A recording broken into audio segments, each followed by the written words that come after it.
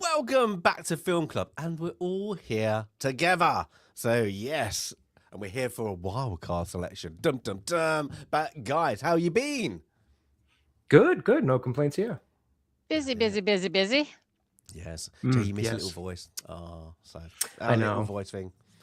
That's good. Oh, I did watch the stream, and I got to see the pick at the end. So I do know we're doing Dead Poet Society. So I am up to date on everything. Yay! That was it. Yes, that's it. So you two Sandys in a row. I thought that little voice. I'm still thought that little voice was mine. I still thought I put it on just because it's so bloody British. It's so British. It's so bloody British. There's another very British one that I put on there that Jay won't know, and that's Local Hero. I don't think Jay will know Local Hero. Yeah, I don't know that Wasn't one. there another version with Dustin Hoffman? They did one Local You Hero. know, I think so. This is the one with Peter. What's his name? That again is just a sweet, very British film. That was very British. But on that one, we had a couple of added on number onto your actors list. This movie's going to have a few, isn't it? They got every man and their dog. It's going to take me a bit, but we have some repeats that you might not think about. That we'll talk about it when we get to them. Definitely was there on there. Josh Brolin is now in the number 4 club, along with we had the guy who's always in mob movies, whose name John I'm forgetting at the Polito. moment. Yes, Polito. John Yes. Polito. Yep. He's now in the number 3 club, and a couple of others. And then this is our first Russell Crowe, though, isn't it? This is our first. You know, Russell I was Crowe. trying to remember that while I was watching. I think it is, which was is. kind of surprising because I know I put a couple of them on there. It's but our first yeah, Russell surprising. Crowe. It's only our second Denzel after Remember the Titans. But everybody who's getting confused, we're on about American that's Gangster. right. Yes, that's right. A Ridley Scott film, believe it or not. If you've watched his latest ones, you'd forget that he made good ones at some point. Yeah. I did actually forget. Yeah, this was actually his. Literally, it hasn't got his style on it. I must say, this is. It's not, it's very in I the did see era there was of a like. Yeah, a different director and different writer that was appointed to it. Then he took over, so maybe that's why the style is slightly different. I'll say, but hello, chat, everyone. I hope everyone's done their homework on this because it is a long movie. It is a long movie, nearly nearly 2 hours and 40 2 minutes, hours 40, I thought. 2 or 45. Yeah, 2:45. I think it's a long film. That's it. Yes, but we can't say who picked it now. Jay, would you have put this on? Because we know you like Denzel. We know you like Gangster. I'm trying to remember. I thought this was off my pick. No, I did put it on the list. And are we sure this one was a wild card? No, this was a wild card. It was a wild card. It was. Came I think it was a 2-for-1 then we must have said that day because this Yeah. was one that I did put on the list. So it was already on there. Yeah, this was one. It comes from a New What was the York wild Times. card? Off the that we did pages that or week. something. Straight Yeah, off. it was. Is that what it was? It's a news article. News I feel like article. it's Has been to come ages from a since that stream. I can't newspaper remember or now. magazine. Inspired from a newspaper or magazine. Okay. That's it. That was the wild card one. No, you see, Oh yeah. Well, then that was a coincidence. It was a 2-for-1 special because I had this on the list. Yeah, and you also said I want a gangster movie, and you couldn't. Oh, get it yeah. 'cause it's Yeah, a there you bloody go. Title. Well, that's one of the things I was going to say is to your point about this not really feeling like a Ridley Scott movie. It does feel like it's more just kind of in the era of these gangster mob movies, and it's got that look and feel to it. So I think it fits. 2007. Yeah, there was kind of a slight kick revival of them, and that's when Departed came out. I think in that general year or two range, 07 or 08. It's a year of that grittiness. great crime story was coming back a little bit in the late. How do you say it? I guess the latter side of the first decade of the 2000s. The aughts. Yeah, the late aughts. I couldn't remember the Noughts or the term aughts. for it. Yeah. I'm like, it wasn't the 10, so I have to. What's the the aughts? I always forget that. There we go.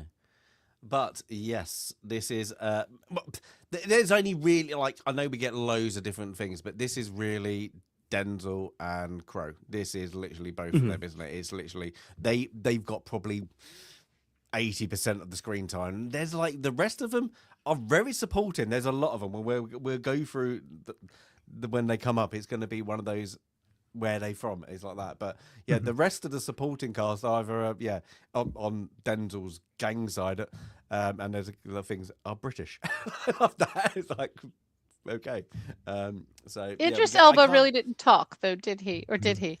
I don't remember. He did, because he was on a 20%. No, he did a good bit. He was the 20%. That's right. Bits of dialogue. Right. I've always thought he does a pretty good American accent. I'm going to call him Huey because I can never pronounce his name. Yeah, unfortunately, I struggle. He's a phenomenal actor too. So Chiwetel Ejiofor. Ejiofor, right? Okay, I thought that's how it was, but I always get nervous that I'm going to say it wrong. Not nervous, but I always feel like I'm like self-conscious that I'm saying it wrong. So there's too many consonants in his name. It's like what it is like.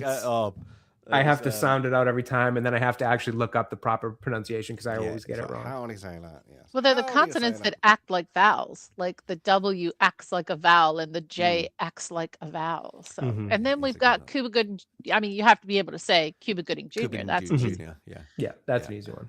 But there's a lot. There's a lot of faces in this one that you recognize. But yeah, it's what's his name? He's in one of my favorite shows. Everybody's in it. Oh, what's his name? Sorry, I'm gonna have to look him up because sounds like a gangster name, but he was a singer, then went to actor. Armand Assante. That's it. Common. Oh, Common. Yeah, Common was he was a rapper. Yep. Yeah. No, he just really does. He's now. Well, I don't know that he does any. Yeah, I don't know if he does any music anymore. He's pretty good music. Did Helen Wheels. He was in that, and he absolutely phenomenal in that. And then he's in Silo at the moment. That's it. But yeah, I don't know. I didn't even know he was a rapper until I saw him. And I was like, when it came up, like because come on, give your real name. Because when it comes up and it just says, like you got the stars, then it goes Common. You're like, Common what? It's like terrible name. Terrible. So so he kind of rose to fame, at least in my memory, because this was my era that I was growing up listening to a lot of rap music and just hip hop music. And I remember him really coming onto the scene around like maybe 04 to this kind of 05, 06 range was you really started getting some features and things like that on songs. And then he started his acting career, right around this time, I feel like. And once he started acting, I feel like he really shifted towards the acting side of things. And I think more people probably know him now for his acting than his music. Because he's actually not bad. No, he's not. He's a very talented, and his music's good too. He's a really talented guy. Don't know his hip hop. I found that really bad then, didn't I? You can't even say it. That sounded very English. My son. Hip hop. That's hip hopper. That's hip hopper. There we go. And there's one more. You probably, unless you're watching The Sopranos, and get to like season 3 or 4. So the Josh Brolin right-hand man, that's Robert Finaro. He played one of the gangsters in The Sopranos. Yeah, I guess. Okay, I thought that's who that was, and I forgot to IMDb it, so that makes sense. I'm glad you confirmed it. I thought he looked super familiar. He's the one who he gets made at the same time that Christopher does, and then he takes his own life because his family, his great old auntie dies and leaves him $2 million. And Tony won't let him out. And he tells Tony about it, that he's leaving. And Tony's like, no, you're not leaving. So you probably shouldn't have told Tony about the money either. Yeah, even gave him a cut of it. He said, here's your cut. Yeah. He tried to do it the right way. But once you're in, what are you going to do? You can't get out. Awesome. Yeah, I thought I recognized him, but I just couldn't. I couldn't quite pinpoint it. And then I forgot to look it up. Yeah. Well, we're starting with Bumpy. Bumpy, who is a historic figure. And by the way, if we didn't mention, sorry, I think we did mention when we first started, but this film was originated from an article in New York Magazine. But I wanted to share, normally we talk about the how quickly like a good story gets made into a film. This one was published in 2000 in New York Magazine. It didn't get made into a film. It didn't get picked up until 2005. And it wasn't made until 2007. Could have been the COVID thing, though. Could have been the COVID thing that delayed a bit. It's a bit late because this is Frank is 1968, isn't it? So this is just before, because we've got the Vietnam War. They're saying about people going in there, and then when Frank takes over, 68. So that's a long time to get something. Was it like classified or something? Must have been, and then somebody dug it up. I don't know. No, it's just one of many of those stories of the day. I'm sure there are 100 other stories like this coming out of gangland in every city in primarily the East Coast of the United States. Yeah. That's it. But this is Harlem. No, so This is Harlem. And he is I'm guessing, the king of Harlem. Let's say that, in the underworld. So he controls it with his right hand man, Frank. Luke is played by Denzel Washington. And good opening scene. A little bit. I would have liked it being a little bit more. Oh, I'm watching bang in there. But it's a good little set. It's good. So you don't expect him to go, with the flame. They set him on fire straight away, and you don't know. And like of course, he's what's his name? What was it? Bugs? No. Bumpy. That's it. Lovely dressed, and then it's just everybody else is just doing what they're doing, and you don't need to know why. It's just like, this is and to like burn him and then shoot him straight away. It's like we're sending a message. So you kind of got the we're straight into we're that kind of gangster feel straight away. So we kind of get that, but we get off we go, and then American Gangster, and then we kind of get what Christmas, isn't it? Is I think Thanksgiving. Thanksgiving. Go on, we just said about that. We just talked about this.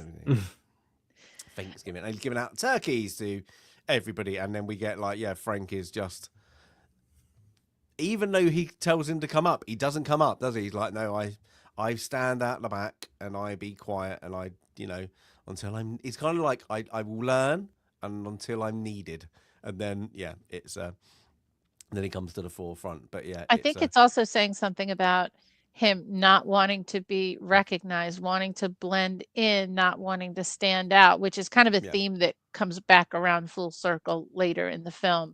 But he looks, quote, unassuming, normal. He blends in. And I think he already knows he can do more if he does that, if he doesn't stand out. And what's there we go. I'm going to have to ask you, the store, that isn't because like they say, don't they? It's, look, the stores are being taken over. It's just now a chain. There's no personal service anymore. Nobody knows your name. And of course, when they walk in, it's like, see, nobody's here. But is that a chain? Sorry, still got that. No, it seems like it's one of those.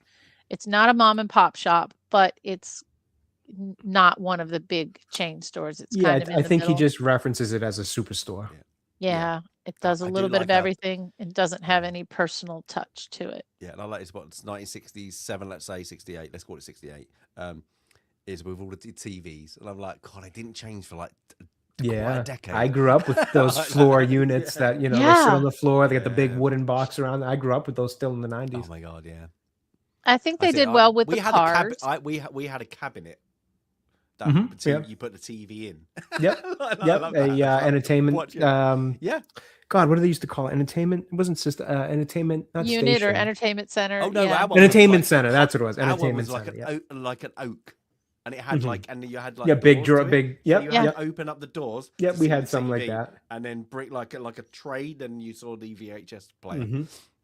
I was like, that's hilarious. Can you imagine that kids? Where's TV? Behind the doors. I know. With big doors now with like 50 I wish it was now. I really do. But he's I'm guessing they don't really. It's heart attack or stroke, isn't it? Really, I think it was more like a stroke or like a heart attack. Like I don't, or a bit of both. But they he just sits down very calmly and then has a moment while still talking. So I thought it was more like maybe a stroke. I don't know. What do you guys think? Because they don't really say what it was. I just assumed, I don't know, aneurysm, stroke, heart attack, something. One of those internal ones you can't, really see happening. Just in real life, it didn't happen in a store. I think it happened at home. He just boop. Okay.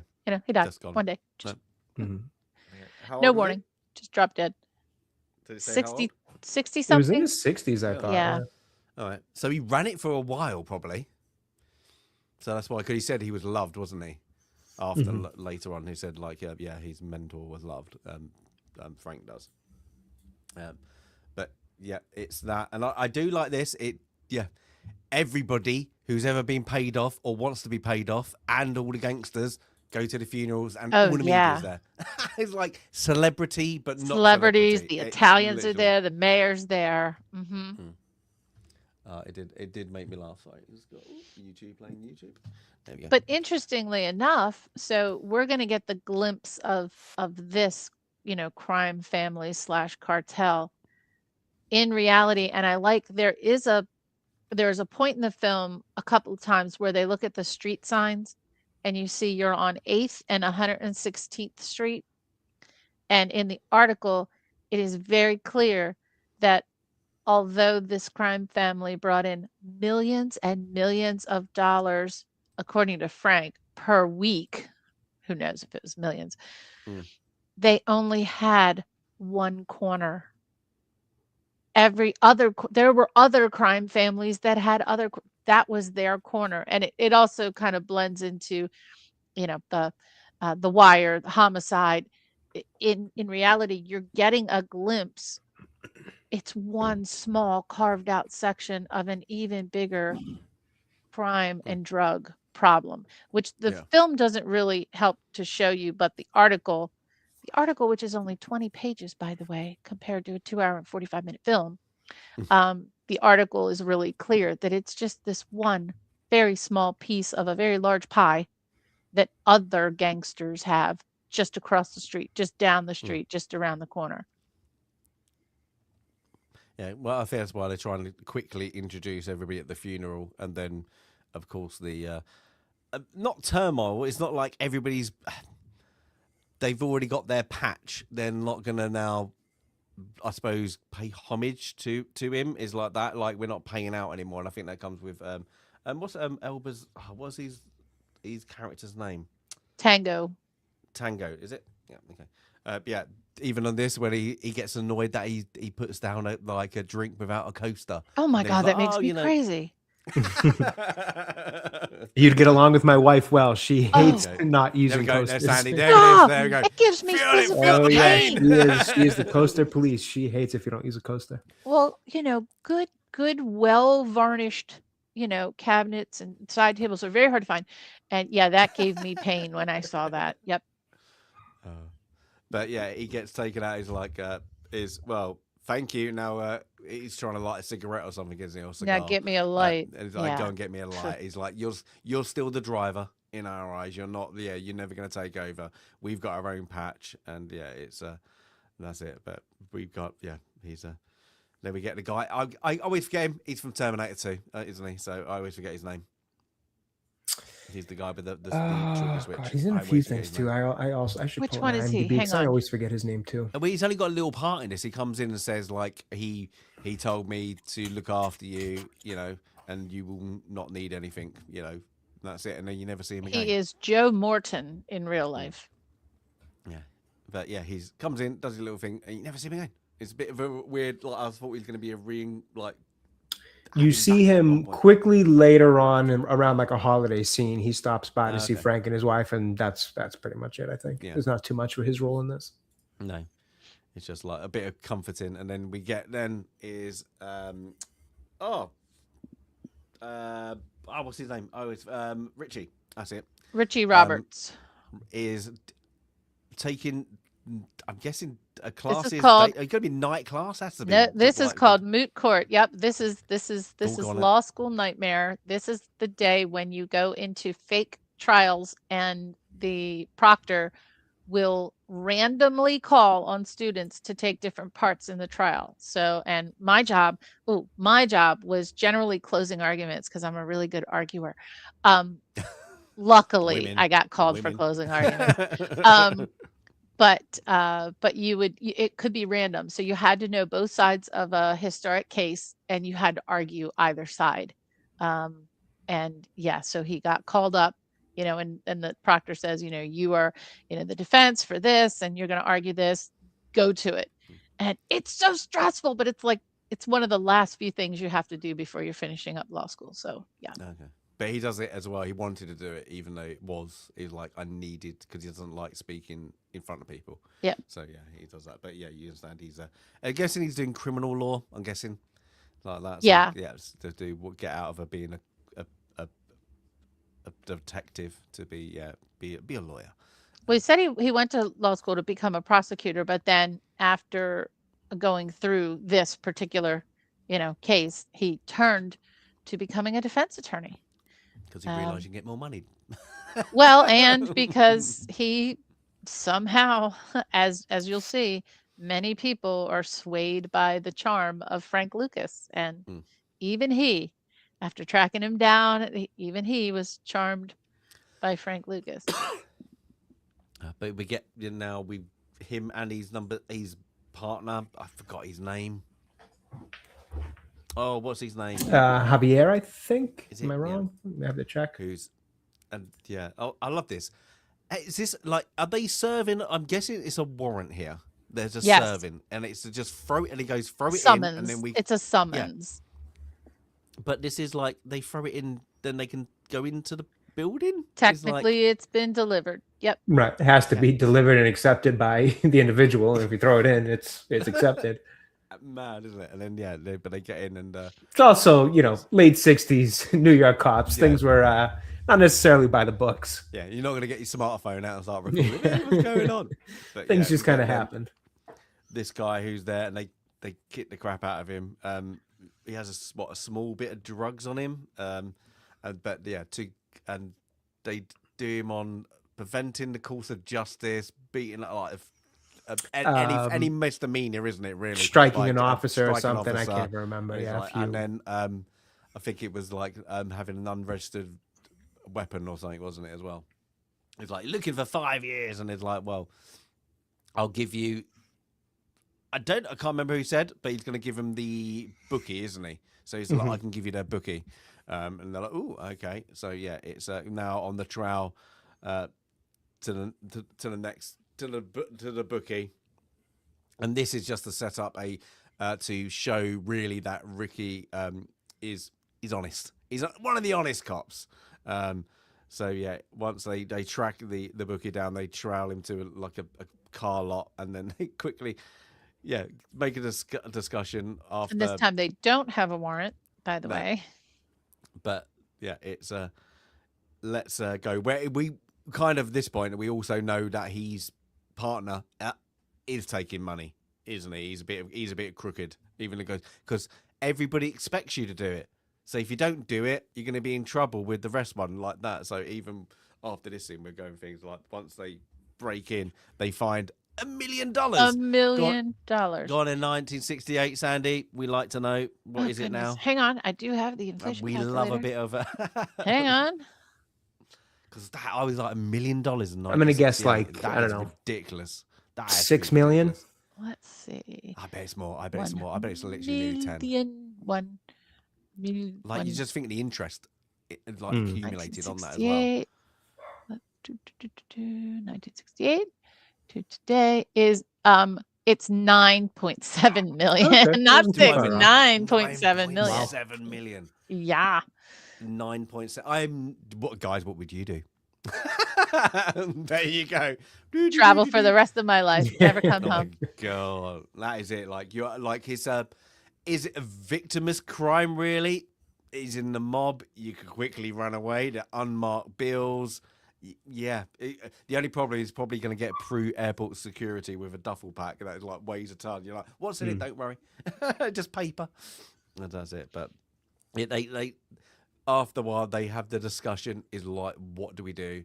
The other one is like, we take the money. Then Ricky's like, doesn't really say any much on this. It's like he's trying to jeer him into saying, if you don't take the money, you'll go back to the station and you'll be killed by one of our own because they won't trust you. They don't trust that you. you didn't take the money.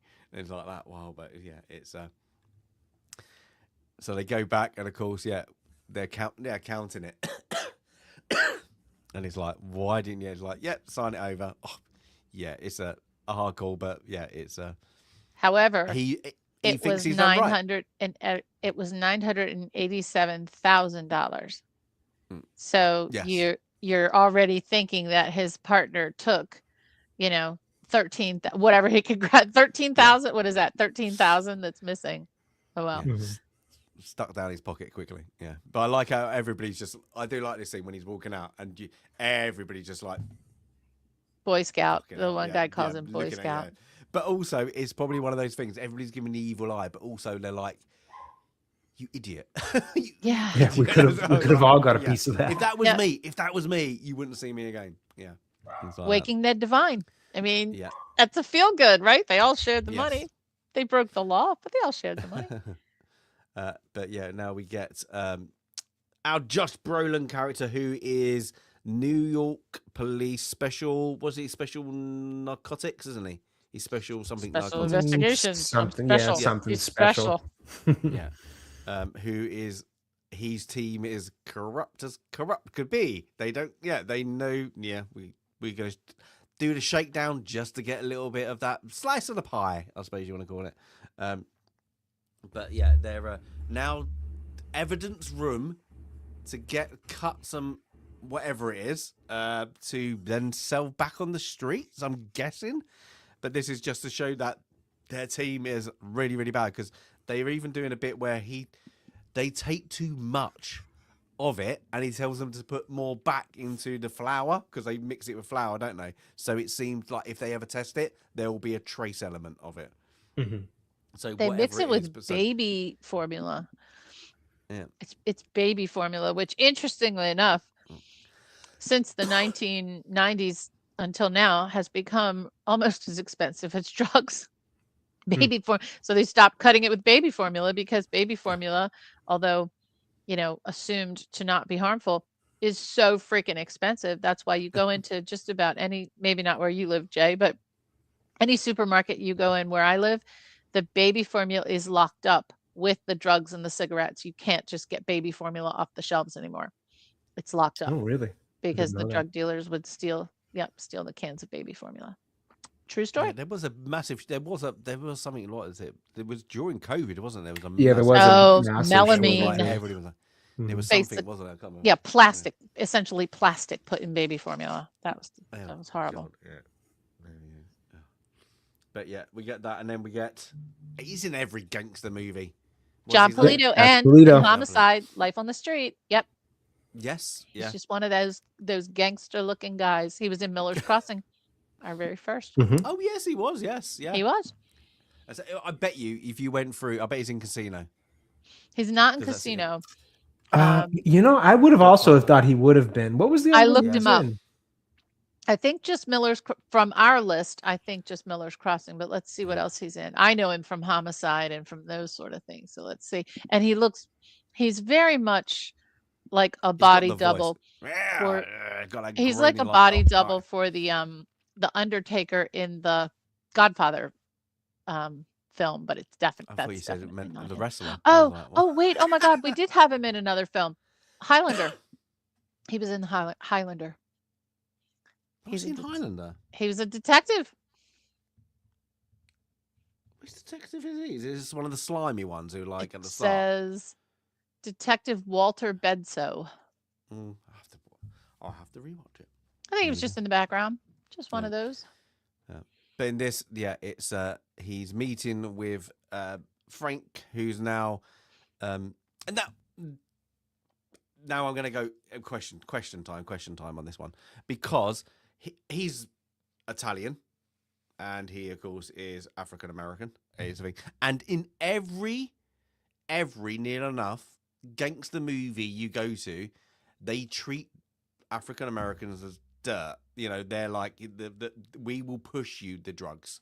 We won't do the drugs. It's really bad. We don't want to do that. We organize crime and we do that. They don't really bring this up in this movie at all. It's they have a bit of mutual respect, a little bit more than any other movie that deals with African Americans, especially in this time period. They make it a little bit too clean for me. Even though when Frank starts to make money, you would expect a little bit of kickback from the Irish and the Italians, in especially the area here is, because surrounding him is all the big boys. They don't really go into that. There's a little bit too much respect, I think, that would have been given, especially as at this point he's just coming up with an idea that he can have. You know, it's not. But could it be still that were the Irish and the Italians still staying away from drugs though? Because remember, I mean, from The Godfather, even through The Sopranos, don't mess with that junk. Let the African Americans deal with the junk. So they would there was the clear line. It was what they were dealing in, and as long as they didn't step over into the other areas of organized crime, they didn't care. But also, there's no junk, as I said. Like, I know they play on a little bit later, and I 100% that is incorrect. That he was the biggest gangster ever, and he beat the mafia like so many years. I'm guessing that was wrong. One, he got caught quite quickly, but also I'm guessing he would have had to give a percentage to these guys. Like, there would have been the old Sky, like the like, you know, like we see. What's the oh my god, I can't remember the movie when he's writing in the books, and then like they're all meeting up in that little pizzeria in like the back, and they're all paying homage. Is it Casino or God? No, it's Casino, isn't it? They're all like there, and they're all like, you know, what did you get? Like, they all paying homage to these guys that got, like, you know, Goodfellas. Aspirators. Goodfellas, is it? Yeah, they all got That's respirators on. That's Goodfellas. When all the old guys. Yep. Yeah. But that's going to be it. Like, they would have, like, no, we'd take, like, whatever you do, we might not be involved. We're going to take a slice of it just because we know what you're doing.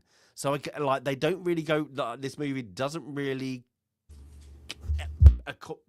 you know, talk about that kind of at all. Like this is what Harlem, so you'd think, you know, the Irish are going to be there. There's going to be Italians as well. They really just don't talk about them. They like, have the odd snippet, but you don't have anything except for you get this guy. I can't remember the character's name, and then you get the guy who's in the manor house later. Yeah, but that is really it. You don't really get the sense of there are organizations within the organization. It's made out like Frank's come up with a good idea and he's just rolled with it, and he doesn't have to pay, like, you know, pay his respects to, you know, the Irish or the Italians. Well, I do think in that scene later on in the mansion with the other Italian crime boss, that guy is kind of alluding to the idea of, like, you know, there's a lot of us out here, and you're making some big waves with what you're doing and the price you're doing it at. And, you know, if you cut us in X amount, I can, you know, give you that bit of ease. Because I think later on we see the reference of the ease of mind in terms of, like, the law enforcement closing in on him. But I think he also references something about, you know, the other people that he knows not being as open-minded about, you know, he mentioned civil rights and that kind of thing. And essentially calling them, like, you know, they're not the other Italian. In my mind, what he's referencing is the other Italian or whatever crime bosses that he's aware of that he obviously works with wouldn't treat somebody like Frank, who's an African American, very fairly or take kindly to him because they're most likely, you know, have those racist views. And that seems to be what he's kind of referencing. Like, if you cut me in, I can keep them at bay and make them all kind of see it the way that they should see it, that it's a partnership, a deal. So I do think they talk about that, you know, kind of racial difference and racial aspect a bit, but you're right. They don't really lean into it as much as you would think for this era. And, you know, why they don't, I don't know. You'd have to ask Ridley Scott in the script, but they do reference that there would be that kind of divide, you know, between the racial groups. I say it would have just been simple if you just bought a case of like, there's a bit of disdain, and then the cash comes. Yay, Frankie, you know, like that, and a bit. But then afterwards, he's like, that's, you know, rude word or whatever, and then like that. But he brings in the money, so, you know, we're keeping sweet. If he goes out of hand, then things change, you know, like that. But at the moment, leave him to it, because, you know, we don't want it on our streets. They could have just done like that, you know, a 5-second one that you get in other movies, but this one really plays in that they really make more that Frank is now becoming the king of Harlem, you know, like that, or really kind of and beyond. Really, it's a bit. Well, I think they have a kind of the idea of he is, you know, they kind of leave him and the other groups of Harlem, like in that area, because we see Idris Elba's character, Cuba Gooding Jr.'s character, they kind of leave their territory to them. It seems like, I'm sure there's some, you know, taxes, so to speak, as they like to call it. But I think the reason he's like this guy here is so quick to make meetings and talk to Frank as an equal, it's probably because he just respected Bumpy, because he was Bumpy's guy, and Bumpy had obviously been, essentially the king of, at least I don't know the history of it, but by this movie's telling, it seems like Bumpy was kind of the king of Harlem, where this guy gives him at least that much respect because of that Bumpy relation. Go on. How many people live in Harlem now? Oh God, I wouldn't even begin to know where to guess. Sandy, look it up. Sandy, look it up. Sandy, you still there? Sandy. Oh, Sandy may have stepped away. I didn't. I'm sorry. I couldn't come off mute. I said, I'm looking it up. I'm looking it up. I'm going to guess over 1 million. Yeah. I would think, right? I don't feel like I always underestimate on city populations. You will be surprised. The population has declined sharply. Really? And within the actual technical bands of Harlem, about 270,000, declining from about 380 just 10 years ago. So it's gone down 1/3. Is that bad housing and people just getting out and getting better housing? Maybe a little bit of both. And maybe the moving away from super high density housing, those housing projects in some of the larger cities were just those huge tower blocks. And those, at least, in Baltimore, it was a grand day when all of those tower blocks were pulled down. Now that means that the density, obviously goes down, which is a good thing, right? You don't want those huge tower blocks. Definitely needed at a time when everyone was in the city because that's where the jobs were. But now that jobs are everywhere, you don't need that absolute density. So but that's common for all, big cities on the East Coast. Look at that truck. I'm looking at the cars, right? I think they did a good job with the cars. I was looking for any anachronisms and I didn't really see too many. Some of the furniture, I was like, furniture, not so sure. That one house, the Armando Sante house, I was like, I don't know if that's 1968-ish appropriate. But in general, I think they did a really good job taking this back to 1968. Yeah. That's good. Yeah. And this is, now we get to see what he's actually doing. I'm guessing, it's kind of like, well, this is what I was trying to, I think, organised crime, you're going to have all of the other things. And they got these two disposable runners. They're disposable runners. Yep. It's like get them hooked on heroin. Now, I'm going to have to apologise. I'm going to skip through. I forgot to take out the boobs. So we're going to go through things. I forgot. I recorded it and then forgot the editing. I was like, oh my God. So you're going to skip through things like that. But yeah, you're going to have to skip quick because there's a lot of them in this movie. Oh, that thing, for those of you, go back one. Yes, that thing directly in the middle of the screen right there, that might look like a TARDIS. That's a phone booth. That's where Superman goes to change, into Clark Kent goes to change into Superman. But there's a phone inside there. It was days before cell phones. There were no cell phones. And then just to the right of that, you can just see it peeking out. That's a fire call box. So if there's a fire, you run outside and you pull down. I feature those on almost all of my streams. This morning, we found 3 fire call boxes in Washington, D.C. this morning. Many of them in Washington have been restored and they have artwork in them, which is just so cool. It's like a little teeny tiny art museum on the corner. But that's a call box. Great job having a phone booth and a call box that would have been appropriate to 1968. So good job, Ridley. Sir. And Ridley. I like our ones. Is he a sir? Yeah. He is a sir. I didn't know that. When did which movie did he get that after? Probably Alien. Yeah, I'm curious. Couldn't have been one of his recent ones. They might have reconsidered. No, it's got to be 20 odd years ago. He got that probably. Okay, I don't think I realized that. Yeah. But yeah, our ones, you don't want to use the phone that's in there because it's the defibrillator now. So they've kept all the red phone boxes when they got survived, and now they put defibrillators in all of them. That's smart. So you go in there. So yeah. He was knighted in 2003. Okay, so after Gladiator. Okay, that's a good by time. Our amazing, by Queen Elizabeth herself. Queen Elizabeth that makes sense. That checks out. The second, yes. Not he's not that old. Hysterically, yeah. He's not that old. Queen Elizabeth. When they die, you have to put the. I love it because when they're alive, you don't say Queen Elizabeth II, but when they die, you have to put the second on. Weird. Yeah. It's a weird thing. Yeah. And True. oh, another Thought of king died. King Harold. King Harold. I visited the Embassy of Norway this morning. That was part of my walk this morning. They had a little tribute there at the Embassy of Norway. 89 he was. So yeah, he was the oldest one before. Yeah, he was the record downstairs. So yeah, he had. He was, and now it's King Carl of Sweden. Is that like he's got a weird name? It's spelled really weird. It's like how do you say that? It's like proper Norwegian, like old. Yeah, I don't know, but King like, Carl of Sweden. And when heaven forbid. Norway. No, King Carl of Sweden is now the oldest. Oh, after sorry, King Harold passed away, King Carl of Sweden. Oh. But you're saying the son, the new king of Norway, is Håkon.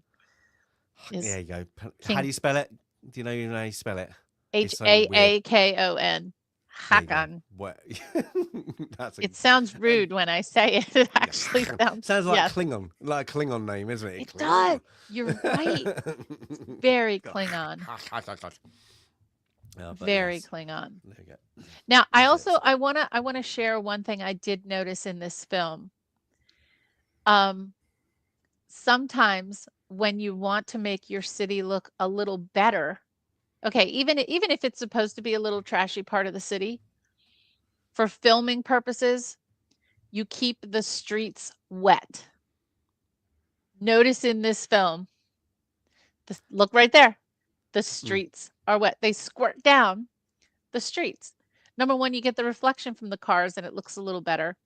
But for some reason, it makes the setting look a little better when you keep the streets wet versus just asphalt. The only thing I notice about the different settings is Harlem and New York was a bit brighter, and then you went to New Jersey and they had that grey very filter. Dull. That is in every single New Jersey film. Very dull. And I think we said it before. I was like, why is it like? I just want to go New Jersey now. Have you ever been in New Jersey? Is it all grey? It's everybody. It's just Jersey. It's like everybody's just everybody's just popping vitamin D pills because they got no sunshine there. There's a thing about Jersey. Yeah, I don't know what it is. There's something about it's Jersey. Mad. It's just like but it was weird. Like every movie, New Jersey. New Jersey tends to kind of be okay. So if you're from New Jersey, and I say this, don't take offense. It's just the fact of life here in the Northeast. It's just a fact of life here in the Northeast. New Jersey, and I would say Connecticut too, especially as a New Englander. New Jersey and Connecticut always kind of get ragged on. It's just like, no one really cares about New Jersey or Connecticut unless you're from New Jersey or Connecticut. Those people, yeah. That's just kind of the way it is. Sorry, New Jersey people. Sorry, Connecticut people. But I didn't make the rules. I just follow them. I agree with you, Jay. But yeah, he's guys. They like it's a tactic of most drug dealers. Is it give you the first free shot? So this is where they give him the free shot of heroin to get him pumped in for the next day. So we quickly skip past that because the drug. There's something about needle scenes that just gross me out. I could watch a movie that's got far more gore than that. I mean, the scene that we're about to see with him and Idris Elba didn't bother me at all. But something about those up close needle scenes in any movie, it just grosses me out. You know, one always freaks me out. You know, when the injection they had to put in the side of their eye, and it's like God, it's something like that. Oh my God. I knew somebody who had to do that daily for medical reasons, and he had to put a needle for his bless eye. you, that's tough. Oh God, I was like, no, that's just. And the one thing is, we know it's a fake needle, but it still does me every time. Yeah, it's something about that. Like when they do the close-up shot too, you see that little like whoosh of blood go right into the syringe too. It just grosses me out. And I don't even have if I go to the doctors or anything, like I don't really have a needle issue. It's just something about seeing it in movies. I think they have more in this than they probably did in Trainspotting. I'd have to go back and compare the two. They do that a lot, but they don't show it going in. Yeah, I hate the view of it going in. A UK, accreditation thing. Like, no, you can't. Something like that. But I don't think the label on the ketchup bottle is correct. There we go. Where's the ketchup bottle? Right there. That is going to have to be Liam Perry's. That Liam Perry's? I think that's a Heinz. Yeah, to the left, just to the left. That looks that like could be Liam Perry's. It's probably Tabasco. So in breakfast joints, they would have Tabasco. Yeah, for your eggs. What are you putting Tabasco on? For eggs. Mm-hmm. Put it on your eggs. You do. I hate Tabasco. Always too But sweet. I don't mind it. I believe goes well on certain things. the Heinz label from 19. Of course, I looked this up. The Heinz label from 1968 it was Heinz tomato ketchup, but it had the pickle because that's where Heinz started with the Heinz pickles. It had a picture of the pickle on the label, and I don't see the pickle. So I'm just saying. No, no kidding. I'm guessing that's modern to try and sell. That's product placement because the label. But look how they turned it. Yep. So you could definitely see the label. Mm-hmm. Yeah. Just a It little bit. probably Of doesn't even placement. say Heinz. It's probably just enough to make your mind think. Think it is Heinz. Yeah. Right, to make your mind make that connection. There's only a tiny bit of product placement here. I actually thought there would be more product placement around the bling. Like I thought there would be like mentioning a Rolex or something like that. But the only brand that he mentions that comes out of his mouth is Pepsi. Later, That's right. Makes a reference to Pepsi. I know you do this in America, and I've seen it so many times. Hopefully, you still don't do it. But the sugar in that, and then you just pour. Like, how can you know how much sugar you're having in your drink? Oh, it's just a feel type of thing. You know, you just know. You know what you like. You will still see these in diners like this, like your old school diners. You'll absolutely still see these sugar dispensers. But not everywhere like, what are you doing? No, you're like, yeah. How much sugar you having? Every single bit. As much as it As much takes. as I need. That's what he does. It's just like, oh my. Well, the best is at one point he's right. I think it's this scene. It's not like quite pouring out enough, so he like caps it and then it starts really pouring out. And then there we go. That's what we were looking for. Did you see like even the salt he put on his plate? He just kept shaking the salt. I'm like, oh my word. But that's like 60s. You're like, they did it. Like, no, it tastes good. Oh, yeah. Tastes good. There was no health warnings on this stuff. It would just taste good. That's fine. More. I mean, for Christ's sake, they're smoking indoors in this movie. They weren't worried about sugar. Yeah, that's it. But yeah, this is where he. Oh, was it Tango? Is it Tango? Tango. Yep. Tango. Yeah. So Frank is asking still for a percentage of his thing. So he's trying to say no, and it's 20%. And I like it. He goes 20%, just 20%. And he goes, yeah, what? Like, you're gonna bankrupt me? No, 20. And he's like dismissive, isn't he? Really, he's like, who do you think you are? You're a nobody. You're absolutely nothing. So yeah, it's but I do like Frank's Denzel's calmness like that. Yeah, he's just like, nope, I told you 20%, and like I expect it. And he goes, yeah, not now, but next time I expect it. So he's given like it's like this very calm warning of like, I don't care what you're saying to me. I've told you. Next time I expect it. That's it. And that he doesn't get angry. He's just like, that's what's gonna happen. And even the guy's like, yeah, he's like in his face, like, you're nobody, you're a nothing, But yeah, Frank is like, yeah, let's go on. But yeah, it's coming out, off he goes. We'll be like waiting for his 20%. Yeah, and then we get kind of a little bit of a I suppose flashbacks of a like bumpy flashback. Of like we get a couple, won't we? But like it's just, I guess it's supposed to show like the man he was training to be, I suppose, like that. So what else I was gonna say? What beach? Go on. Where would that be? It's one of the. I'm guessing it's one of the Atlantic City or New York beaches. They're right on the Atlantic, so there's beaches everywhere like that. Mustard. That could be a hot dog. Mustard and hot dog. Oh, that's a good mustard. That's like a Plockman's. Plockman's is local mustard, and then you see behind the big lollipops, the big lollipops. Go to the next. See the big lollies. Right over his shoulder there. Yeah, those are the lollies. Oh, yeah, the long ones and the circular ones both are. Yeah, they have those at the beaches. Sugar.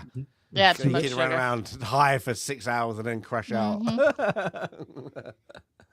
But yeah, so we get that little bit of flashback, and then it's now we get onto the kind of thing with Vietnam, and he what is it?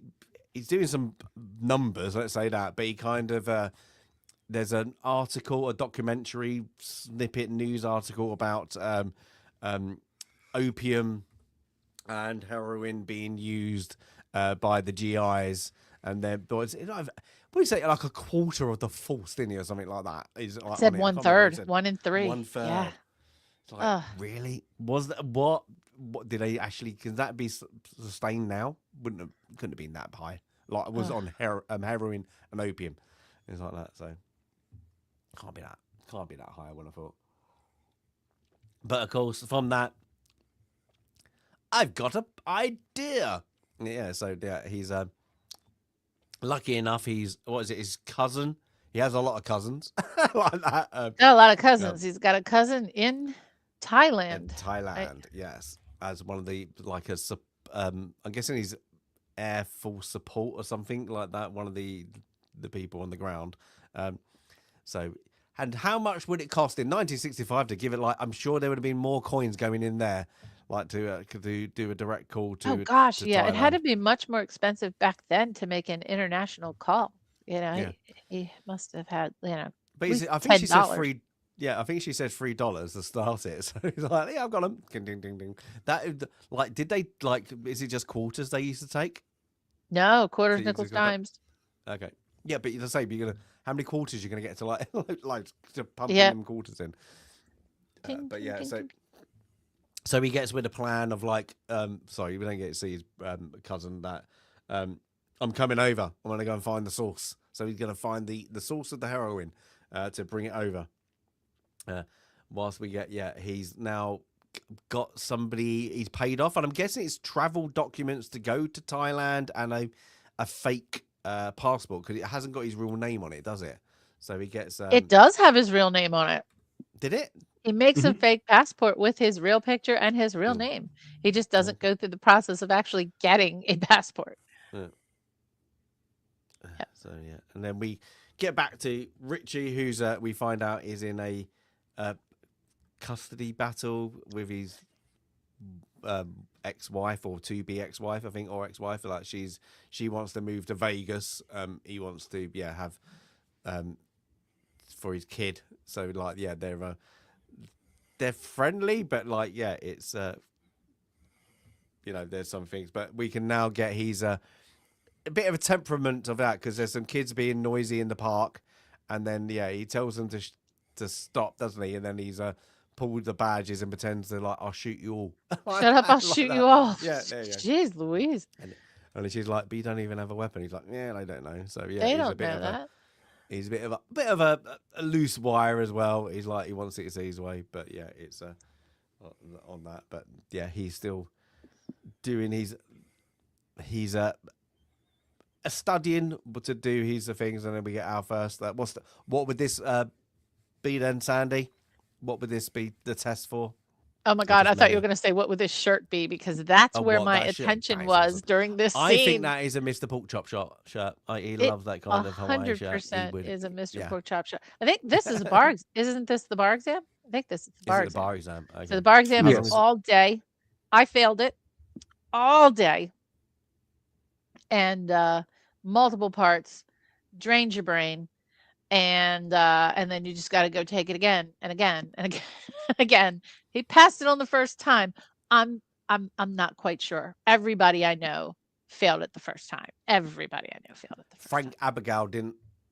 Yeah, Frank Abagnale apparently did not. He did everything. Yeah, and he was a certified accountant. I have a friend who's passed it. I got to ask how many times it took him. And maybe there are smart people. I was not smart enough. I definitely was not smart enough. But I thought you were referencing the shirt because here's the thing. Big city. I don't know if the fashion here works or if they're just trying to show that he's such a misfit, right? He's a good cop. He dresses weirdly. Maybe that's how they're trying to show that he's such a misfit. And if we, you don't have to go back to the prior photo, but every time they go to his home life, it brings the story to a screeching halt, I feel. The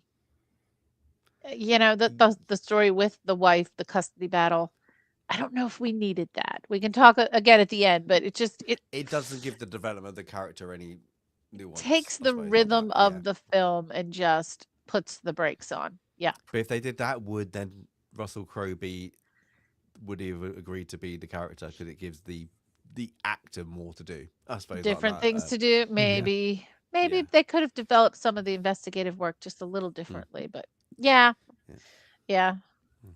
But now we're off to Thailand. Anybody been to Thailand? No. I have not. Do it. It's very nice. Don't go to Have Bangkok you? though. Yes. You've been to dad, Thailand. My dad lived out there for work, not in, on the nice side. That's the east side on the peninsula I think he was out there for 2 years. So I went out there for a few months while I was visiting. So we like that. Went to Bangkok on a excursion, I suppose, like that. Took us bloody hours. And yeah, Bangkok's not very nice. Scary. that was just not very, just a bit too busy, just a bit too not very nice. Oh, okay. Like, the temples are really great, but as soon as you step out of temples, and it's just madness. It's just like, oh, okay, it's mad, and it's just like, yeah, you kind of think like any second I'm going to catch some hepatitis or something like that. It's not a very clean city. It's not that. So I'm guessing it's even got worse now. But apart from that, it's a very, very beautiful country, very weird in certain ways about sexuality and how that is portrayed, and it's a little bit like, yeah, that's just not your tourist trade, and it's just a bit odd, but like that. So except for that, you can keep you have to laugh at it and just don't do it, and I think you get on quite well. The best thing is I don't eat fish, and I still remember they caught a catfish and they brought it up to the table. My dad said, yeah, we'll have that, and they cooked the catfish. It was still alive and it was flopping past, and then It was flopping past. Oh, my and they God. were like that. But the food, if you go to real good, the Thai food is absolutely brilliant. So if you love wow. that, it's absolutely amazing. And you get some really good. They also, what's very weird, they do a to keep to add because they like their beer, but it's not sugary enough, so they add a Coke or Pepsi to it. Ew. To their beers. So they do 50-50.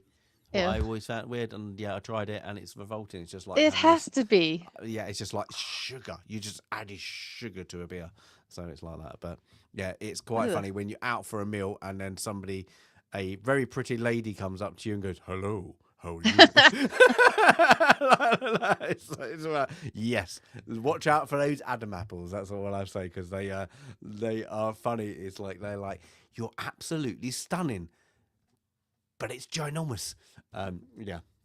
Though, yeah, it's a very, very bad. But the temples are amazing. The gold, like the Leaning Buddha and all that, I would always recommend to go. But don't stay in Bangkok. Stay in like a Penang or something like that, a bit little further away.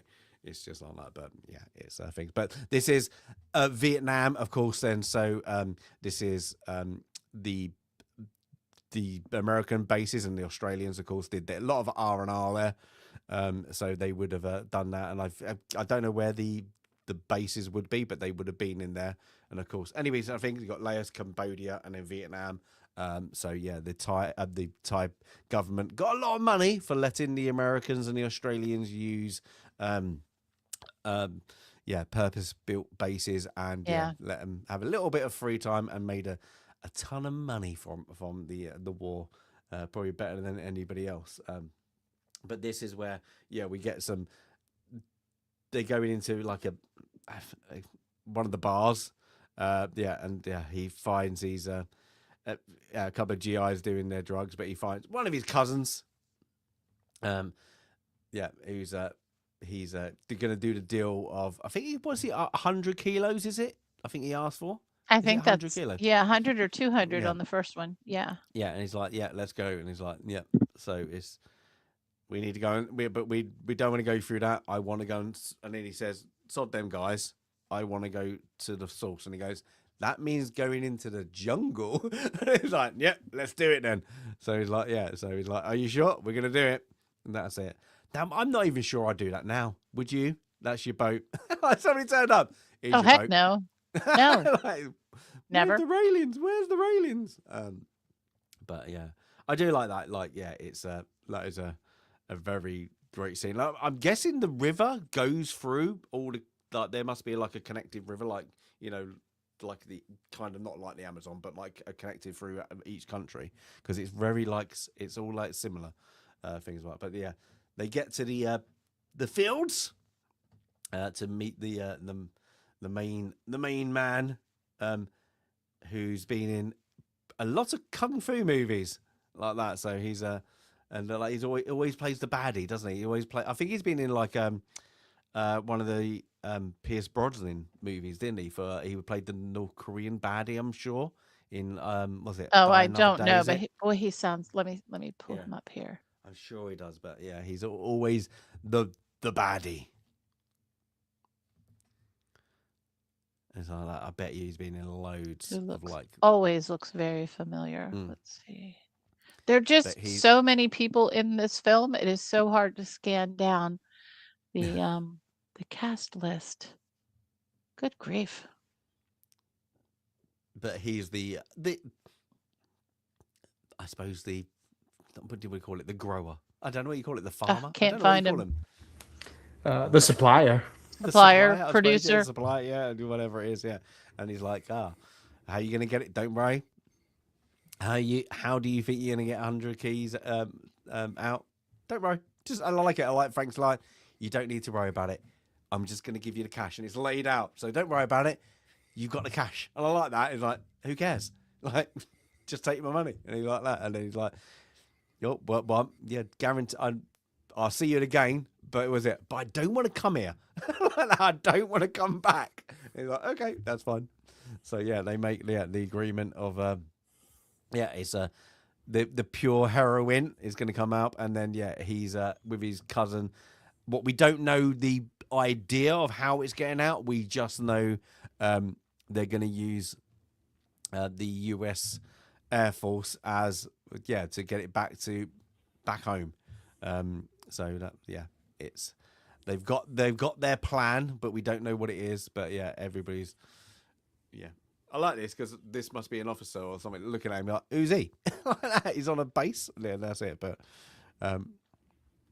we get now Richie gets woken up because his partner has shot somebody in the head, and he's on his way to solve this situation because all the tenants are going absolutely mad. They're going to tear him to pieces. They're going to tear him to pieces. Yeah, they don't care who it is. They just want to get in. So, and then of course Richie gets there, and he very quickly realizes, you're a drug addict. You came here, and he was here doing a deal. Doing a deal. You tried to steal his money. It all went awry, and then you shot him. The paramedics are like there. What do you want to do? And he comes up with the idea. Bandage his head, open his eyes, put him on the gurney, and we're going out. Like that, just like that. Well, yeah, I mean, the paramedics are terrified. They're like, where's the backup? Because the squads, they're not going to come to this neighborhood. They are not come. They said, we don't have anybody available for that neighborhood. They're not coming in. Well, and they're also not going to help out Richie and Javier because they don't trust them at this point because of the money that they had turned in. So they're especially not going to go out of their way to help them. Yeah. He has a really go, but it's a good plan. I like that. He's like, no, we're getting out. Yeah, like, come on. But then he's like, instantly, he's like, you're a loser. You're scum. Look what you've done. Really has a go. I mean, he even like showed like this bit scene, like the needle marks on his thing. So the kind of their relationship is kind of done as a team. He kicks him out. He jumps out. He jumps out himself. Yeah. Does he jump out before he kicks him out? Like, well, yeah, because Richie's basically saying like, not only did you do all this, you lied to me and you dragged me into it. Now I have to, Javier's begging him to write the report, the way he's saying it so that it all goes under the rug. And Richie's saying no, because he's the honest cop in this situation.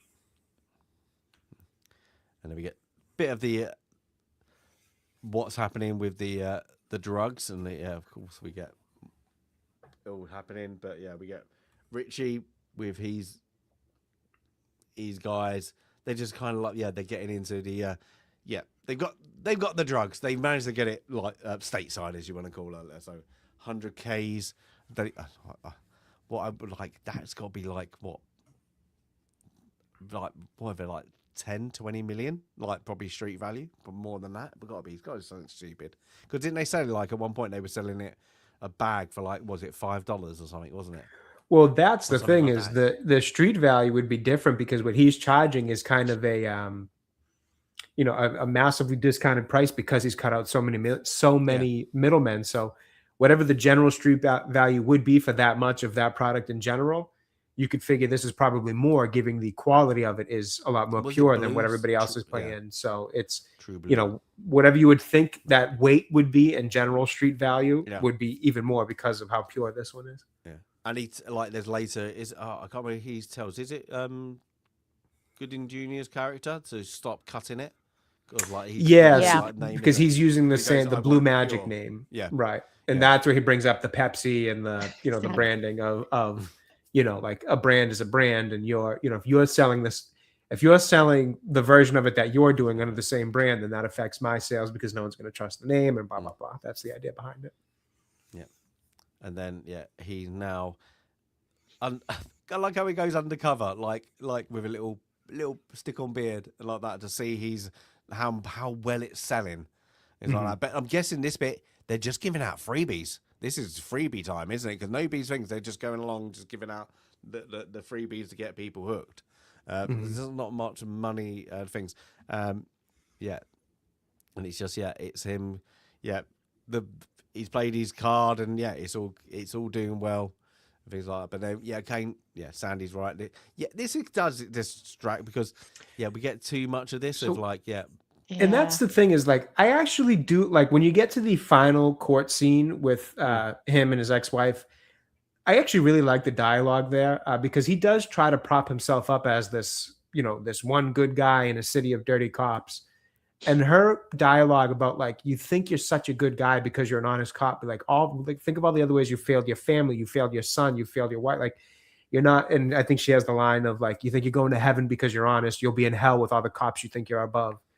And I do like that. And I think it adds an interesting layer to the character, but I do also agree that there's too many scenes that are boring and drag the movie down with this background of him in order to get to that one scene that I thought was really good.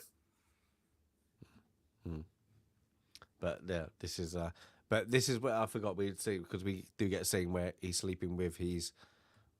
I don't know what he call like he's. This is his lawyer, I think, is what we see next, and then at some point it's a flight attendant.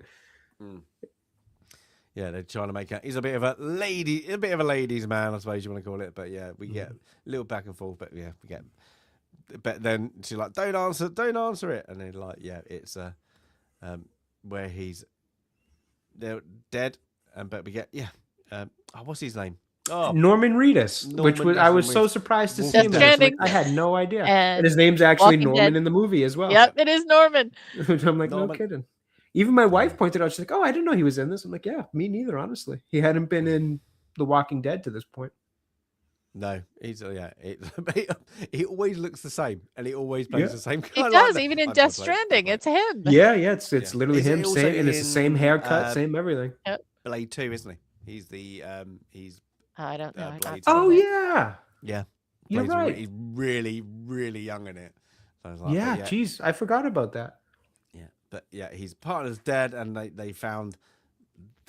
I love this. It's kind of like Breaking Bad, isn't it, with the blue meth?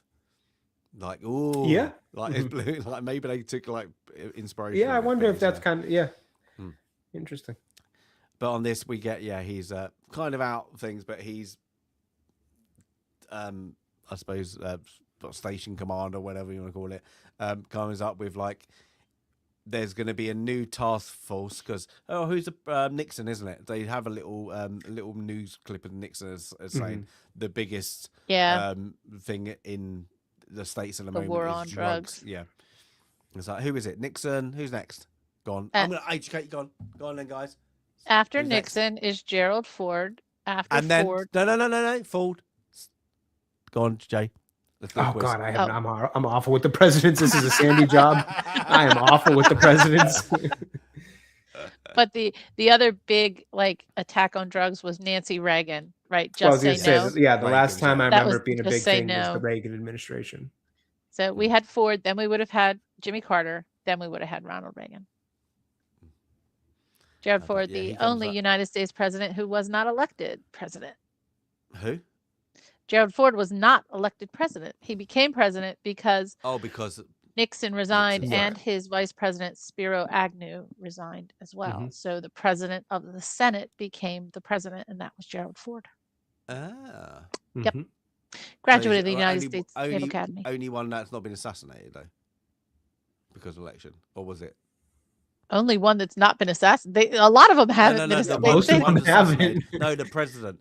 Only non-elected, because you said non-elected.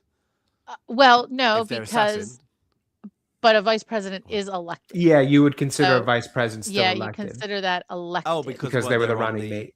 Right, they're on the ticket. You run as a ticket together. So, for example, when you would technically McKinley was assassinated, Theodore Roosevelt, the greatest president to ever live, became president. So, there you go.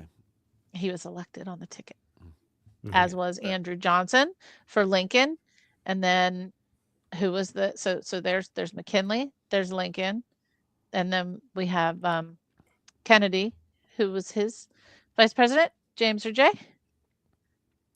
Kennedy's vice president? Kennedy was assassinated. Oh, God. Why don't I remember? And then I'll just have to say what English Bob would say. Who would a king or queen? Lyndon Johnson. Was Lyndon Johnson? Was that how Lyndon Johnson? Oh, Lyndon God, I forgot. Jeez, God, I got to read a book. It's been a while. I haven't caught up on this. Well, there's the famous photo of him taking the oath of office in the plane with Kennedy's body and Jackie Kennedy in her bloody dress holding the Bible when Lyndon Johnson took the oath of office right after Kennedy was assassinated. She's still in that pink dress and it's blood splattered, and she's holding the Bible so he could take the oath of office. There you go. Now you know. History time. Love it. History time. How did we get on that? Oh, Nixon was on the television. Yeah, Nixon came up. Who was not assassinated, but resigned. Who done the war on first? I guess one of the war drugs.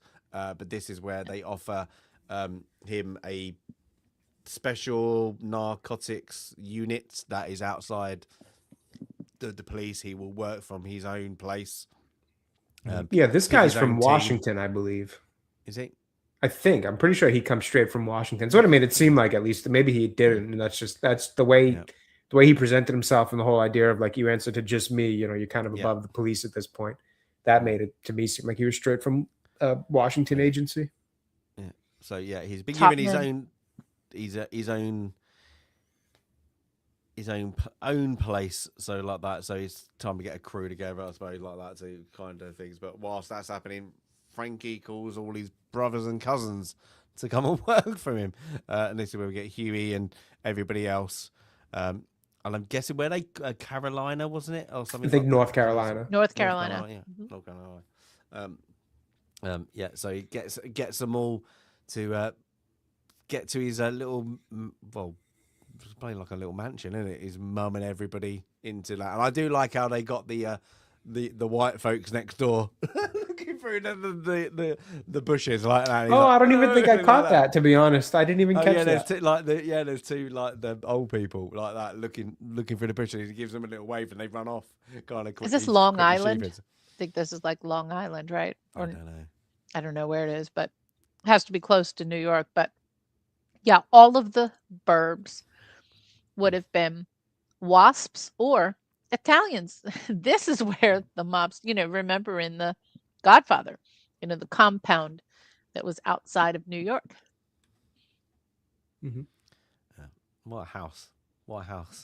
Nice house. That'd be a lot of whitewashing, though, wasn't it? You have to keep that every. Oh yeah, you're power washing that thing regularly. But yeah, he's there with his family, but he's got the little plan. That guy that was just on the screen is the other musician in the movie. Well, the other hip hop musician, that is T.I., the rapper. Oh, if you have any familiarity with him, maybe not, but he was very big at this time in music. He still has a bit of celebrity, but he's definitely not the fame that he used to have in the early 2000s. Yeah, never heard of him. But yeah, he gets his mum and what's he made like this? Well, from memory, isn't it? And he said 5. Is it like you were 5 when they took it away? So he's made. Is it the whole counter? I'm guessing. Her dresser, the whole dresser from memory. Yeah. Oh. And then she's like so happy there. Yeah. But now it's getting, we're getting a bit more deep into it. We get now he's kind of Crew's being set. This guy's always in everything. He's always the cop as well, like that.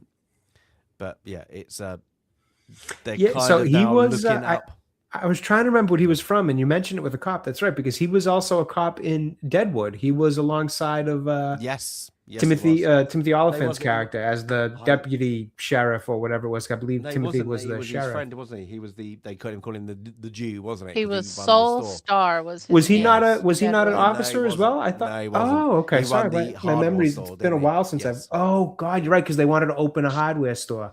Yeah, you're right. And he's building the house. Okay, God, my memory was a little bit off on that. I haven't watched Deadwood in a while. He's one of the ensemble in Lincoln, believe it or not. I did not know that. He was in Lost. Oh, God, world's worst television show ever. Thank you. Thank you. I never watched it. I never had any interest in it. No. And I'm glad I didn't, because I know people got so pissed off with the ending. Yeah, that's what I've always heard. It was kind of a very eponymic show. The show itself was lost.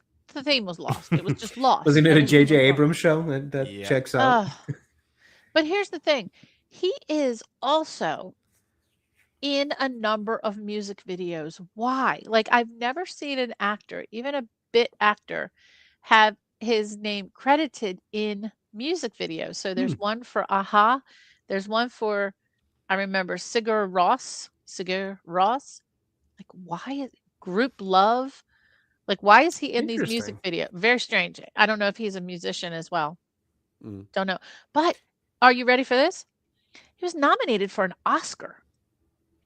Oh, really? For what? For Winter's Bone. Did anyone see Winter's Bone? No, I've never even heard of it. No. He was nominated for Best Supporting Actor, and that was one. It was a murder mystery with Jennifer Lawrence, and I think he and Jennifer Lawrence were top billed cast. Jennifer Lawrence and John Hawkes. Never heard of it.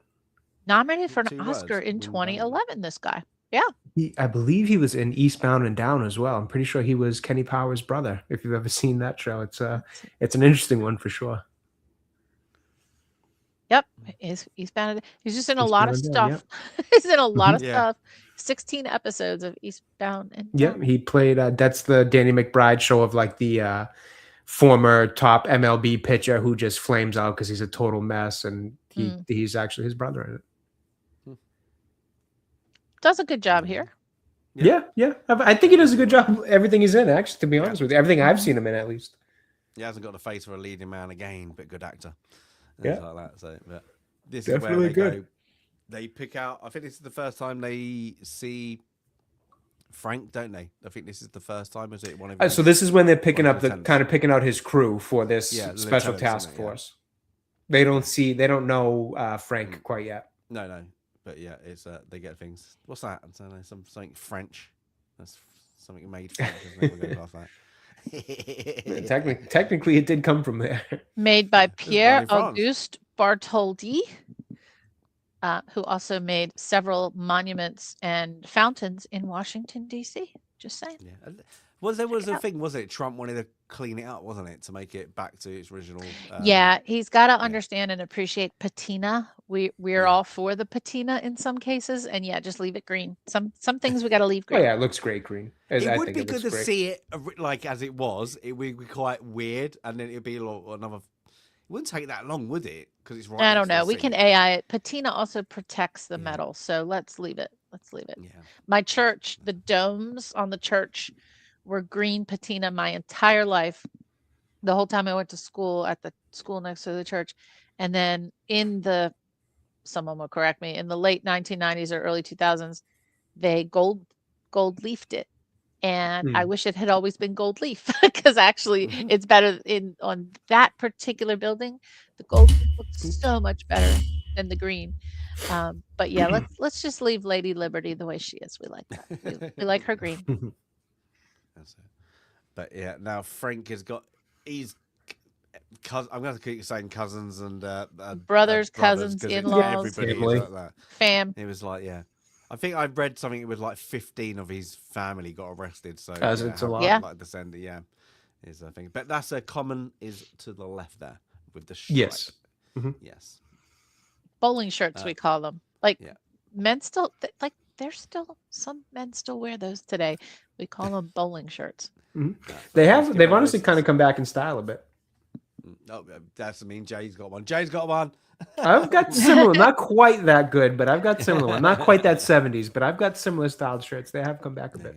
Slightly not as wide collar though, I bet. Yeah. Yeah, the collar's a little bit more slim.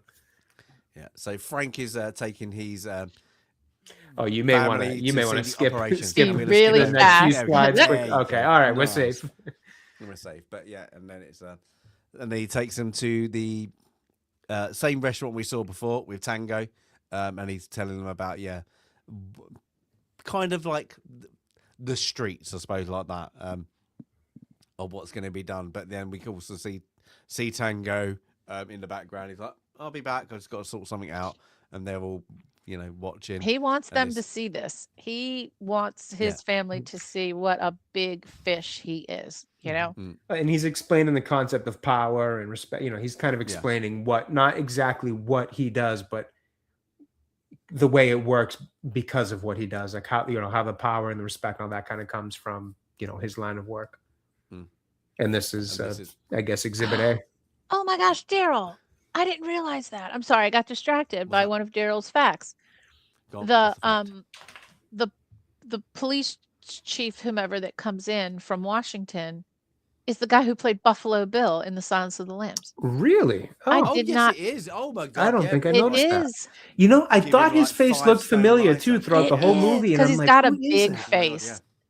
He's got a big. Good shout, Daryl. I didn't realize that. Sometimes there are those really, really creepy people, and because they have a distinctive look, the lotion. Yeah, they can't get other roles, right? But he did. Wow. I didn't even realize it. Thank you, Daryl. Did not even realize it. Yeah. So we get now the 20%. Give me 20%. And he's like, "Are you joking?" And then Frank then pulls out his pistol and he's like, "What are you gonna do? Shoot me in front of everyone?" Yep. Yeah, he does. Let's say that. He's like that. But again, he's like, "Yeah, you're not going to do it. Not in front." And there's like hundreds of people. It's like it's market day or something, isn't it? It looks like.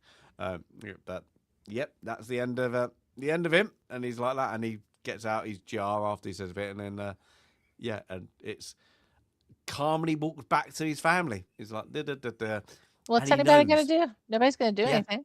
Yeah, and they're going to be scared now. I ain't going to tell on them. The police turn up. That's it. And also, the police who are going to turn up to that area probably being paid off by him anyway. So it's like, it's things. But it's sit down.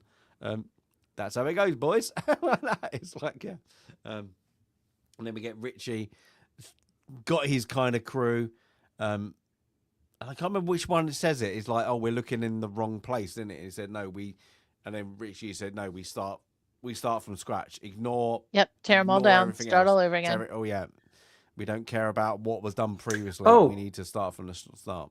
I was wrong. That is that. If you go back a couple slides, that is the third musician, hip hop musician. That is RZA from the Wu-Tang Clan. That is the third musician turned actor in this movie. Specifically, hip hop musician turned rapper in this movie. So Jay, do you know who Fab Five? I mean, not turned rapper, turned actor. Excuse me. I keep mixing it up. He's done a few movies as well. Do you know who Fab Five Freddy is? Because I don't, but I'm assuming he's a rapper.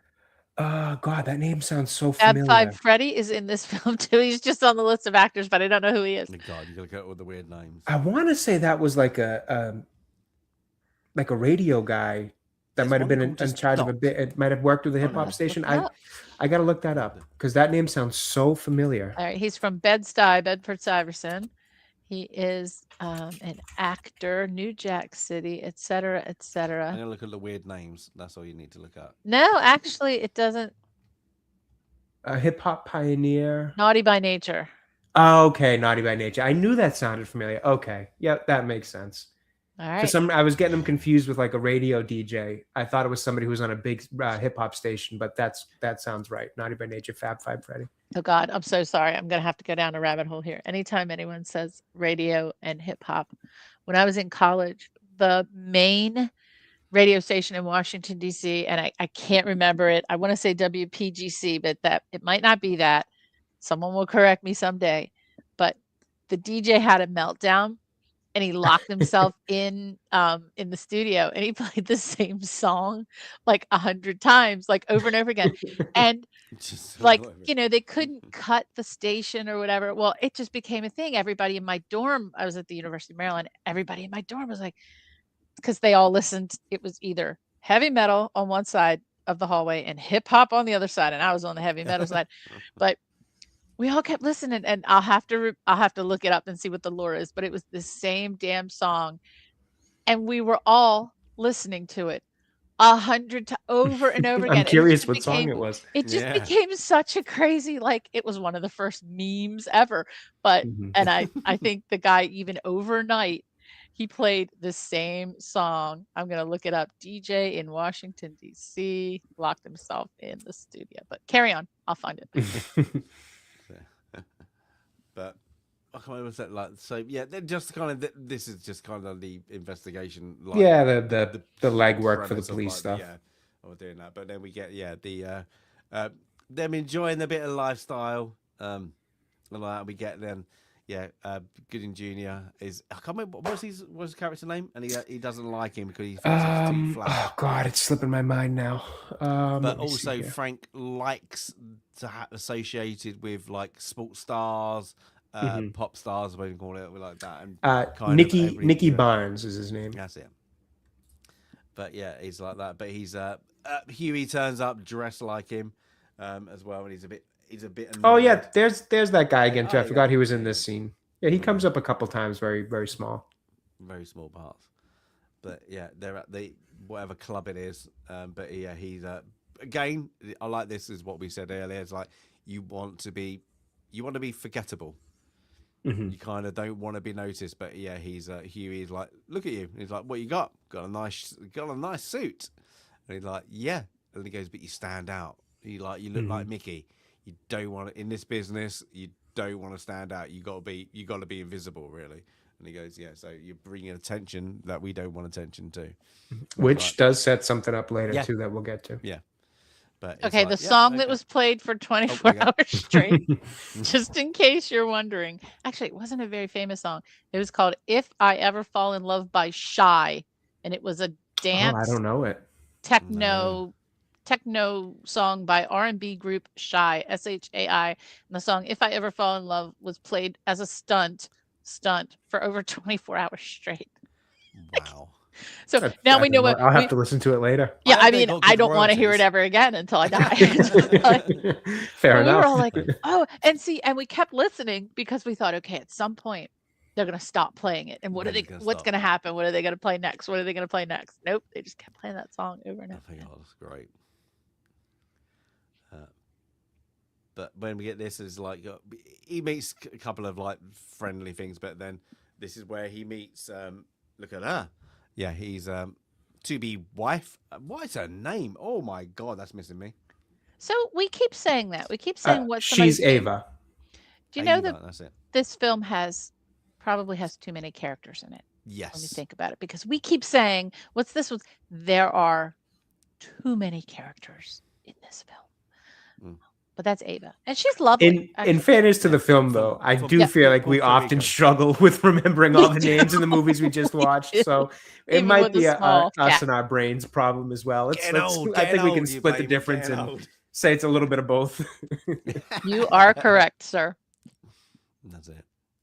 But yeah, he takes, ooh, hello. And she's flirting back. She likes him, likes that. But this is where, we get them starting to fulfill their little portfolio of what's going on. But they're like, these are the thing, but we need to get to the source. They're all about not getting not get the lieutenants. Let's get to the source. And it's kind of, they don't like, The only problem I find with the policemen, like the bits when they do their police work, a lot of it comes out of luck. They were standing in the right time at the right place, like that, and then let's follow that person. It's a lot of not police work. It's like, well, let's just get that. Chance. And they do that a lot in this movie. It's just by chance they kind of, pull over the correct person. They get the right pictures. Now this, I don't believe this. They're developing. I was trying to think, why are they developing their own pictures? Is it because they are a standalone crew and they can't let anyone know what they're doing? Maybe that's why.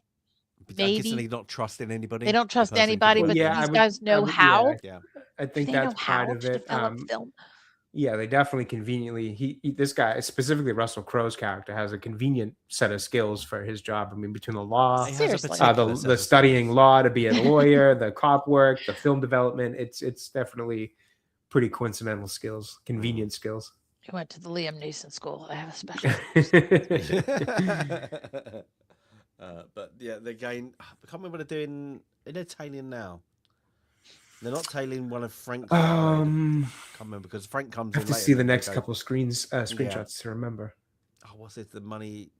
Oh, that's right. He's calling in to get the money so that they can kind of try to run a bit of a sting or try to follow $20,000. But they need to go. They've gone to New York, haven't they? They haven't gone. No, they follow him to New York. Well, yeah, he uses the money he gets from Washington. I keep saying from Washington. I assume that's where that guy came from. But wherever it is, whatever agency he's from, they get the money from that. To be able to use for this. He fakes like he's going to buy the drugs from this guy, and then they're basically following where that money then goes to try to. I guess get some kind of trail. And how, really, theoretically, these guys are undercover, I'm going to guess. Really, aren't they? Kind of, their place closed. How bad is it to go through state lines? I can walk. I can walk. Yeah, no, but I mean... in terms of illegal, jurisdictions and stuff. So it would be... we can't do it, we can't do it. It would probably come into play... It would probably come into play by the letter of the law. Sandy, feel free to correct me on this. This is just my assumption. Yeah. I would imagine by letter of the law, if you would try to make arrests or things like that, it would come into effect. But they're just surveillance, aren't they? Really, and they're not. So maybe I don't know why he makes such a big thing on it. Maybe it's just to set up the tension between him and Trupo that we're about to see. Yeah, I think so. Because I'm sure they could at least drive over and follow a lead into the city. Most states have reciprocity. So Maryland, DC, Virginia, you can. They can pretty much do whatever because they have a pre-existing agreement in place that if they're, chasing someone or, actively, if it's a crime, that they can, they can continue. They usually have to coordinate with the locals, but the locals aren't.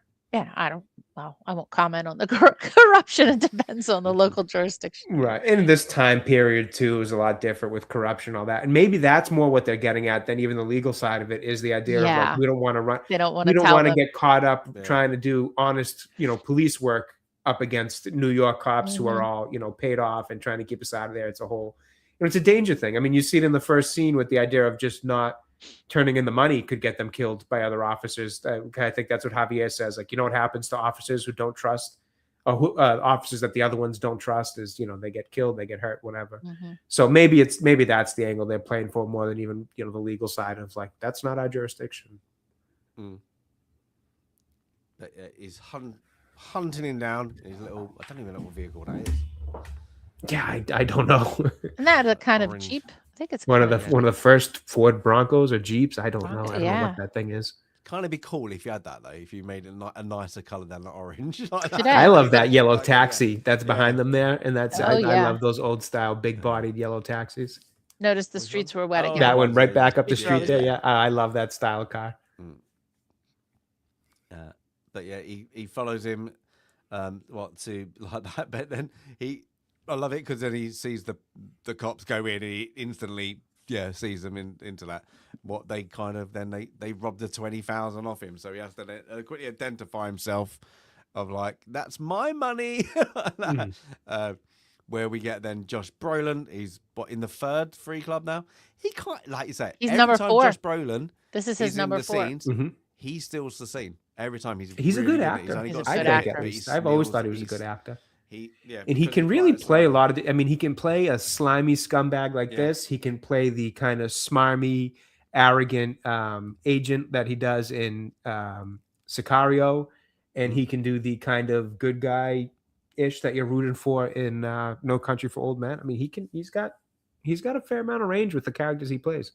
And as a young kid in the Goonies, don't forget, this is our fourth Josh Brolin. Oh, right, that's right. Yeah, he's in the 4 Club. Yep. That's it. Good suit though. Good suit.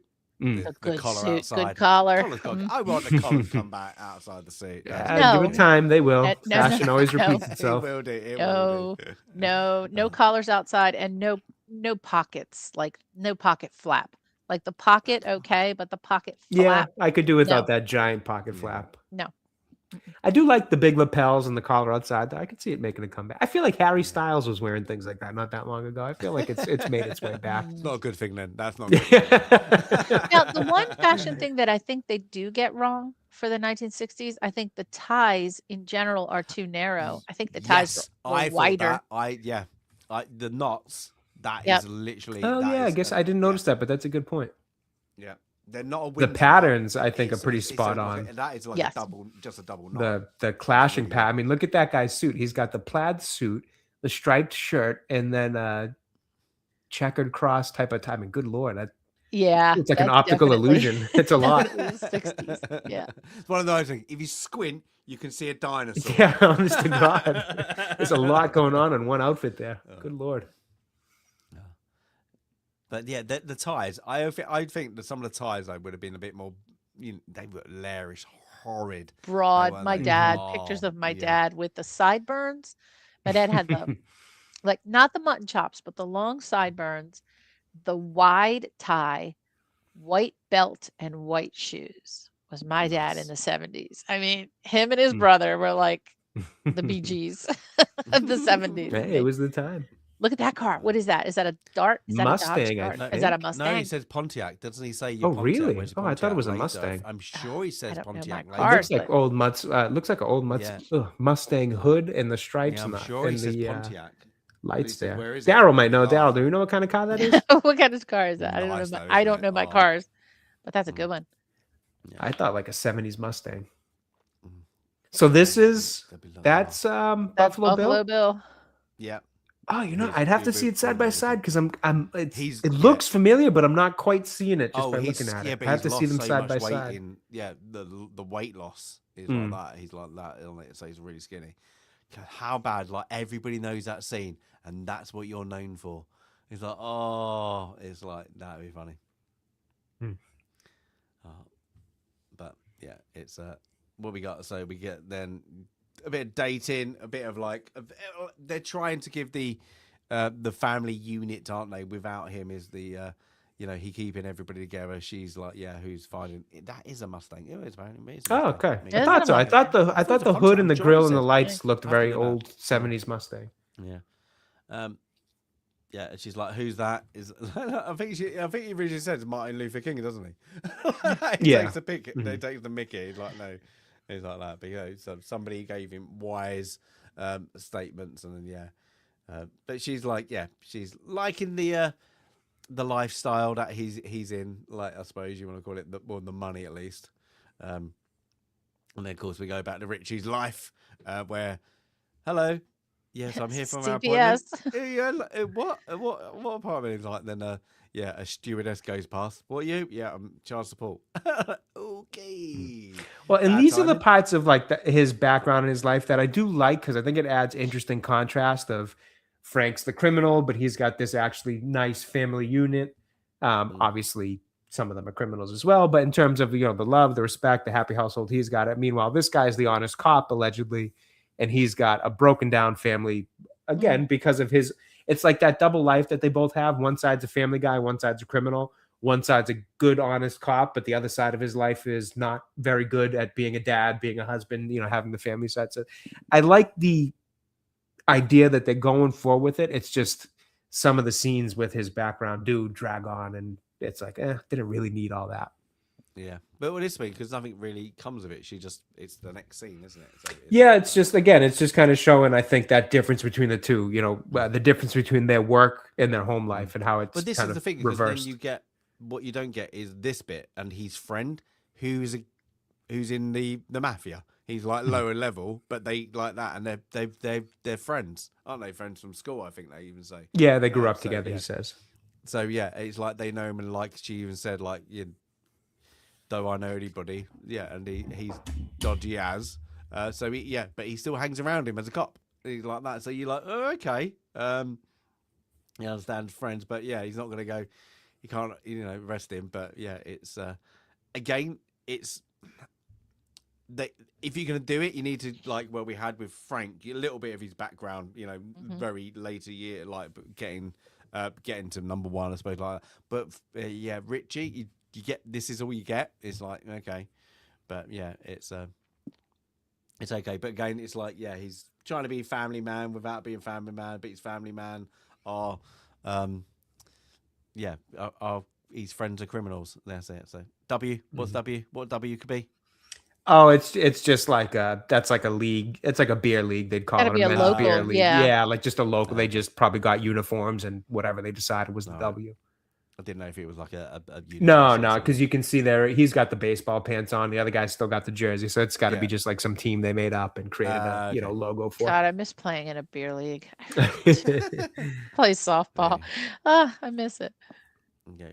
Play softball, they go for pizza and beer, and then you don't even care who won or lost. Except for your knees couldn't do it, Sandy. Your knees can't do it. Too old. My knees are fine. My shoulder, I can't swing a bat anymore after I dislocated my shoulder. Oh, nice. No swinging. But we're back in Vietnam where it's all going things. Then we got just to show the drugs are still running. Then we get back to Gray, New Jersey. Know what NJ means, and then we get we're just again. They've got the different businesses that he's set up his brothers with. Yeah. What would be the nearest Air Force base to Harlem then, off New York? Well, as you can see, there is going to be a scene where he's driving, and just for a split moment, you see 295 Washington. He's driving. Okay, so he's driving down the Baltimore-Washington Parkway, which would take you to Andrews Air Force Base eventually. But that's way too far. And in the real story, the planes come in at Dover. That is where the United States military receives the dead, at Dover Air Force Base. They have the, the dignified mission of receiving the war dead at Dover Air Force Base, which would be closer to New York and is referenced in the article. I don't know why the heck he's going to Andrews in this film, but that is exactly that little snippet where you see 295 Washington and you see the Parkway. That's the BW Parkway to Andrews. That would be 4 hours from New York. So I don't know. There you go. He's in it again, Jay. After we said there he is. Yeah. He's got a few. They're all. The problem is they're all quick. So, it's like they're quick, so you can't really remember them, but. He's kind of in and out of it in a few different spots. Yeah. Now, what was this? This is This is a guy who works for the Yankees. Yeah. Which, in case anybody was wondering, the Sox just beat the Yankees about an hour ago. But yes, this guy works for the Yankees. My team he's trying to set up a meeting. My team hey, there you go. Perfect. Good weekend for both of us. Orioles winning right now. One done. Yep, Orioles done. Nice. Hey. All right, 3 in a row. That almost never happens. There we go. But yeah, his cousin, this one is his cousin who's a baseball player who doesn't want to be a baseball player, doesn't he? So then he's going to turn to crime, isn't he? Well, see, he had his uncle. I can't remember what was the reason of this party. I can't remember what was the reason. Was it just a party to party? I think it was. I can't remember. It wasn't the engagement, was it? I wonder if that. Maybe, I thought it was just a party, but this is where you start to see his.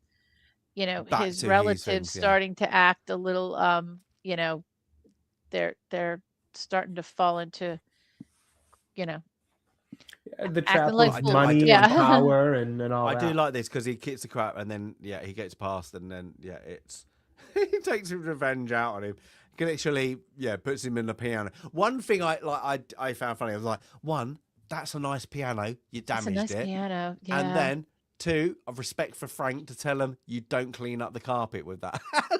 You blot it. You don't scrub it, you blot it. Yeah, you don't scrap it, you dab it, but you got to get what is like white vinegar or something, didn't they? He said no. Club soda. Like so there's a whole episode of Curb Your Enthusiasm about blotting, not dabbing, not scrubbing, and using club soda. And this scene, I think this scene took off of that.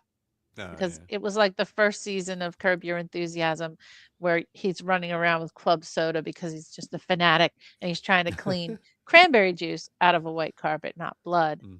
But boy, that sounded a lot like that Curb Your Enthusiasm scene. But it just shows like, Frank's, is it mentality or is it a bit of a psychopath, really? Because he's like, obsessive, just beat the crap out of it. And then like, the stain. Now look at the stain, guys. You're doing it wrong. It's great. So, but, don't scrub. And then he gets everybody out. So he kicks them. Yeah, he bet. Yeah, it's except for the people.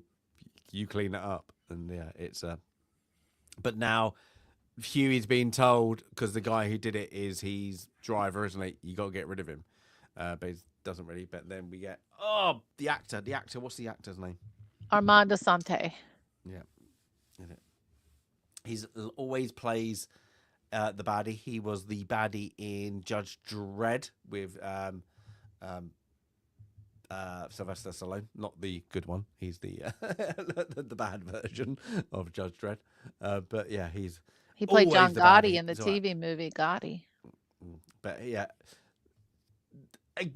again, it needs. I always think this bit needed more development because he seems like. Would Frank get invited to the table? Probably not. Because, unless he's given them money, what would be the point? Because on this, they're like... I like the scene, but there's not a deliverance to the scene, to the whole movie. So it's a bit of a shame because, they're talking shop without talking shop, if that makes sense. So, it's a good scenes, but... it doesn't develop anything. It's just two actors acting really well because the dialogue sounds good. But does it fit into the next one? No.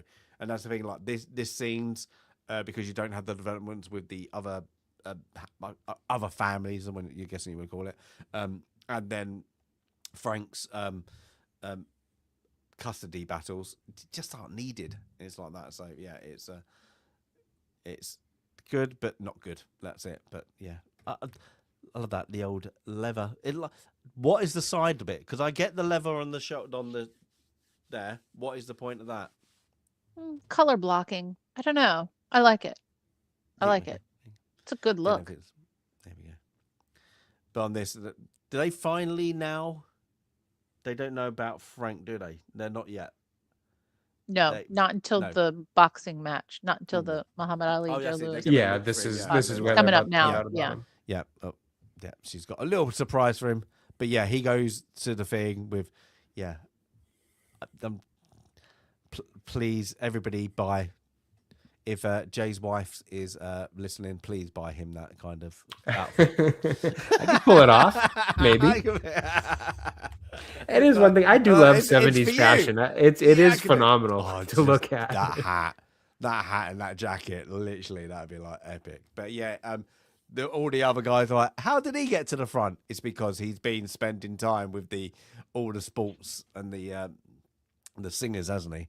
So they're like that. But and if he weren't wearing that, he would have gone completely unnoticed, just completely unnoticed. And you can even tell when she gave that to him, he's like, "Oh, thank you." Like not a real enthusiasm. Thank you. So Ricky is everybody's talking to him. They're taking the mickey. You gonna take your hat off? Are you gonna take that off so we can see? And he's like messing around, but they take the photos of him, and now they know. Well, who is this player? I've always wondered with this movie if that was something that was a legitimate thing that Frank Lucas thought, or if that was something that was pulled from prior mob movies. Because in Goodfellas, they do a similar thing after a big heist, where Robert De Niro's character Jimmy Conway tells everybody to not go buy something expensive, like. Don't spend the money right away. Don't do anything flashy. Don't do anything stupid. So I've always wondered if that's like an actual. Was it a Frank Lucas thing? Was it just a general kind of thing that was known amongst gangsters of that time, or was it just something Hollywood kind of put in for gangsters of that time? I've always wondered if that was actually a real thing he lived by, or because you see the Cuba Gooding character, a lot of these people all dressed flashy and fancy at the time, because even Bumpy was very well dressed, and it wasn't as flashy as this chinchilla hat and jacket, but it was still flashy dress and very nice proper dress and suits with the scarf and all that. So I always wondered if that was something they pulled from Goodfellas, or if that was just kind of a Hollywood trope for these mob movies or crime movies. Probably is, because even like in Godfather 2, when you see the boss in the white, he going down, doesn't he? He's like really suave. Everybody knows him. He's in his white suit, kind of like that. Everybody knows me. Like that. I'm guessing it's different times, isn't it? I'm guessing it's just a trope, maybe. Like I want to be known, or you know what? I'm the boss, but nobody's ever going to know about him. But I wonder if that was actually true about Frank, or like that, because. Yeah, would he have just be in Harlem? He's very much known, but in the you may see a photo when we get toward the end. Dum, dum, dum. Yeah, but now they're we'll like, find out. This seems to be the main man. They're going to take a quick deep look at him. It's like, because everybody knows him. But now this is like, again, it's a bit obscure because you've got the mafia there and all that. They've indicated why, because he's sitting there, that he's the main drug guy. He must be him. It must be him. But they've never heard of him before, so they're really like, they're doubting. They're like, no, he's a nobody. Who's he? Yeah, that's it. But we get later is like the guy like know what black man has ever done outside whatever mafia has done for 100 years, has like outdone the mafia or something, doesn't he? That's it. But yeah, we get the wedding. And then that's it. And then what's his name? Josh Brolin's character, Trupo. That's it. He pulls him over, and he's like, "Yeah, you're big now, but you forgot about us." Yeah, so he's like that. And was it $10,000 every week at this location? At the first of the month at this location. Yeah, first of the month. That's it. And so like that, and he's like, yeah, bit pissed off. You just stopped me on my going to my honeymoon, and he's like that. So he is, and again, it's Frank not really talking, and it's just again Brolin. I think still was that scene. And then we get she's a bit pissed off. She's like, well, you're married into it now, like that. But he's more annoyed, and he's gonna what's possibly gonna happen, but yeah, it doesn't really. So we get again, we get more of the investigation work. Like it's again, well, mostly it's just putting the photos on the board to try and get a network of everybody together to find out what's actually going on, is what they're doing, and find out really. Well, Frank's got who is Frank? And that's really that's what they're after, aren't they? At this point, is like, yeah, we know he's doing something, we don't know, but we know he's in the drugs. We don't know how he's getting the drugs. Let's get through it. So we get that. Things. Good table. Something another things. Go on. Thanksgiving Day parade, and look at that television there. Now that definitely looks like one that my parents had with the big dial up top was the VHF channels, like 5 local channels, and then at the bottom it was like 3 or 4 UHF, which was like our public television station. I would love a kid now. It's like that. Where's the remote? There isn't one. You got to get up. You got to get up. Turn the or you got to sit 2 inches away from it, like I used to. So you were always right there. I still remember going. Yeah, that was it. Yeah, I remember going with my grandparents. Like you sit really close because it wasn't dials, but they had the buttons. The buttons. Click. Yeah, like which one do you want? Ooh. You're like, nothing's there. It's like, oh my god, it's like brilliant. But I do have not one of those, more like the ones you're talking about, Stasis, with the buttons like that. I do actually currently have one of those, a big version of it in my basement. I got it from when my grandparents passed away. We were kind of divvying up things, of like, yeah, it still works. Oh my god, still works. Oh, that's yep, I still have it. It's kind of tucked away right now, but eventually I want to set it up with some old retro video game consoles so you can play them that's on gotta the be old done. CRT Oh my style, God. so they retube look them, like they're can't you? So supposed to. they can actually fit the newer stuff, can't you? Mhm. So you Yep. can, like, So it Jay, looks like it, but it's promise like, oh my God, you got to do it.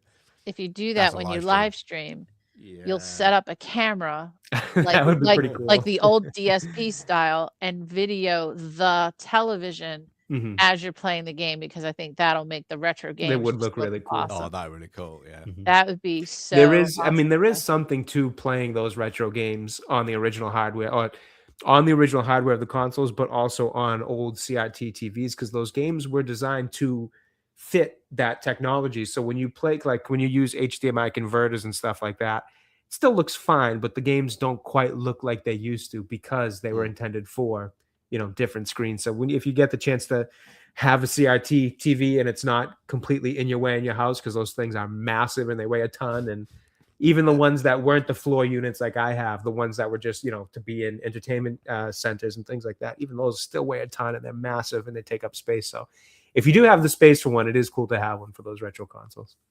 Oh my God. And everybody's like, how big were your TVs? Less than 20 inches. But they were meaty. Oh yeah, the screen's not that big. The box it back, comes in the is back, massive. Yeah. It's like that. I love it. Like, you got this massive Oh, depth the of things like tubes, that. all those Oh my tubes God. that would hum. They would. Yep. Yeah. You they get would that little light bit hum. of electricity that comes off the screen that if you put your hand near it, you can feel Yes. the static. Oh, for sure. The Oh, little Yep. shocky. Yeah. Yes. If you held I was- scissors or a piece of metal too close to it, it could distort the picture and mess with the screen and all that. Yeah, I that always was, used to hated like picking them things up. You're like, they weigh a ton. You can't understand, like kids now, like the plasma screens or whatever they are now. Like even the big ones, they don't weigh as much as like them little TVs. Just like, what is this? Like, the one that I have actually has little. They're crappy, and I don't know how they've survived this long, but it has little wheels on the bottom to make it easier for you to push it around because it's so big. Oh, you got to show us a picture. That is great. Yeah, I'll have to next time I kind of dig through the area that it is. I'll send you guys a picture. You'll appreciate it. It's the old brown wood look. It's a beautiful, beautiful floor TV like that. But I can't wait till I can get it actually set up and one day show the little one how I used to play video games. He'll be his mind will be after he's probably playing on a Nintendo Switch 2. He'll be mind blown to see that I played on this big giant TV with a N64 and all that. Oh. We're going to do it so it gets a Commodore 64 and go, wait 10 minutes. Yeah. There you go. That's it. But yeah, we go Broland's character now. He's been given a turkey. So he gets it in his door and he looks up and he's Mustang gets blown up. That's it. Yeah. So whilst everybody's having their things, but yeah, it's not good life for everyone. So no, they kind of skip this is how bad the drugs were. They kind of get. I think this is the only death from it we get on that. So it's the only real view of it we see, like the effect. Because this is the thing with these types of movies, especially when it goes with the casting. When you cast somebody like Denzel in this role, the audience. I feel like it's designed for the audience to kind of root for the bad guy in ways that if you heard these stories in the news, you typically wouldn't. So you're kind of in a way like there's movies like this and Goodfellas and a lot of these crime ones where the law enforcement almost, and granted in this one, there's a lot of dirty cops and all that, but in general, even the Russell Crowe character, it almost comes off in a way where you're rooting for Denzel's character in the story more than you are the cops actually busting him. And I think that's always an interesting thing with these crime movies, that they do kind of feel that way when you watch them. So one of the things I like about them including that scene specifically where they do it too is because you're right, they don't talk about the effects of what Frank Lucas is doing in the drugs and all that. They don't talk about the negative effects it has on society too much. They do it a little bit towards the end when they're going over the kind of the case and the law side of it.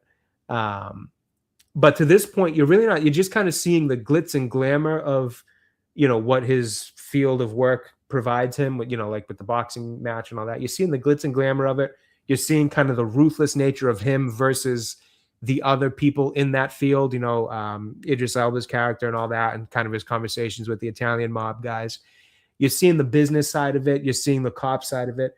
But what gets lost in the middle of it is the effect that it has on society that pushing these drugs does. And I do kind of like that they chose to put it in there. This nice Thanksgiving scene where you're seeing his family celebrating Thanksgiving. Again, you're seeing his combative nature with the cops, with Trupo and all that. You see Russell Crowe's lack of a family and making a small little turkey sandwich for himself with chips. And then it just randomly shows you this look at like, oh, by the way, this is like, other people's Thanksgivings who are affected by the stuff that this guy does and the stuff that this guy pushes in his criminal enterprise. So it was a really good spot for it. I just kind of wish there was maybe a little bit more of it, and seeing like for somebody who's claiming to, to have Harlem's back and to be trying to do good things for the city and service them in some way, the same way it wasn't Bubsy, Bumpy did. Seeing that side of it is like, well, yeah, like you're taking care of your own, but you're also forgetting that you're doing so much harm to so many other people. And they talk about that later, all the lives taken from the drugs and all that. So it was a good little kind of flash because it kind of catches you abrupt too, because the scenery is nice in terms of that nice Thanksgiving setting. And then you've got a slightly more somber Thanksgiving setting with Russell Crowe's character and his lonely life. But then, yeah, it's just a nice quick flash reminder of like, and oh yeah, like this might be Thanksgiving and holidays for some, but others are, OD'd. I mean, the scene with the mother and the baby, that's just a tough one because unfortunately that's probably something that happens way too often. So I like that they put it in there. It just felt random in the sense I think it wanted to, because it kind of wanted to give you a little bit of like a shock look at that side of things because you're not expecting it. But it felt random. So the part where it feels random in a bad way is that there wasn't enough of it. I wish you kind of did see a little bit more of the negative effects of his trade, because you do kind of feel it is, again, one of those movies where you almost feel like you're rooting for him in a weird way where you shouldn't be because, it's a criminal. That's it. Even like all the cousins and brothers all accepted because they're making money, but there'd be one of them like could have just said, do you think we're doing what we're doing right? And then just get that point of view, like we're doing drugs, we're like destroying our own kind, whatever. Just something like that. It's we're downtrodden anyway. We're like Americans. The time it is with America's against us. Like that with everything. Like they come from North Carolina. It could have just said something like "you're as bad as them," or something like that. It's just it just doesn't make sense, especially like as I've said previously. Like every other one, you kind of get out. Don't give your drugs into the white neighborhoods. Kind of, you don't get that, do you? So yeah, except for like you get the only time you ever see a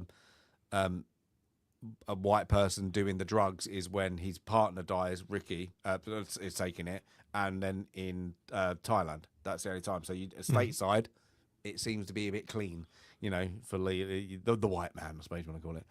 But we get now, on this where the baseball player, I'm bored. I don't want to do it anymore. Like that. So he's like that. So, okay. So he's like, we're going to work for you. And then, it's, we get more, a bit back and forth of like that. And, now this is where he's stepping on things. We get, Gooding. Oh, my God. Cuba Gooding Jr. Cuba Gooding Jr. Yeah. Oh, my God. He vanished, didn't he? He vanished as an actor. It was like that. When he was in, oh my God, it's him. Yeah. He did that. What's that of that? The U.S. naval thing when he was a cook, and then he took the machine gun, and then he did the other one. Oh God, the Pearl Harbor was horrendous. Yes, no. Yeah, and then he did the one where he was a diver, though. Yes, lost the legs. He did Radio. Radio was a good movie with Ed Harris. That was it's a sports film. Jerry Maguire, of course. He was Jerry Maguire. Yep. Radio was I want to say like 2004 sports film, a true story too. Literally that. It's a good movie. Like 98 to probably 2005. He was literally like he was hot, and now like this, he's got a bit part. Then he's just gone. Didn't he? He just went gone. He's got a film every single year. It's just stuff that went nowhere. Mm-hmm. So 2026 Atlas King, I don't know what that was. No 2025 idea. Dog Patrol, 2025 Quantum Supremacy, 2024. Yeah, The these Firing sound like Squad. paychecks. These are all and they're all very low Hallmark rated, like a movies, 3-star movie and a 2-star The movie. last thing of Jeez. recognition, or at least good review that I can remember him being in, I think was the O.J. Simpson series. Was that what it was? American Crime Story. Yes, yes. That was OJ. I think he was OJ in that. I never watched it, but I remember because I remember Ross from Friends played, I think, the Kardashian. He played. What is the Kardashian? Yes, I couldn't think of his name. The lawyer. Yeah. I believe and I remember thinking both of them, did, wow, these guys are kind of getting a fairly decent reviewed show for late in their careers where they haven't been in much. What did but he God, play? even that must have been over 10 years really ago by now. My really polite language here, because he is things, but he plays this very special wannabe American football. Like he's on the side, and then he becomes like they play him in American football. Cuba Gooding Jr.? Yeah. So that's radio. Yeah, that's radio. That's so what radio. it is it's a guy who's got obviously he's got a lot of challenges in life. And I don't know what the proper terms are these days, but he's a challenge. He's got a lot of challenges and a lot of things that he's got to deal with in life. Movie. It's good, and but it's good. It's really heartfelt. Yeah. It's a true story. It's a guy who essentially was just like a big fan of the local football team, and he kind of hung around the field during the high school football team, and he hung around the field during practices and stuff. And eventually he grew a bond with the coach of the team, and the coach brought him on as like an equipment manager. And and it's there's kind of some unfair things that the players do to him, kind of pranks and stuff that are cruel, and the coach just always has his back and really gets him out of his shell, and he's able to become a huge part of the community.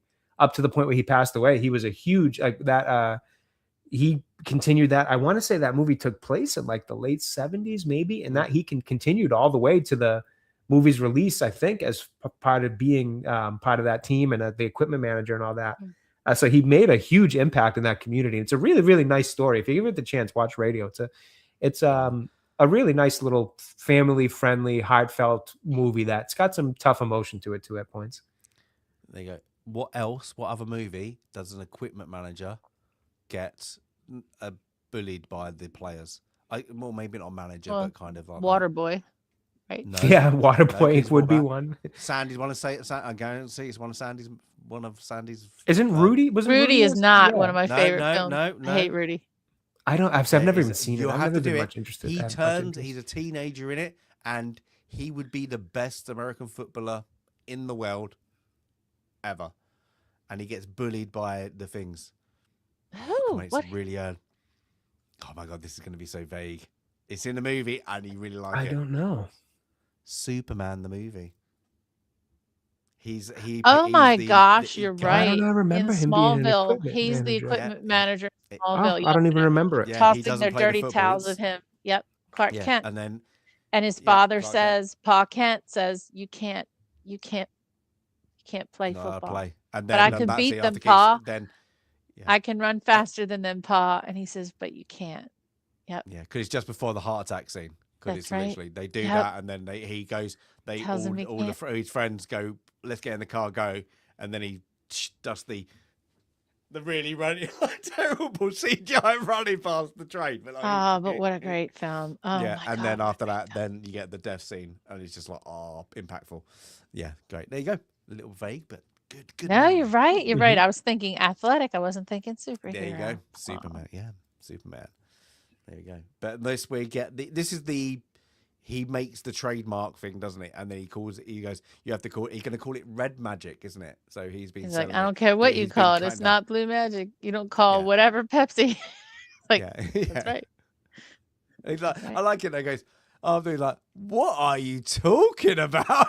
He's like, what? What are you talking about? But he's approaching it as a businessman. That's what he's been doing from day one. This is a business. Yeah. It's good though. But yeah, it's okay, but he knows, well, you're the boss, but yeah, but they must, again, he's selling it, he's buying it off them, but he's diluting it. So but yeah, he's still, you can dilute it, you can't call it what he was, but you're still giving me the money. Yeah, do whatever you want with your product, just don't call it the same as mine. Yeah, that's it. But yeah, then the shakedown is because of Brolin's character got his thing, so it's like they find in the back, and even what Huey's like, oh shit, I got it in the back. It's in the boot. I'm really, really sorry. And he's like, don't worry about it. We'll sort it out. And then it's like, I'm sure there was an order. Don't ever drive me around with drugs or guns in the car. I'm sure that was an order that was clear. By the way, you saw in the prior shot, you saw a very clear picture of the actor Robert Finaro, who is Eugene Pontecorva in The Sopranos, and he looked well. Obviously, this was 2007. I was going to say he looks very much the same, but it was probably around the same time he was shooting The Sopranos. And Josh Brolin's tie does look a little bit bigger in this. In that shot there, I do think they finally got the 70s tie a little bit closer to proper size. And the 70s leather jacket. The brown leather jacket. Yeah, what was up with the brown leather jackets of that era? Leather.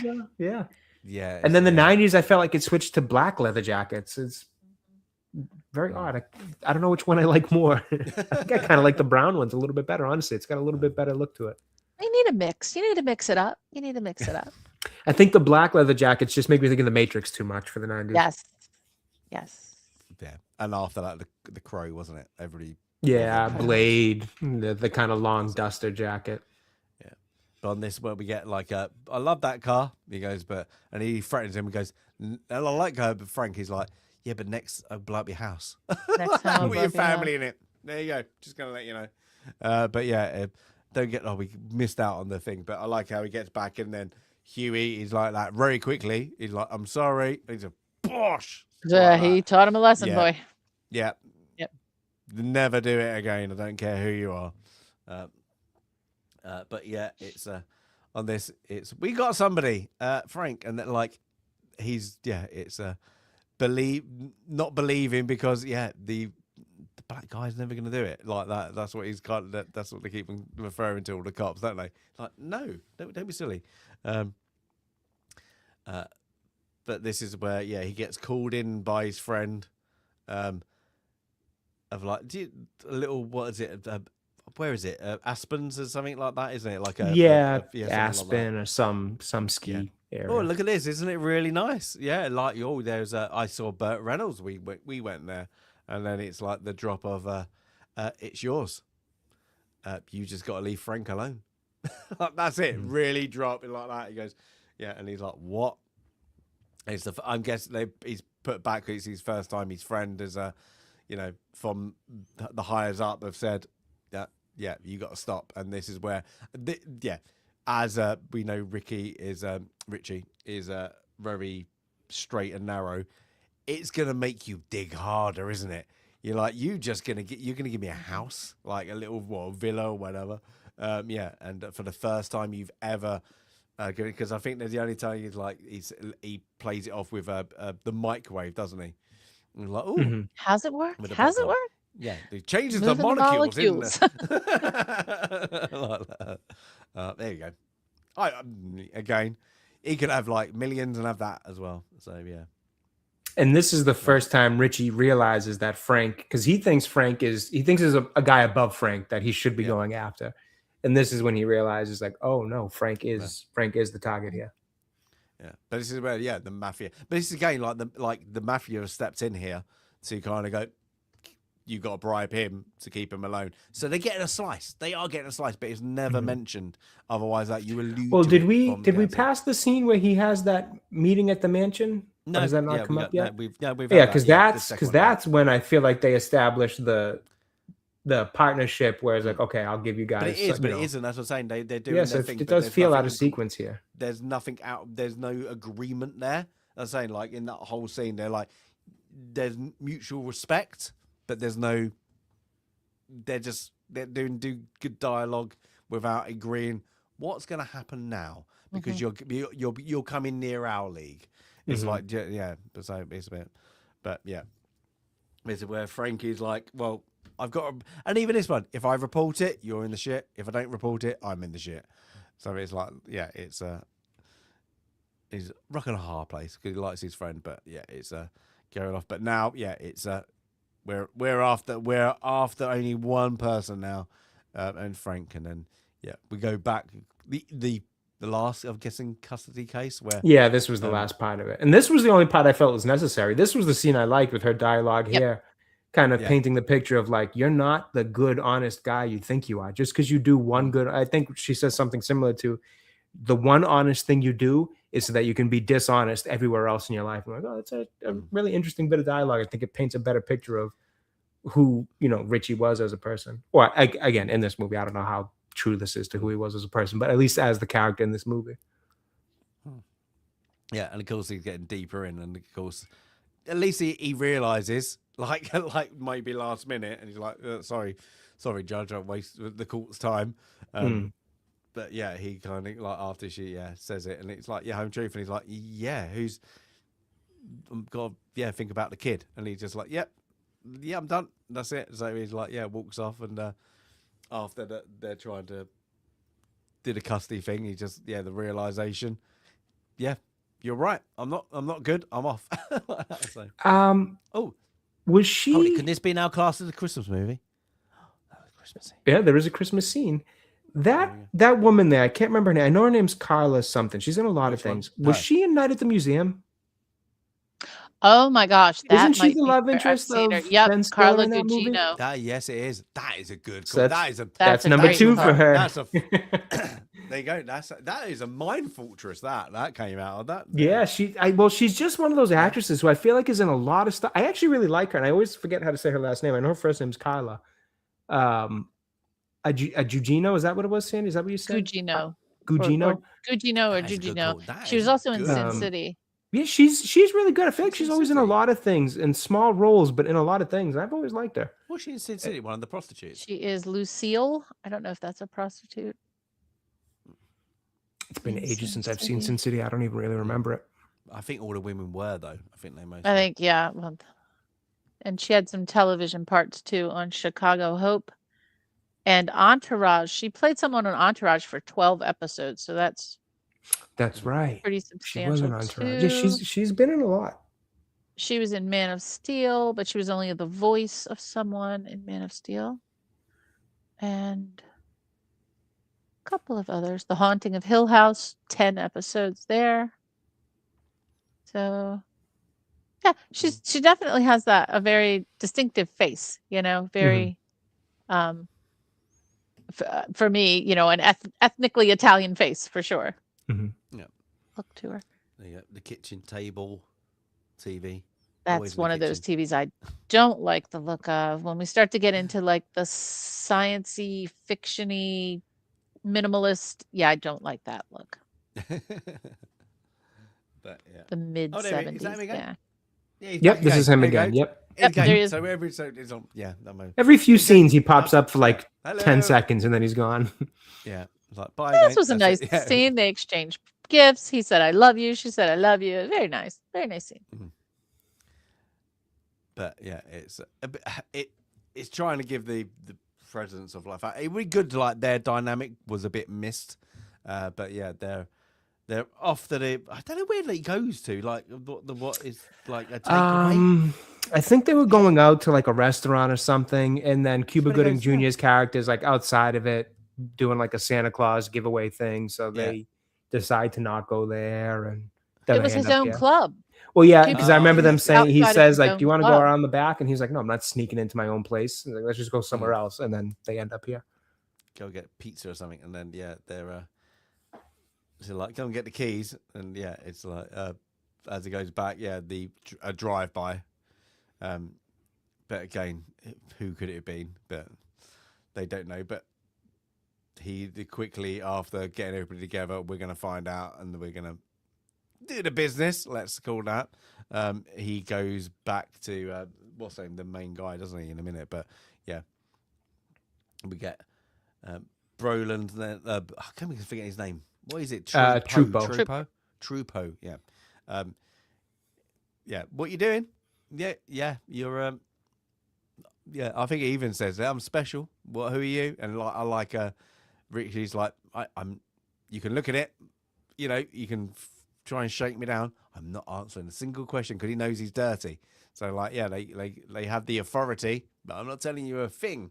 What we're doing. But this is back to the mafia game. I love that. He goes, even him is like, is it your guys? We don't know yet.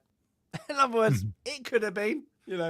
He's like, who did you piss off? He's like that. So, wait a minute. I think we did miss the scene. How did we miss the scene of it? Because this is after. Yeah, we did see it. Yeah. Oh, did it? God, did I? I might have been when my dog was barking and my mic was muted. I might not have been paying enough attention.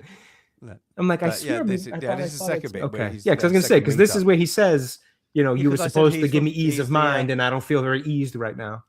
Yeah, he's so I said, but he played Judge Dredd's in. Okay. Yeah, sorry. I do remember hearing that. I think that was when I was muted because the dog was barking. I do remember hearing you guys say that. Yes. Okay. But this is again. But it's good scenes between these two. It just was it needed? Yeah, but no, because like what gets developed from it, the only bit he's there is like he's pulled him in to say, somebody tried to kill my wife. Who was it? Was it you lot? Don't know yet. But we don't know. There's no bad blood between anybody at the moment, except for what you could say, Cuban. Oh my God, I keep saying Cuba Gooding Jr. God, I can say that 5 times. It's very funny. You just call him Cuba. Leave it at that. Cuba. Yeah. That's the only bad blood we've seen, really, isn't it? So it indicates to that.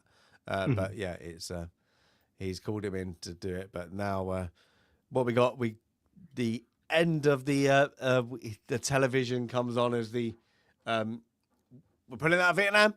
End of the war. Like the first end of the war. So that was what was the last?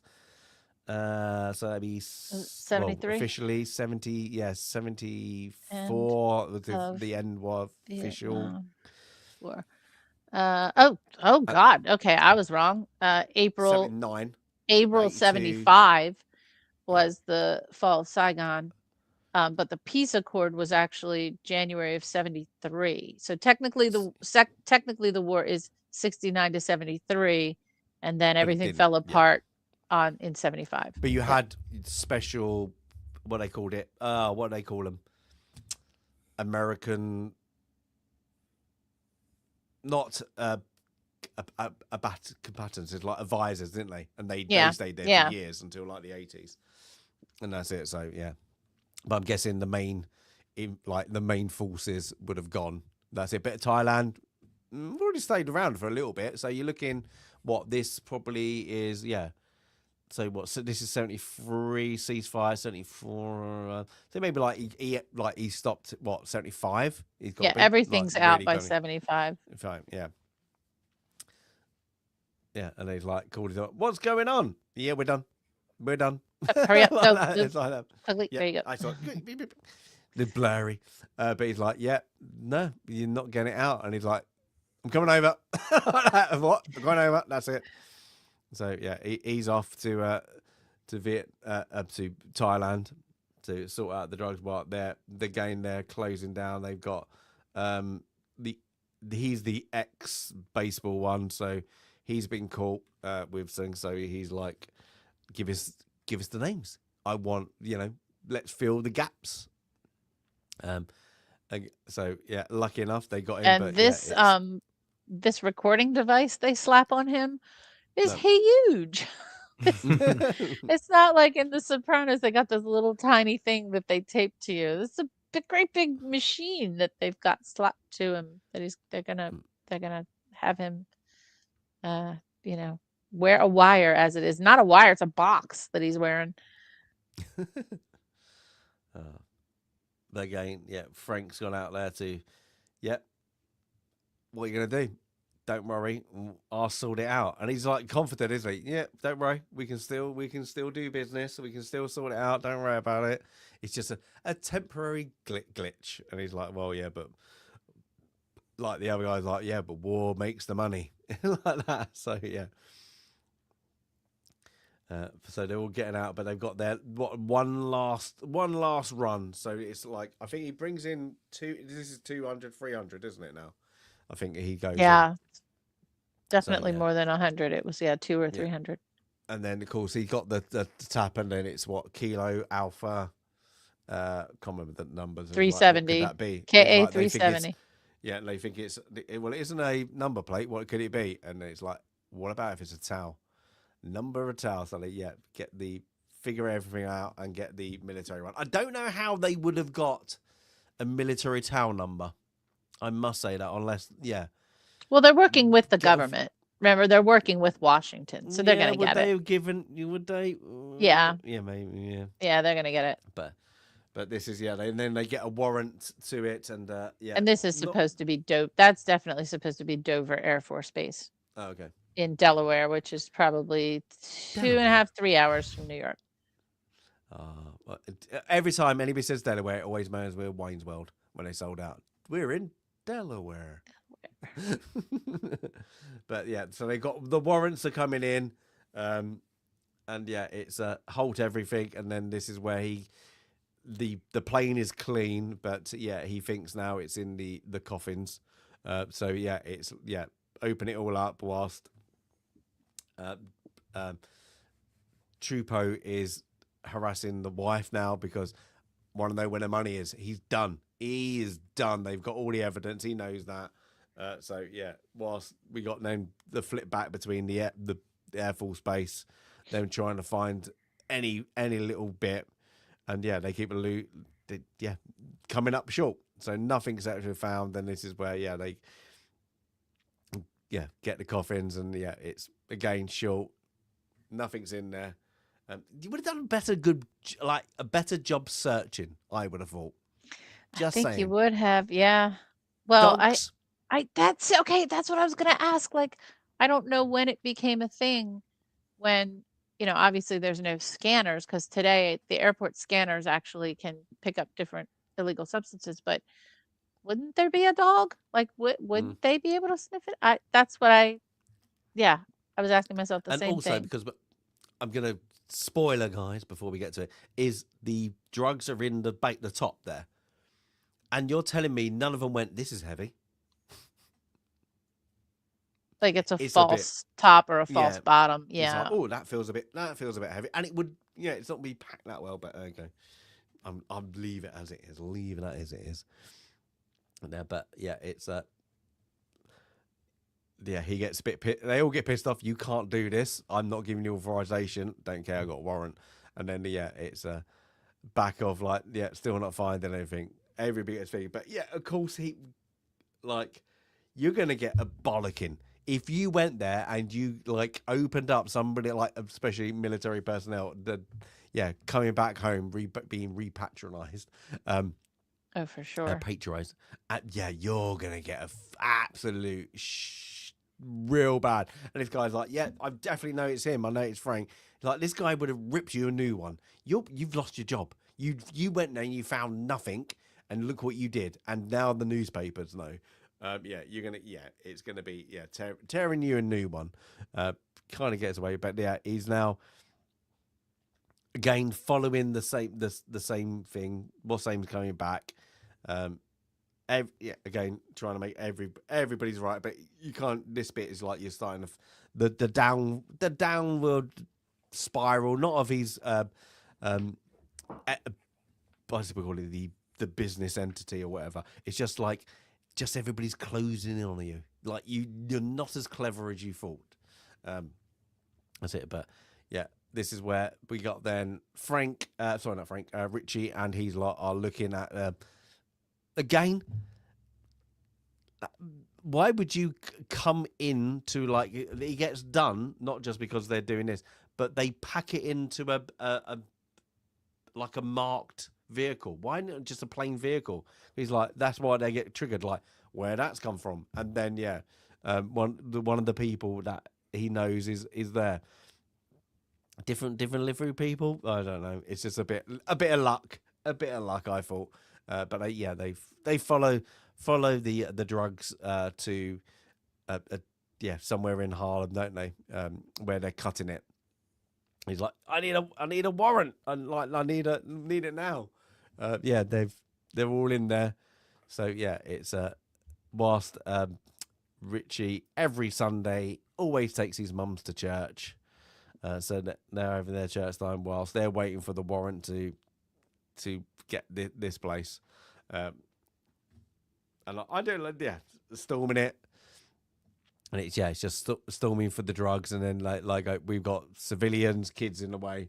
And I like this bit. It's like no hold back, and like it's like when the guy who's like no, like pretends to be the drug addict to get there, and he's like, yeah, this guy. He's like, yeah, 3, 2, 1, boom. It's like that, just like that.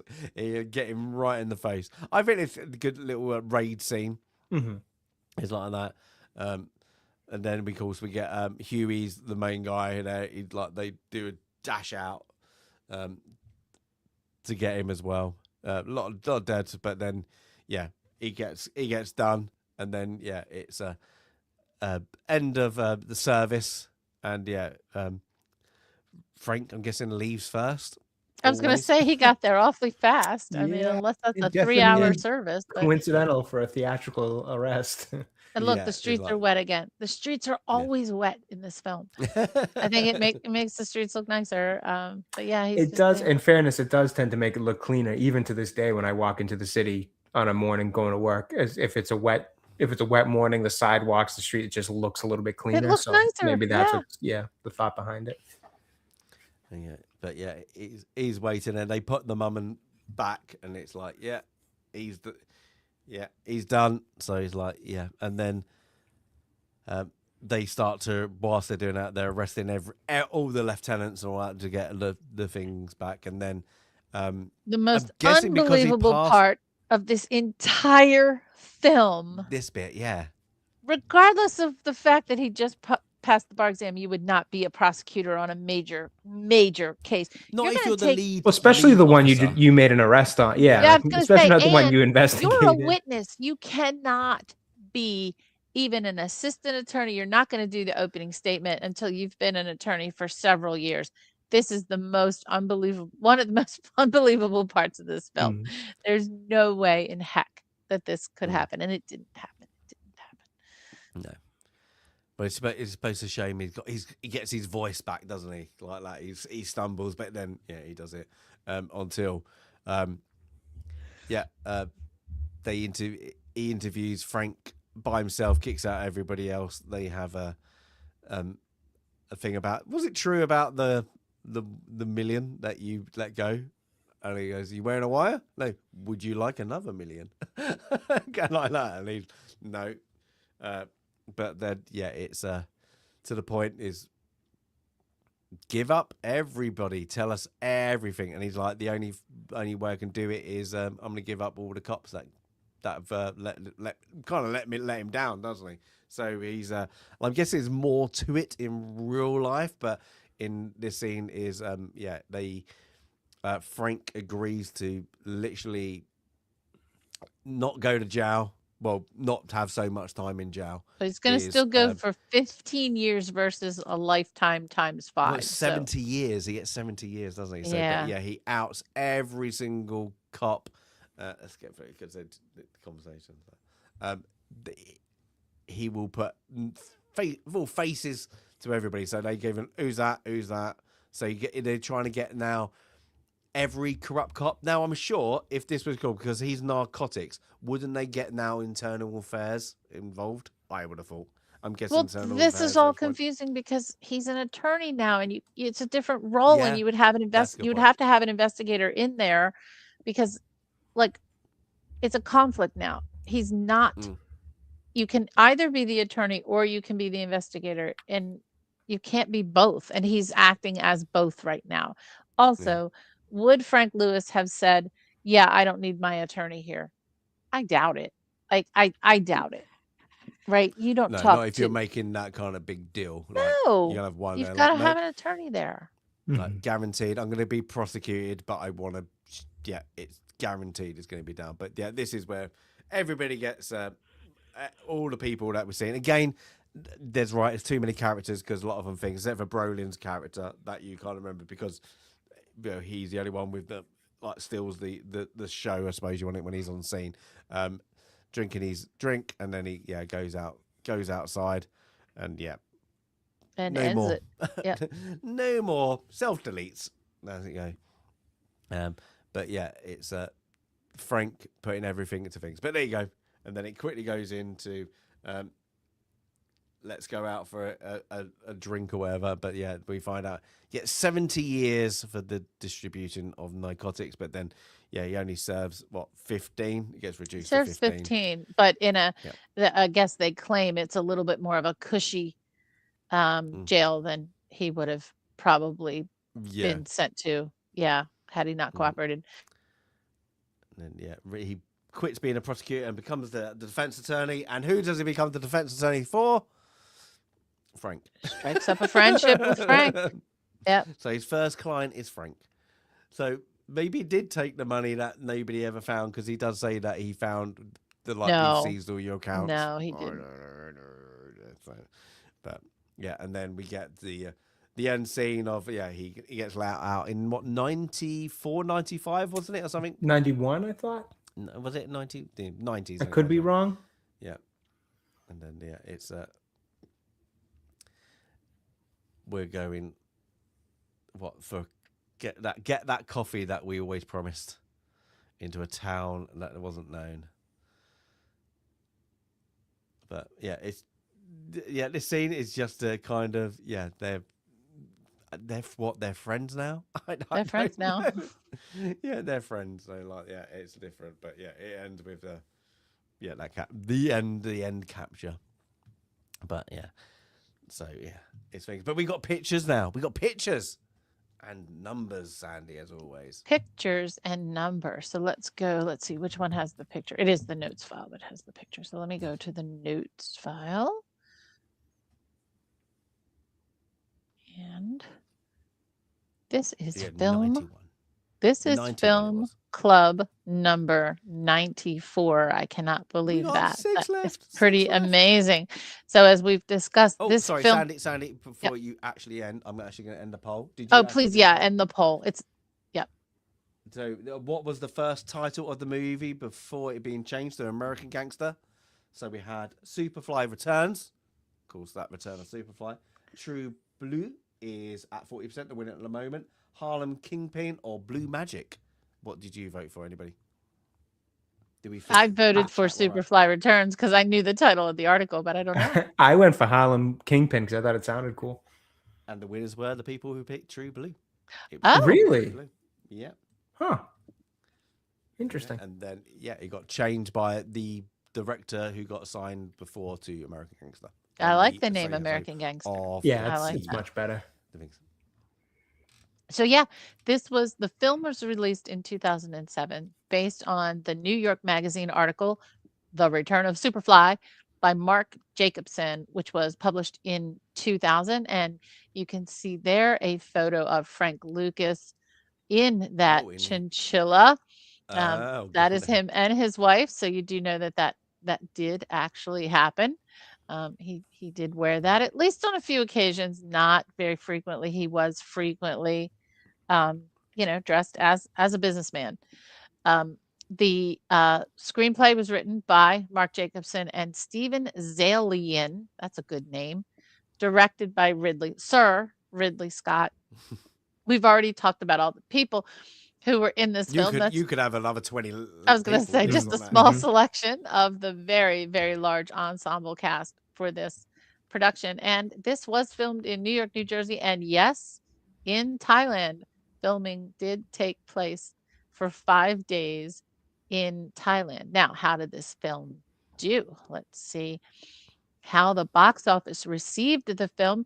This was the year of the threes. I don't know if you remember. I think this was released the same year as Night at the Museum, I think, or one of those. And we looked, it wasn't in the top 5, but we looked at the top 5 and we said, oh, there's a lot of threes. Superman 3, Shrek the Third, then Transformers, then Pirates 3, and then Harry Potter 5. So it was the year of the threes, and American Gangster ranked number 19 in 2007. It was made for a budget of $100 million. That is $165 million today. And it made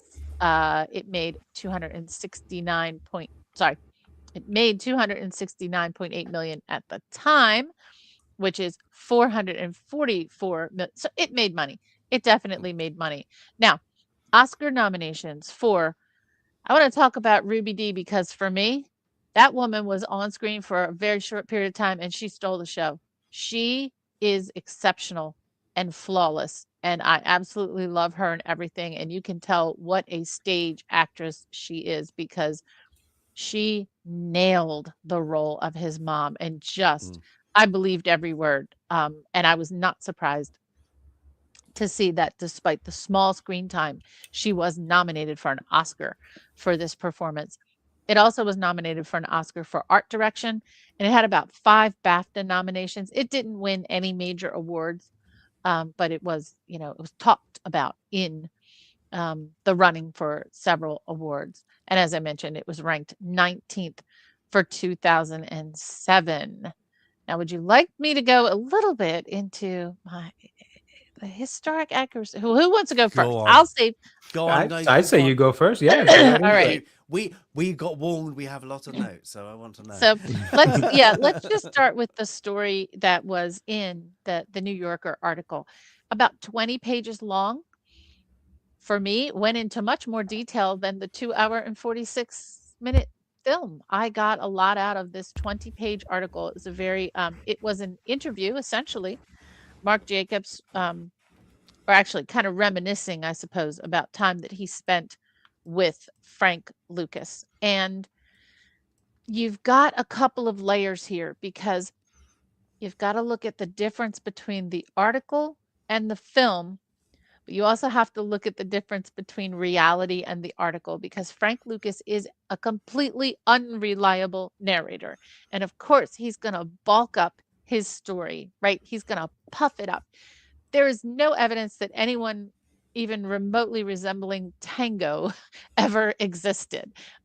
Did he murder someone that was kind of supposed to be Tango? Who knows? There were so many pieces of the story that weren't true. And of course, some of the more far-fetched parts of the story were true around Frank. Frank, by all accounts in this article, and even the writer says you can't help but like Frank. Mark Jacobson grew to like Frank. He's a charismatic person. Everyone liked Frank. He was a charmer. And that was the sense of the article. What came across in the film, I don't think much of that came across at all. So it was a little jarring at the end that Frank, when he was cooperating with the police, would become friends with Richie, because I don't think you saw enough of that charm that was the basis of what the article portrayed and how he rose, to the top of his game. The article does focus on the fact that this is a teeny tiny slice of Harlem, a teeny tiny slice of New York. It focuses on that corner, 8th and 116th Street, and that is driven home again and again. Frank, there's one part in the film that may be confusing. There's a part in the film where he's taking off a fake beard and a hat because Frank didn't trust a lot of people. He didn't even trust his runners to actually sell the drugs on the corner. Frank would go sell the drugs on the corner, but he would put a disguise on. He would dress a little more modestly to not be recognized. He was not just running the show. He was probably playing several roles in, I'm using air quotes, in the business, because he was doing the selling. He was doing the buying. He was doing everything, but he was also charming everyone to convince them to look the other way. And I felt like that really crucial piece of his character was missing from the film. I also think when we look at the historic accuracy, we have to look at Richie. While yes, there was a Richie Roberts, he was not the sole person. There was at all times a group of several police officers who were working this case, and Richie never felt that it was him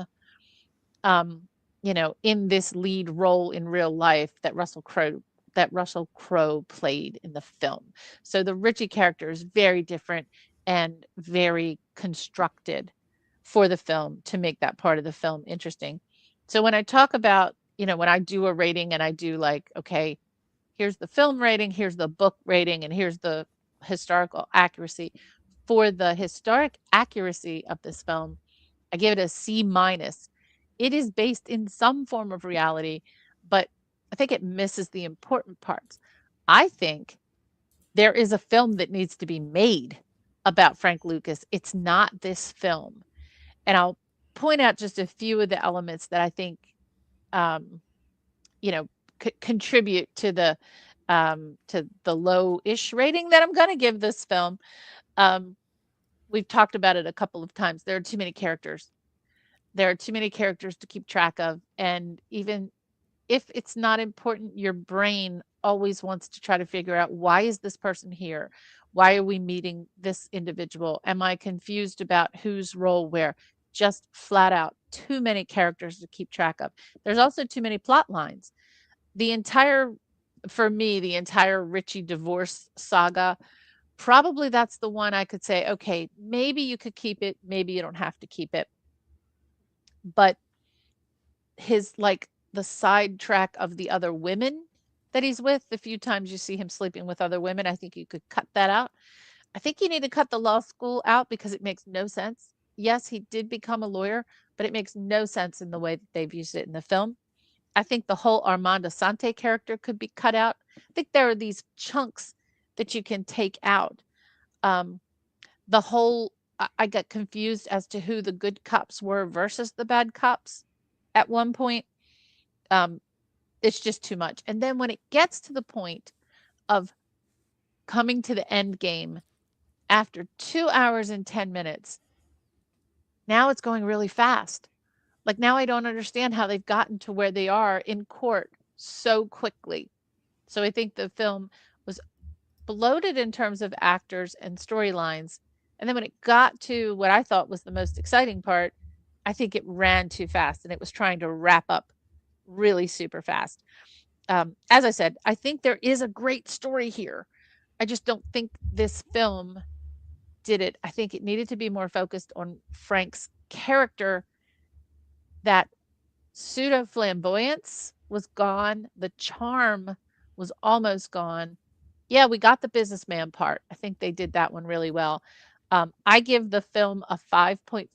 I still recommend it be watched because I think there's a good story in there. I give the article by Mark Jacobson an 8. The article is exceptional. It is crisp. And like I said, in 20 pages, you can get the entire story of Frank Lucas without getting confused, without getting derailed, which I think this film does a bit, probably down to servedly. I'm going to blame him for this, but it's a 5.5 for me. Well said. Well said. That's it. Jay, go on then. So for me, this is one, I know it came up as a wild card, but this was one I had actually put on the list because it's a movie I've always enjoyed. I remember I still remember to this day, the first time I watched it, and I really came out of it thinking, and that was probably around I didn't watch it when it was in theaters. It was probably around 2010, maybe. And I came out of it thinking, like, wow, I really, really like that movie. Such an interesting story. The Frank Lucas story is really interesting. And I did all the research and looking up on it at the time. And I had watched it a few more times after that and still felt the same way about it. But it had been, honestly, so when it came time to put the list together for Film Club, this was one of the ones I threw on it. But it had been at least, I would say, 15 years since I've watched this movie. So this was like a really good refresher of what the movie is for me, especially me seeing it now, at this age versus when I first watched it. And I will say, I think I agree with a lot of Sandy's points on the negatives of the film. And I don't think I noticed them as much when I was a bit younger and I watched it. I do think it is overcrowded with characters and with storylines. I do think you could cut out a lot of stuff in it that doesn't really add much value to the story. And at some points, it even does kind of act as a negative because it just makes the story a bit convoluted and confusing and just unnecessary at times, especially with the Richie stuff. And then there's things that I wish it leaned into a bit more that it didn't. But overall, I do still enjoy it. I still think it's well acted by Denzel, even if he doesn't quite nail the character or the person of Frank Lucas, as it's been described kind of through other accounts of Frank Lucas's life. I think it's like Cindy said, that charisma, that charm, all that kind of stuff. It's definitely not quite there. You just start to see it, like she said, in that end scene is when he's kind of joking around with the cops. That's when you kind of start to see that friendlier side of him. The rest of the movie is very all business all the time, very serious, all business. And I think it works in terms of if you're just telling the story. But I think when you find out a little bit more about what made Frank such a likable person, even though he obviously did bad things, it just creates a bit of disconnect that I kind of wish they had maybe tried to do that version of the person instead. Because I do think Denzel could do that. I mean, Denzel's one of my favorite actors of all time. I think he can do charisma and charm incredibly well. So I do wish we saw a little bit more of that. But overall, I mean, I do like it. I do still think it's a good movie. I think the story is very interesting. I recommend you watch the movie and then do your own kind of research on just looking into the actual, like Sandy said, facts as we know it, because there's a bit of an unreliable narrator in terms of how Frank has told the story of his life from what we can kind of, determine. And that's really just between people's accounts of him, his own accounts of him, and then the side of the law that just, processed everything by fact, as it were. So, it is an interesting story. I do think it's a good movie. I will say this watch made me kind of come down on my original score of it, that I would have thought, the score I had in my mind going into it definitely came down a little bit. So I probably give it about a 6.7.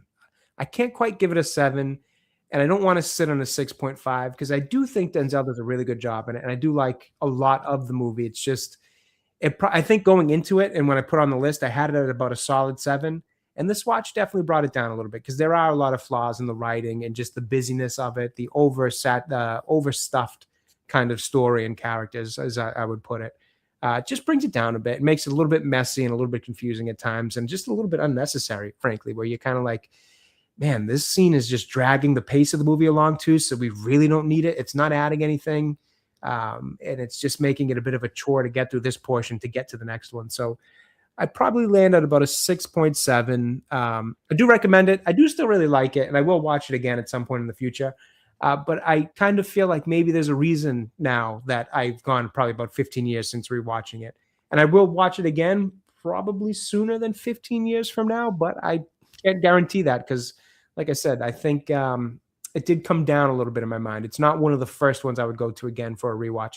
Not even in movies in general, but not even in Denzel's kind of filmography. I think there's a lot of movies I would go to from him again before this one. So do like it. It's ironic that it came up as a wild card because it kind of gave me a chance to watch it without feeling like it was my pick, if that makes sense.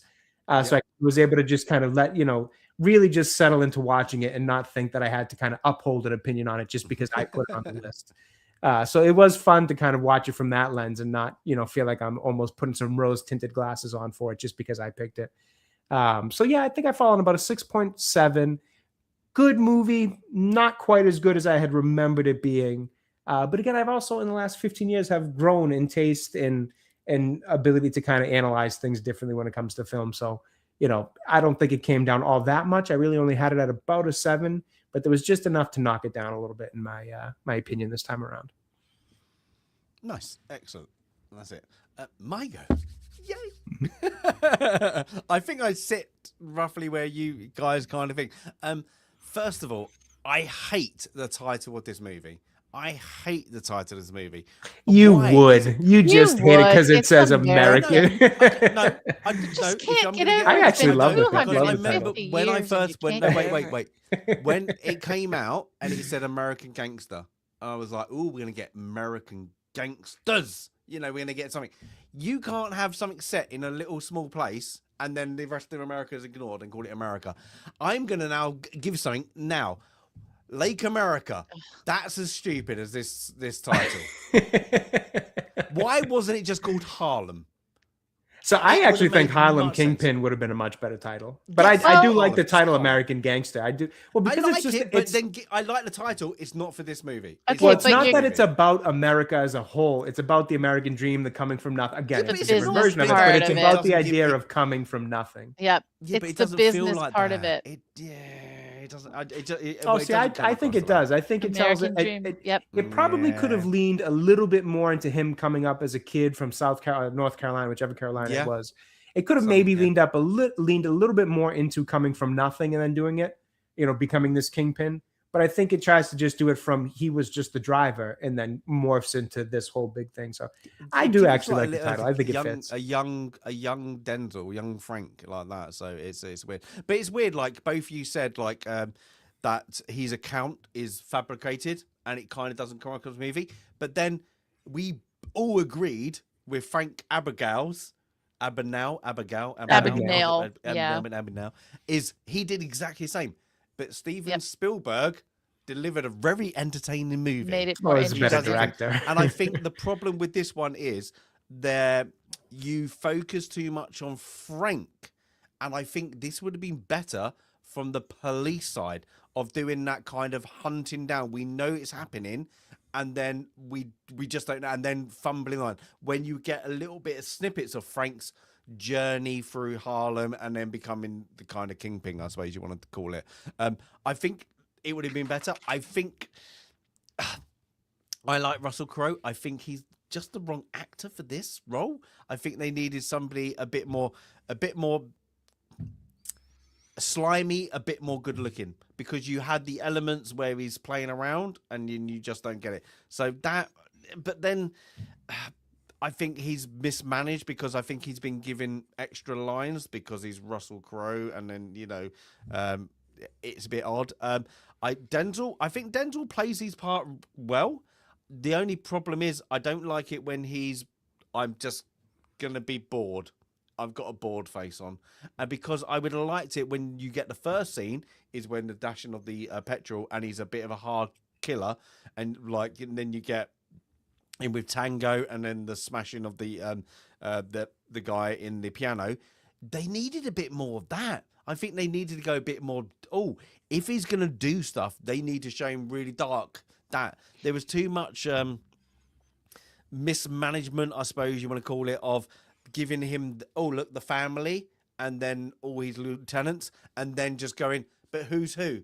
There's too many characters and there's too many people I know from other things. They needed to draw back in. They needed to have nobodies in this movie where they wanted. In fairness, though, in 2007, some of these faces weren't as recognizable as they are today. Yeah, I suppose. Yeah, I'm taking it. Yeah, okay.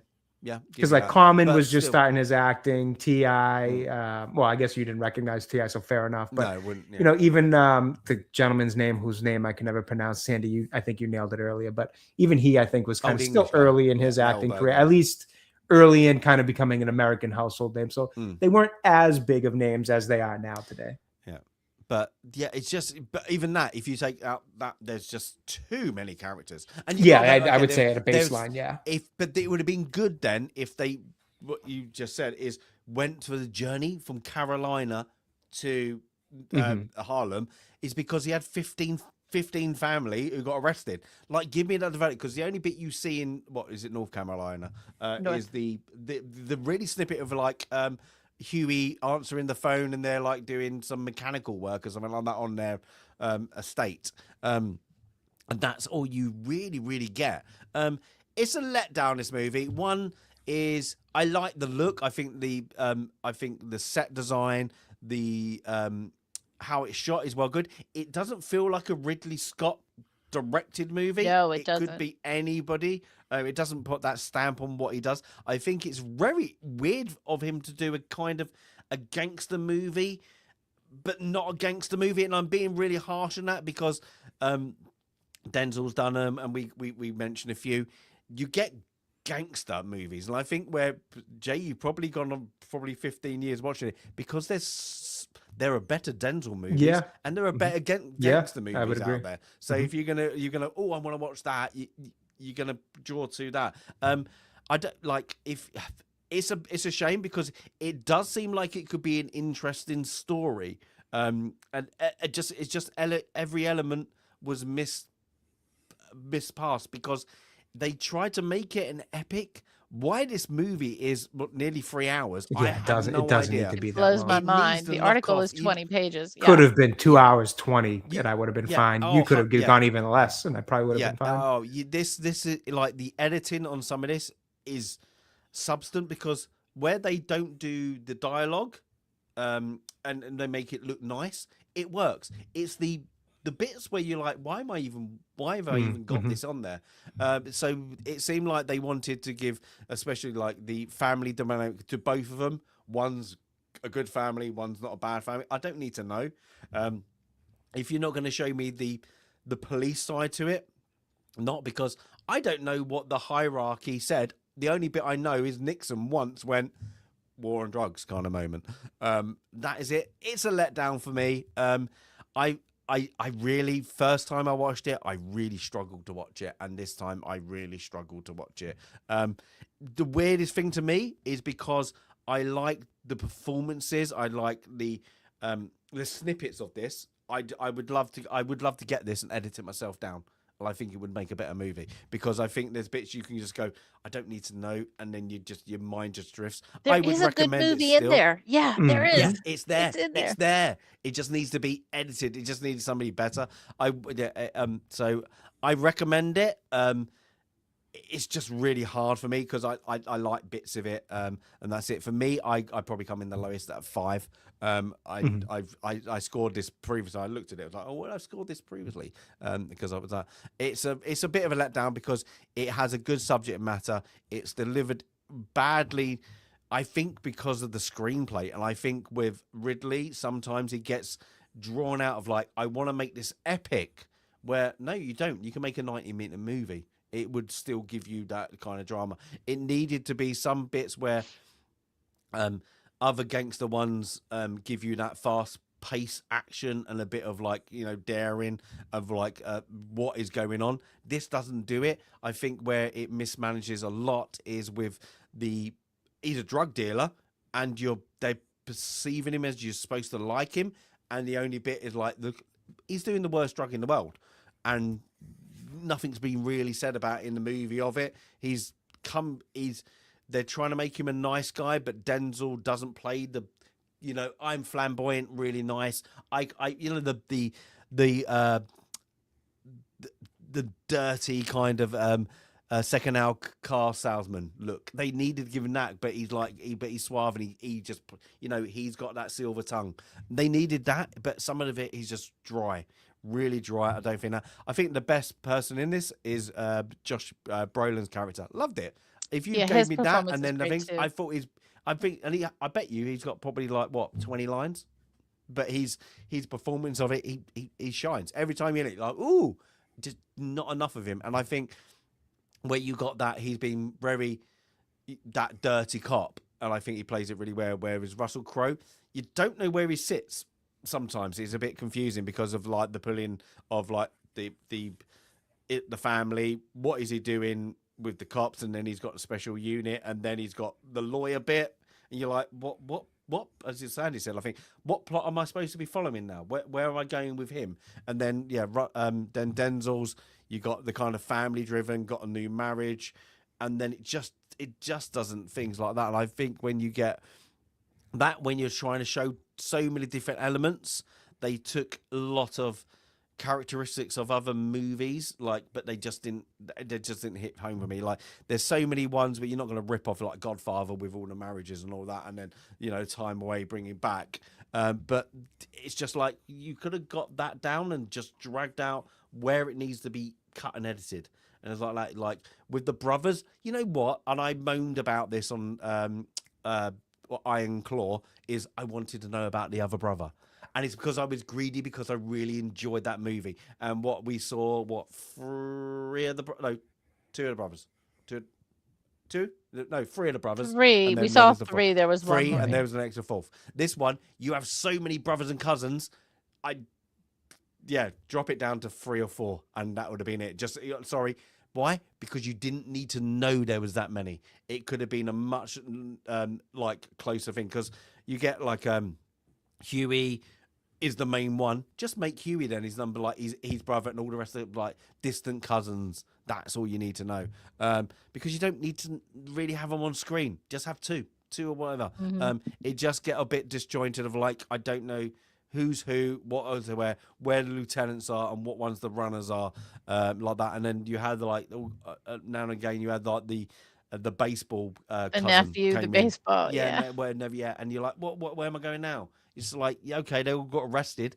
I don't need to know him. I just need to know, they were in Harlem, they got caught, and they let him out, like that. And hate to say it, the biggest letdown for me is the ending, because I wanted a court drama. A little bit of a court drama. There's like, it does into gloss over you're the being court caught stuff. and then done, and then it's just like, oh, okay, he got 70 years. He's getting tickets on the wall. It's like that. It's like for me, it felt like, well, I've already given you 2 hours 40 minutes. Give me another 20 minutes. What's the difference? You're not going to make a difference. But they just seem to have the big bit of like having a little bit of a courtroom drama, especially you played the point of Frank getting his bar, give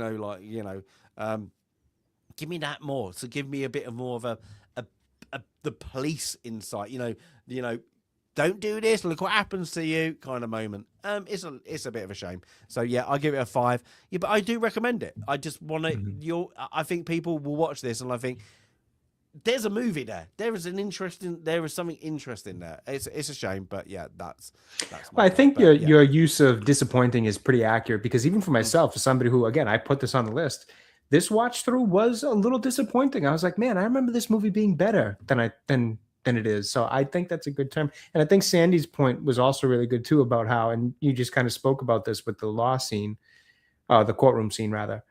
It does kind of just speed up at the end where you don't want it to, where you'd rather kind of slow down a little bit. And it takes kind of forever in the middle where you're like, dude, let's just get this thing moving. So I do agree with both of those assessments on its flaws.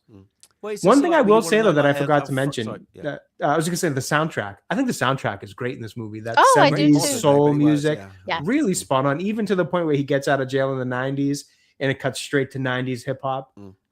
Really, really good soundtrack. There's a lot of songs I was like, oh, I got to put this on my playlist. I totally forgot about this song. Well, we know he likes hip hop. But yeah, it's just a thing. Like I wanted like the bit where Frank, when he finally says, I'm going to give up all the cops. Is that moment? It was just like, I'm done. That's it. There you go. It's like, would you like you still think you're the big boy? I suppose like that. It's just a bit. Yeah, I suppose it's disappointment. Like I think when I first saw this, I was like, oh, well, disappointed in that. And there's like there's ones that you look good, and then like, oh, disappointed. Like what's another one? History of Violence. I think another one is like, oh, that looked really good, and I was really disappointed. But this is more, I suppose, disappointing because you have Denzel, and you have Russell Crowe, and you have Ridley Scott, and then you go, oh, that's it. But yeah, if I had to pick a Denzel, no, it's not going to be this one like that. I think you put Training Day on. I'd rather watch that. I'd go Training Day. I'd go John Q. I'd go. I'd even do some of the lesser kind of.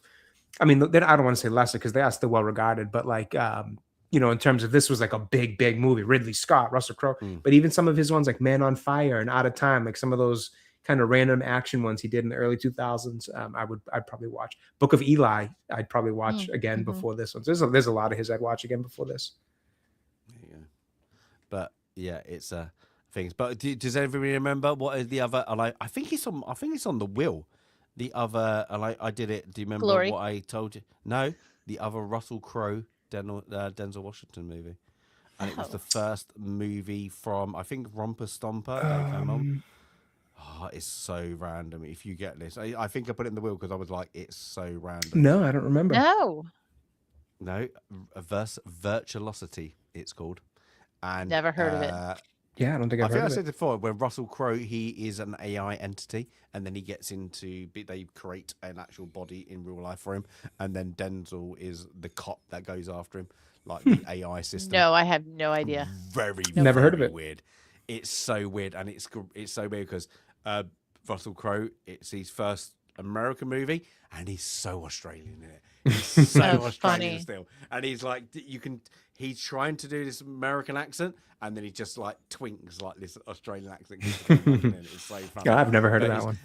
It's so sci-fi-ish, and it's just like now it makes sense. Back then, everybody was like, "What is going on? What is going on with this movie?" Like they're tripping, and it was like what in the mid '90s. So Denzel's hot.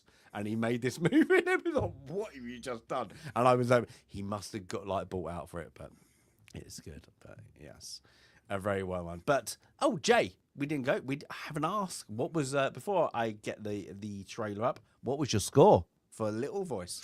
So I unfortunately have to circle back to that one so I can get a score for our list and our overall gradings because I completely ran out of time last weekend.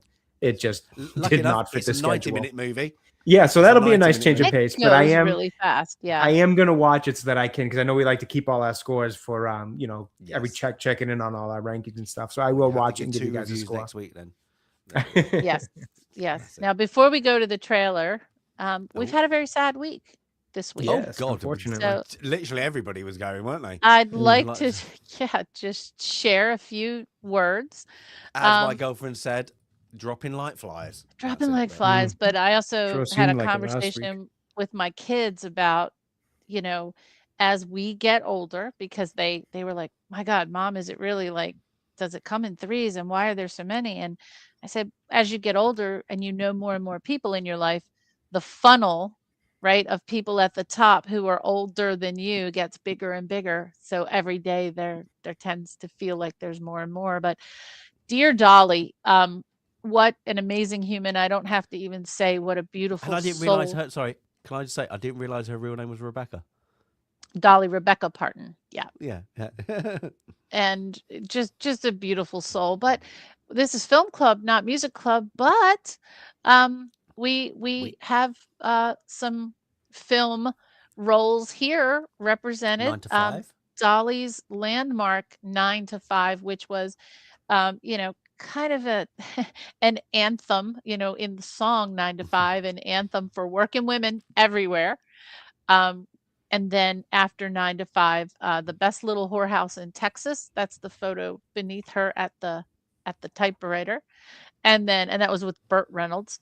Rhinestone with Sylvester Stallone, and then Steel Magnolias. And as an actress, no awards, no accolades, but as a songwriter and performer, wow, did she make her mark. Now let's talk first about, because it's film club, her songs that made a mark in film. And the song 9 to 5, definitely an award winner, and nominated for an Academy Award.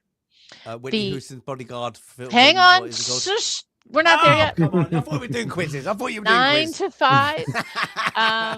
And that song. And then I Will Always Love You is a song that she wrote when she left a country show that she had done with Porter Wagner for many years. And she wrote that song for Porter Wagner, a country star, and performed it. It was a lovely little song. And then, yes, James, Whitney Houston made that song the #1 selling song of all time from a film in the modern film era. Now, what we have to do is take White Christmas out of it. White Christmas is a skewed number because White Christmas is technically the highest selling song from a film of all time. But it was force fit into a film twice. So it was in the film Holiday Inn, and then it was force fit into the film White Christmas, which gave it 2 bites at sales. Okay. So Dolly's song, if you take White Christmas out of it, hers is the #1 selling song of all time from a film. It is the top selling song of any genre by a female songwriter. It is the top selling song of any genre by a female artist, Whitney Houston. And it is the #5 selling song of all time. Now, why did I characterize of a female? Because the other 4 above it are top selling songs of all time, not related to, not just for film. Number 1 is White Christmas. Number 2, Candle in the Wind. Number 3, In the Summertime. Number 4, Rock Around the Clock. And number 5, I Will Always Love You. So her achievements are many. I'm not even going to go down all the Grammy Awards, Emmy Awards, Lifetime Achievement Award, inducted into the, not just the Country Music Hall of Fame, obviously, but in the Rock and Roll Hall of Fame. And I think something that folks might not know about her, like Lucille Ball, she was a shrewd businesswoman. And like Lucille Ball, she took a bunch of money and gave it to fund a project that had been rejected by many other people. Lucille Ball funded Star Trek. We wouldn't have Star Trek today if it weren't for Lucille Ball, because every other studio rejected it. Dolly Parton, does anyone know what she funded? Buffy. No one. Buffy the Vampire Slayer. She funded Buffy. I'm winning this quiz tonight. The Vampire Slayer. Jay, you're losing. So God bless Dolly. We are all so blessed to have had her in our life. But for entertainment, film, and music, no woman has made as great an impact. Can I ask you a question, as you are from the Americas? Have you been to Dolly World, though? I have not, but I want to. I have not. I bet it's going to be busy now, isn't it? It will be. It will be. And then later that same day, unfortunately, it was hard for our generation, not just the number of people that we lost this week, but for our generation, holy moly. And then beautiful. How hard was that for you put that clown picture up here? Because I know you don't. Because I hated it. I hate that clown picture. I should have put Darkness from Legend, but no, that is he's great. That is the best. That is the best.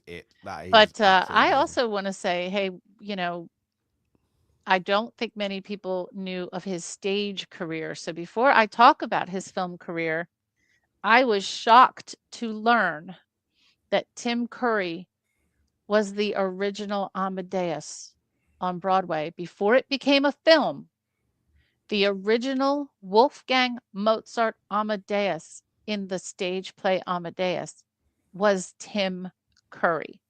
I was blown away by that. And so I also included his photo of King Arthur in Spamalot, because he had such a diverse career. Everything from stage. Yeah, everything from stage to film to voice acting, of course. And the obvious role, Frankenfurter, obviously, and the Rocky Horror Picture Show, Pennywise in It, Darkness in Legend. And then, of course, in Hunt for Red October, just a few weeks ago, we lost Sam Neill. And today we lose Tim Curry. And Tim Curry's the character who is, I think it's Vasily, right? Who is questioning Sean Connery and saying, but talking about, he was in the scene talking about the keys, should you have both keys? And, what's going on here? And just what an amazing range. And so bloody posh. I love his voice. He's really, he's so English. Hello. And he's also done a lot of voice acting that people don't always remember for him. Well, you remember it if you hear the voice, but I don't think people always realize it's him. One of his more famous ones from my childhood was Nigel Thornberry for the Wild Thornberrys. He was the voice, and he was phenomenal as that voice. One of the funniest characters in that show. So he's got a ton of voice work that he did kind of for my generation's animated, shows growing up, whether it was when you were a young kid to teenage kid, like he kind of covered it all. He did like some video game work. I think he did a Garfield movie. So he had like, stuff for kids, or voices that he did for shows that were for kids, voices that he did for, teenagers, young adults. Like he's got just such a range. And then of course, if you watch his movies, obviously that's a whole nother thing. So he's got so much work out there for people of all ages. So the good thing is that, it'll live on forever. And a very long filmography. You know, We all of these individuals we all float down here.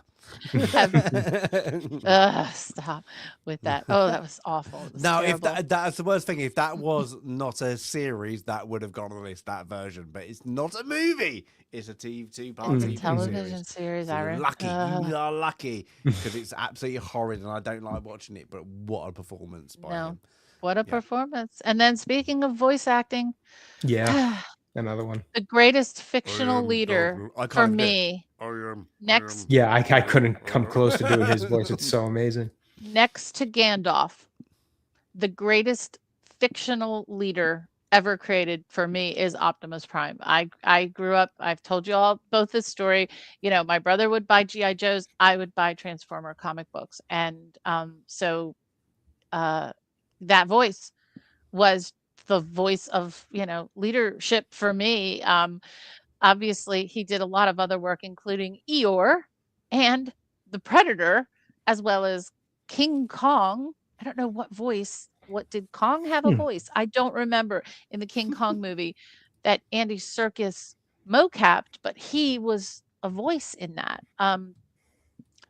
Amazingly long series of credits through film, television, cartoons, animated series, video games, and on and on and on and on. And again, by all accounts, a sweet, sweet person. He passed away the following day. I guess the 26th was Wednesday. And I was driving home and I had had enough. I was like upset over Dolly and upset over Tim Curry. And I was driving home from work and I was hoping someone would be streaming either Az or Cole Hauser. And Cole Hauser was streaming. If you all don't know Cole Hauser, he is a Transformers guru. And he was just talking and, you know, grieving with the rest of us. And just Cole Hauser had worked some cons and had the opportunity to meet Peter Cullen, and he would do and Cole Hauser hears this. I'm sorry if I'm mischaracterizing, but I don't know if it was security or what he had done to organize the conventions, but he was lamenting that in all the times he had met Peter Cullen, he had never gotten an autograph or a photo with him because both Cole Hauser and Peter Cullen wanted the fans, you know, the people who were lining up to meet him to get the autographs and the pictures. And I'm sure Cole Hauser, if you're out there, if you had to ask Peter, you know, he would have done it for you, but you have those great, awesome memories of the time that you spent with such a lovely, lovely man. And there will not be another voice like the voice of Optimus Prime. There just won't. I don't care what, you know, auto-generated AI does, but he tells a story that when he got the job as Optimus Prime, his brother, who had just come home from serving in the military, and his brother said, "What is this you're doing?" And he said, "I'm playing Optimus Prime. I don't know anything about him, but he's a hero." And his brother said, "Don't play a hero, be a hero." And that resonated with him, that he could be just a really good guy for the fans and for the people who supported him. So it was a heck of a week. Let's not have any weeks like this again. I think a lot of folks were reflecting back to that week in was it 2016 when we lost Tom Petty and Prince, and it feels like that was also close to losing Alan Rickman, and Daryl's also mentioning Hayden Panettiere, which was last week. It's hard. It's definitely hard to recognize that talent that we've depended on and appreciated is no longer here. I think there's also, like you statement, is like, why do they keep dropping? I think the generations before us is because media wasn't that big. Now media is so big, and we're like, you know, just with music and like the cable service, satellite service, or whatever you want to call them, is everybody knows, you know, more about anybody every single day of the day. You know, with whatever Twitter or X it's called now, is it just feels like they're closer than they should be, I suppose, like celebrities. But yeah, rest in peace, all of them. It's like, yeah, that was a bit of a what? Just literally one bang, after bang, bang, the other, easily. and all relevant to like my generation. I'm a little older than you, and I'm much older than Jay. But everybody's much older than Jay. That was no way. That was my generation. That was my wheelhouse. Coming home from school, in 3rd or 4th grade and watching Transformers cartoons. That was me, and listening to Dolly Parton song and learning in one of my early tap dancing classes as a kid, you tap to 9 to 5 because that beat is we'll call it a shim sham beat, but that beat, you learn how to tap dance to that song. It's a great song and everybody was doing the time warp, and all my friends would go to the Rocky Horror showings. I have never been to one of the live Rocky Horror events. Just not quite my thing. I've seen it on television, but it's not my thing. And then AWOL mentioning, Bill Oddie. I didn't grow up with the Goodies. I learned about them later. And then I knew Bill Oddie from bird watching on television, and Shelley Fabre, and I think someone mentioned, and then Hayden Panettiere. It's been, it's been a rough month. Been a rough few weeks. And Hayden was in the last Denzel movie we had, Remember the Titans. That was the movie we had with Hayden Panettiere too. So it's a sad month. That's it. Yeah, I think I remember from Heroes, wasn't it? Yep. That was kind of one of her big things. And was it the Nashville, wasn't it? Yes, I believe she was in that too. Yeah, that's what my girlfriend. She was like, "Oh my god," it's all like that. Still undecided what's going on that one. I think that's a case that's still open, isn't it? What actually occurred? Oh yeah, I haven't totally looked into the fallout. I had heard some things, but I had not looked into it. It's gone since. into conspiratory. Yeah, that's kind of when I'm like, all right, I'm gonna put the phone down. You guys let me know when you figure out what happened. That's what I did. I was like, I don't need to know all that crap. Right. That's just like, let's figure it out. But yes, on that we got another. Oh, great! It's probably died before his time. Definitely, we got a Dead Poet Society. Jay, have you seen it? I actually have not. I have not. You've got a treat. Has your wife seen it? No. If I haven't seen it, she probably definitely hasn't. Gentlemen, what? Oh, there you go. Went instantly into. One quick thing before we start this trailer is this is like horrible timing considering what we were just talking about, but kind of I suppose a fun fact for today, because we always say the wheel kind of knows. Today, I was just looking at IMDb, just kind of scrolling through because I was looking at Dead Poet Society, and at the bottom it said the people's birthdays of today. Today is actually Carla Gugino. Her birthday, from Russell Crowe's wife in this movie we just watched. Oh. Yes, so the woman who was also in Night at the Museum, coincidentally, today was my granddad's birthday too. He would have been 102 today. No kidding. But my pop's birthday today, August 29th. Yeah, so now I'll know. There you go. There you go. Cool. There you go. But Jay, you're in for a little bit of a treat. This is Sandy's pick, wasn't it? So Sandy's I think your wife will enjoy this film, Jay. I think you should watch it. Yeah, I'll see if she wants to sit down and watch it. I convinced my kids they needed to watch it because they never want to watch anything that I liked as a kid. But when they did, and my older daughter now, she's like, "Mom, it's my favorite movie. It's my favorite movie of all time." So. Wow. Okay. But yes, Sandy's on a roll. So you've got a couple of picks. I think Little Voice. Well, I suppose Jay's pick was today's ish, but it was off the what's name. So I'm going to go for when we get to the wheel. It has to be my turn. I've not had one for a while, and it's going to be something awful. Something. It's going to be the Lost Foreign Language Children. film. Yeah, City of Lost Children. What was that? Let's get Dead Poet Society. I love this. I got hit for a copyright strike. It got but not. It was really weird. It took like 5 minutes to get the claim. This whole got banned from one country, named because of this trailer. What country would you think that is? Name. I don't know because I don't know. Is it like related European to the movie? No, it was so bizarre. I even had to look it up Germany. because there were reference in the movie. No, it was so like Sandy, you gonna go? We got Germany. It's Eastern Europe. Is it the Soviets?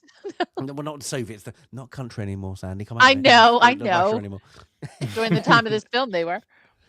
No, Belarus. Well, there you go. Really? Part of the Soviet Union. Belarus. I was I was like, do I even only cannot be shown in Belarus? And I was that bad. I went, nobody's ever watched any of my content in Belarus. And I was like, I'm still going to I'm going to dispute that because of what the fuck are the people? Why am I banned in Belarus? So yeah, this movie might get another strike in Belarus, and I will disputed it again because I have no idea why this got a bit of copyright strike in Belarus. So yeah, the last one, they wouldn't have been able to see our little voice review. But on that note, let's watch Dead Poets Society trailer.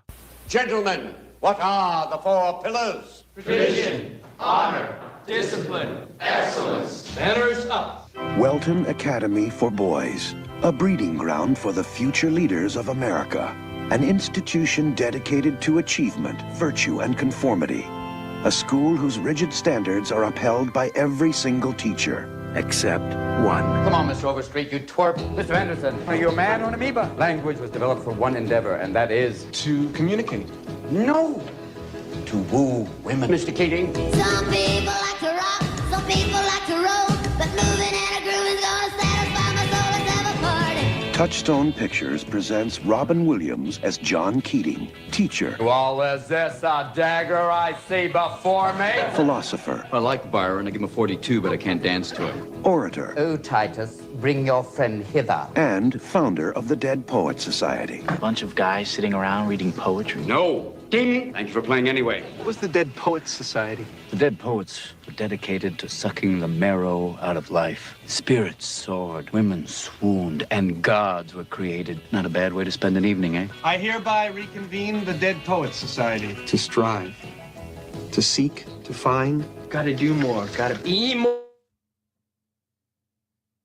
Dare to strike out and find new ground. I'm hearing rumors, John, about some unorthodox teaching methods in your classroom. Break out. I'm gonna do it!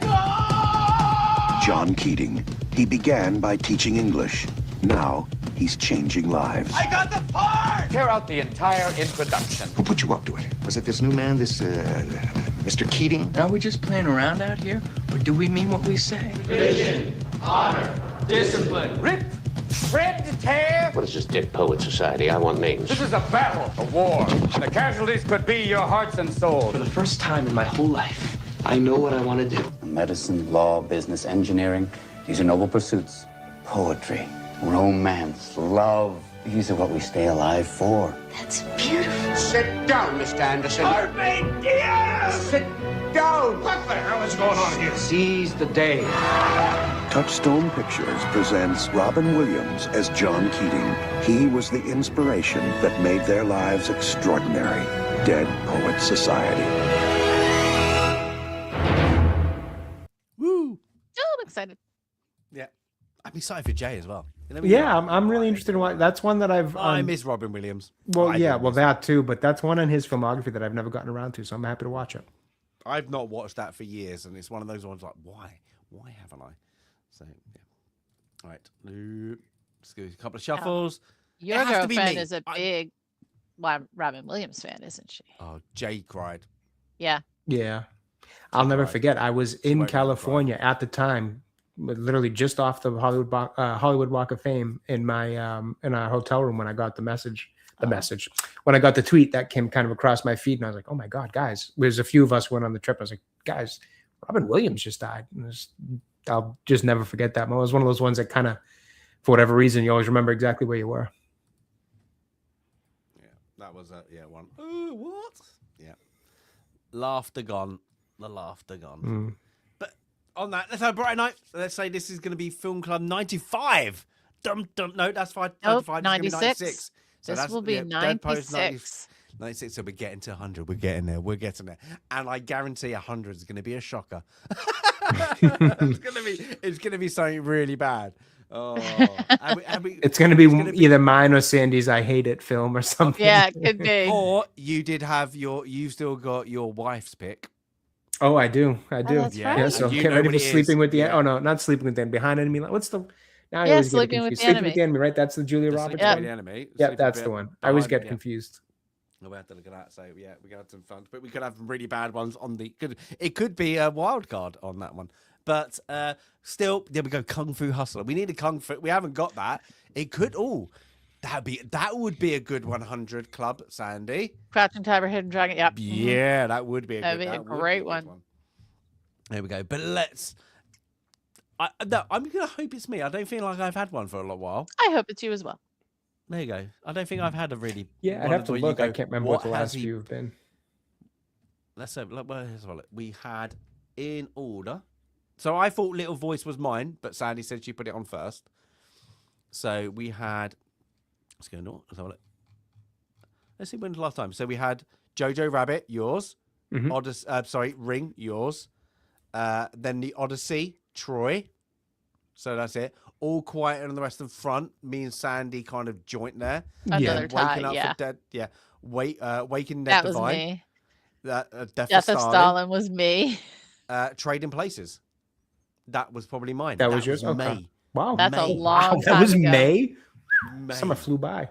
That There was you go. 10 movies ago. Let's see. 1, 2, 3, 4, 5, All right, 6, I guess 7, 8, 9. That was I could root 11 for Stasis picks pick. ago. Woo! Yeah. Delicatessen.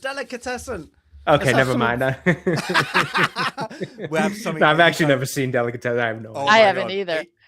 It's French. It's bizarre. It will blow your mind of going, he made us watch weird shit. And All this right, then went- definitely this go went- with a Mia this Sandy went- pick. This went up another level. Well, and then I might have put something else weird in, so you never know. But let's go that. It's going to have to be that. I do want a I hoping before the 100 Club we have one martial arts, because then We we've have done to. all the genres. Then we've done them all. So that's it. But let's try this. Let's go for it. 5, 4, 3, 2, 1. Dum, dum, dum, dum, dum, dum, dum, dum.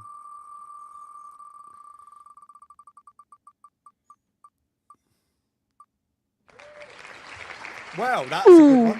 Definitely got yours. So funny this comes up. Definitely Just got one this of yours. week, somebody Is it one of referenced yours or this one of mine? movie, and it's not mine because I've never seen it. And somebody referenced it this week, and I Oh. was like, you know what? I have to finally watch Lawrence of Arabia. I'm not kidding. It was maybe like middle of the week when this happened. So I'm like, wow, go figure. Let's see who Now's my put it on. time. Was it Let's mine or was it your Sandy? Was it mine? Oh, It it would was have been me. both- I was assuming it wa- was you, but it was no. Look, oh my god, Was it no, you? yeah, it was me. It was me, but Yeah, I was there we go. assuming you would. But We yeah. would have both would. 100% we both would. I have a book to read, a big uh, book to read. Oh, big rook. Yeah. Wow. Okay. This is. How long is this movie? This might be our longest movie, taking apart not included the extended versions of Lord of the Rings. This Yep, must be. let's This is see. going to be a long movie. Let's see how long it is. And Sir Alec Guinness. Sir Alec, Peter O'Toole, we got Peter Anthony O'Toole, yeah. Quinn. We got the trifecta there. Let's see right, how long it is. Where did it say?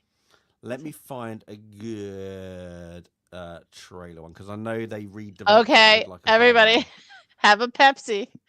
3 hours and 47 minutes. So not as long as at least one of the extended cuts, right? Is really 4 hours, but it will be our longest proper film, like the film itself, 3 hours and 47 minutes. Yeah, It is I always say an it's epic. either you got a whole day, or it's think. Oh my god, the trailer's 4 minutes. So I'm gonna actually have to jump real quick now because I just got summoned for bedtime duties.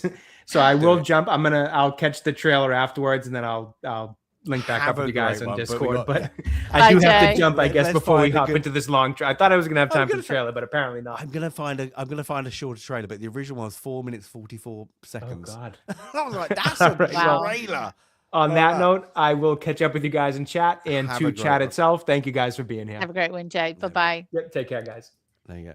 And by the way, this is also Jack Hawkins, our same Jack Hawkins from Zulu, and I believe from one of the other movies we've had. I know we've had him twice already. old Jack He Hawkins. is one of the black and whites. Did we have him in? Let's see. Was he he in was Bismarck? in. No, That's what I was thinking, but it's not. no, it's Let's not. see. Maybe we've only had him in one. Right. We're going to watch this, but I think me and Sandy, I'm going to turn it down a bit just because I guarantee I'll get copyright strike. We're pause and talk a lot because this is... Saying that, this is... When was this made? This was 1960... I don't know. Lawrence of Arabia, 19... Where is it? 62. 62. The best thing about Lawrence of Arabia, except for the Sir... Sorry. You can't... Where's the Sir? Where's the Sir? Sir Alec Guinness. No, I think we can do this because we can talk. But I always think... Sorry, I'm going to turn that. I deem him one of the greatest beings alive.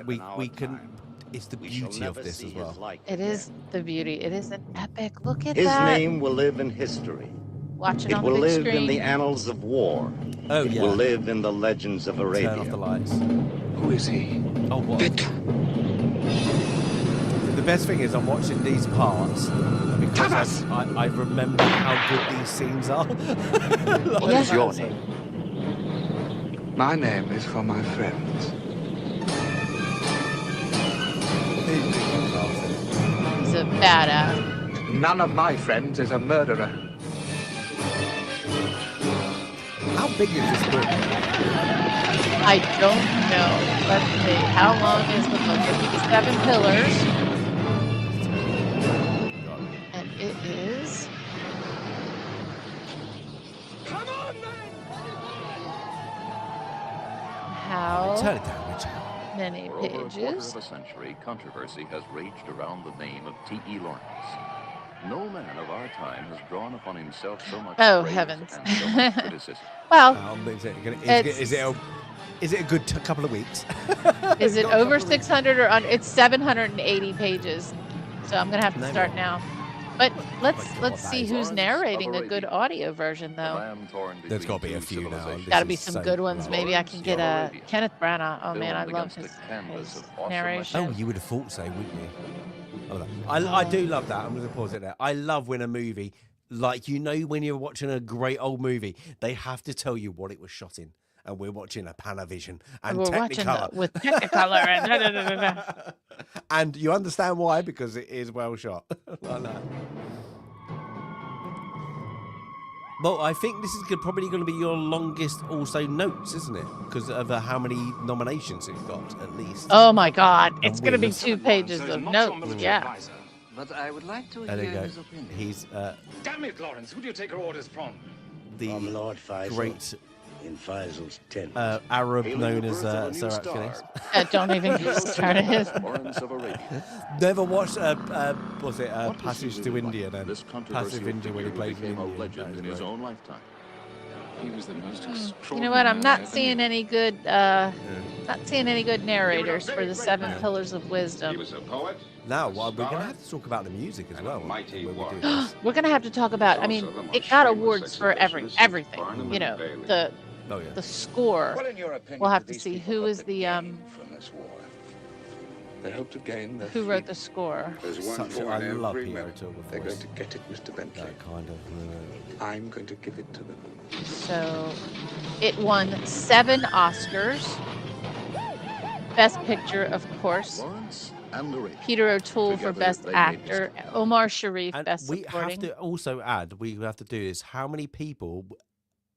Who's the winner out the Hell's Club? Because Peter O'Toole was a part of that, wasn't he? Oh yeah, Peter O'Toole. Yeah, that's what I said. He won the Oscar. When we do it, the Hell's Hellions. Club is like Hellraisers. What film club member got that? So the score was written by Maurice Jarre. Don't know who that is, but Alec Guinness as Prince Faisal. The English have a great hunger. And then directed by David Lean. It's one of those David Lean. Anthony Quinn as Dr. Zhivago. I love Dr. Zhivago. 23 great wounds. Bridge on the River Kwai. 75 men have I Brief Encounter. That's on our list. So we have several David Lean on our list. I take away the flocks Passage and to herds. India. The I don't Turks think we pay put me that a on our golden list. treasure, yet I am poor, because I am a river to my people. Jack Hawkins. And I as like this General because I don't Allenby. think Jay's ever seen it. Like, I've always said you have to see this. This is one you have to see. And he said, you know, he's just thinking about it. There we go. You're the most extraordinary man I ever met. Leave me alone. Huh? Leave me alone. Jose Ferrer as the Turkish Bey. Your skin is very fair. Also starring Anthony Quayle, Claude Rains, Claude Rains, Arthur Kennedy, with Omar Sharif as Ali, and Peter O'Toole as Lawrence. Look how grand it is, though. It's always doing that. It Just is. literally. Look at that.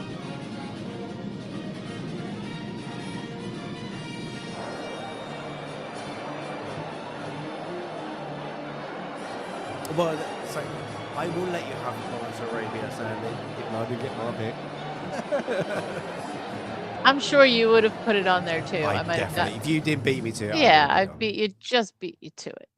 There we go. Well, chat. Oh, That it's gonna be an is epic. Epic. That is an epic. If I'd say that is an epic, it's got actually everything to it. That's a good thing. And the worst thing is, I actually just watched, like, it came on TV, and I sat down and watched 20 minutes of it. I haven't before I had to watched go it in and about play 2 years. Yeah, but it maybe was just 3. on TV, and it just was like, I just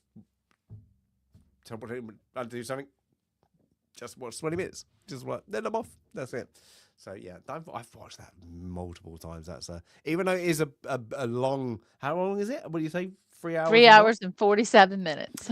47 minutes. That's it. It's 3.25 hours. I mean, that's a lot. I wonder if the cinema it had the old intermissions. You know, Oh, like I'm the sure old, it like, did. It had that. I am I certain love that. I always it think that why don't they bring them back when you get like really bum squeaking movements when they try and do an epic? Like, come on, give me an intermission. Let me Yeah. go like that because you're gonna go to the toilet or get another like hot dog or whatever. So yeah, it's a good one. But yeah, They so could that's a good sell one. more goodies if they did. They would. Yeah, that's it. Yeah, but that's a good one. That's a good one. Yeah. We 2 in a row, Sandy. 2 good ones in a row. I think we know what our kind of scores will represent on them 2 ones. But Jay's not seen the last 2. We'll so, have to ooh, see. We'll have there to we see. go. That's it. And I think we can't think because what Dead Poet Society is well critically acclaimed, and then Lawrence Arabia. I probably got a really even high score now on IMDb. 8.5 on IMDb. There you go. That is high for that. Which is That high. for that. And that's it. But yes, all that is good. And well, we're going into a thing. But Sandy, I can't ask Jay. But what have you got coming up? Every week I say I need to stay indoors and do some editing. So I'm going to try really hard to stay indoors tomorrow and do some editing. I've got thousands of hours to get some. I got to get some long form videos up because of the change to the YouTube rules, which we shouldn't talk about, but need to make sure that the, my channel stays variety. Oh, a good mix of live, long form, and shorts. Yep. Yes. So yep, got to do that. So got to do some editing, and yeah, that's about it. And then just I'm out and about wherever I happen to be. I never know where I'm going to be. Nice. I'm really enjoying the game Gallipoli. I saw that. I didn't see you stream. I saw that when the stream had ended. I'm terrible at it. Absolutely really bad. But I'm really enjoying So what it. is it? Is that a it's a strategy game? It's a shoot 'em up like PvP. Oh, it's just shooting. It's not strategy. Ottoman Empire versus British Empire going at Gallipoli, and then you have different campaigns, different war bits. Are you Churchill? We know how that's going to turn out. Yes. Well, I have to play the British side, don't I? So, the British Empire side. So we go in there. But it's bloody good. It's really good. It looks really nice. The actual gameplay is actually really nice to play, even though I suck at it. I'm like, but I'm getting better. Oh, good. I like that. And I always say, watch the movie, but watch the Australian TV series, mini series on Gallipoli. Oh, you said that. That's right. Absolutely amazing. It's one of my top 10. It'd be easy, top 5, top 10, easily. That goes in there. It's so impactful. It really brings home. I would put it for a war kind of documentary, like not documentary, like mini series or whatever, above Band of Brothers. Oh, it's that wow. good. It is that good. It is really good. It brings a good tear to your eye as well. What's always good. Yeah, really well done. It's like a New Zealand Australian production, and really not known over here, but like it was on TV once, and I was like, bloody hell, that is absolutely amazing. One of the like really well done. Really shows what them guys actually went through when everything went against them. Literally by cock up, by of course Churchill, by not reading the weather map. And that's it, and got it completely wrong. But we got that other one. Without talking about weather one, we got that Second World War one. What's it called again? About the pressure. That's it. Pressure. That really. When's that coming out? That's got to be. I think I swear month? I thought it already came out here, and it got like no traction. So Brendan Fraser. I thought that it released early yours, and it hasn't released here yet.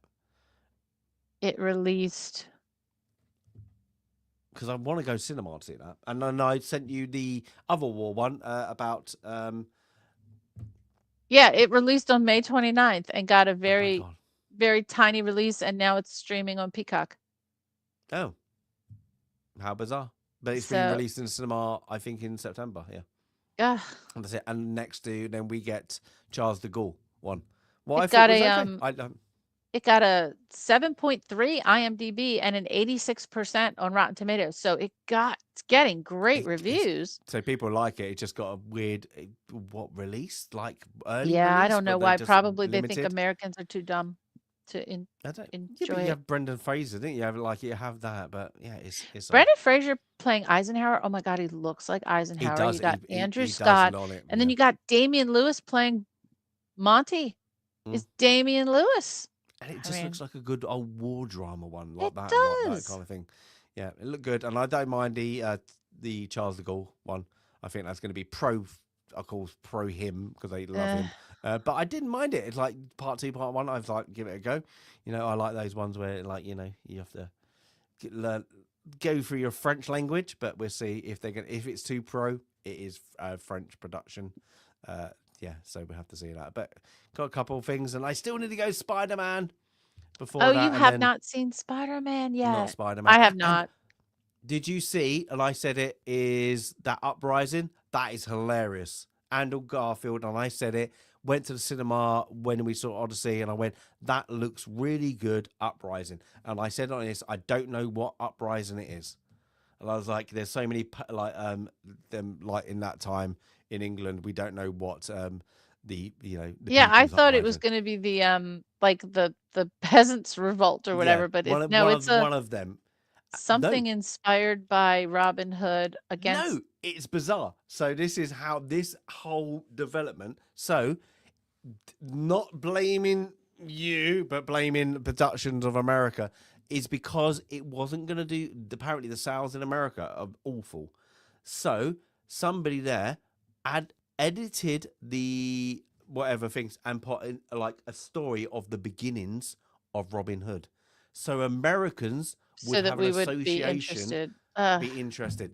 The next day, it had to be taken down because it was UK production, and they literally sacked the person who did it because they were trying to make it a Robin Hood thing. Nothing about Robin Hood at all. And everybody's now, you tarnished that movie. You've already tarnished that movie because everybody in the UK went, oh, what, another Robin Hood one? Like eyes rolling in the back of your head. I was like, oh, I'm really pissed off it's going to be a Robin Hood one because it looked like something new. And then they had to no, it is actually something new. And I was like, okay, I'll go and see it. So, yeah, that was a bit of a swing on. I was like, why would you do that? Like, because you've already got that Hugh Jackman one. An aging Robin Hood, don't you? I think it's actually called The Death of Robin Hood, with Hugh Jackman playing it this year. So I was like, why would you have two? And then to go, no, it's not.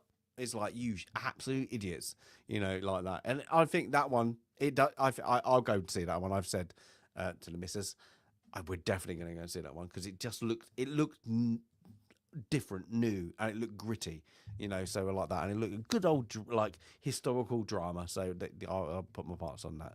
So that's what I'll be looking forward to. And I think it's next month, isn't it? It's September. Yep. I think it's here. September It is. 11th. Yeah. Yeah. I've got 2 on my list, but they're not until November. And one of them is the Johnny Depp Ebenezer Scrooge. Oh yes, I forgot about that. Which looked interesting. I had seen the trailer when we saw whatever I've we never just been saw. a fan of the story, so maybe not. I And might have to then go word of mouth. I'm gonna have to give the I Play Rocky a try, which is the biography of Sylvester Stallone, and it's early days. Is that this year? Is it November? Okay. Also November 20th. I've not seen a trailer yet for that.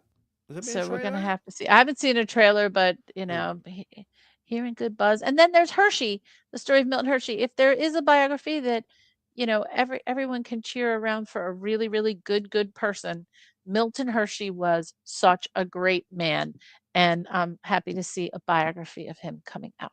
So is that the person who made the really bad chocolate?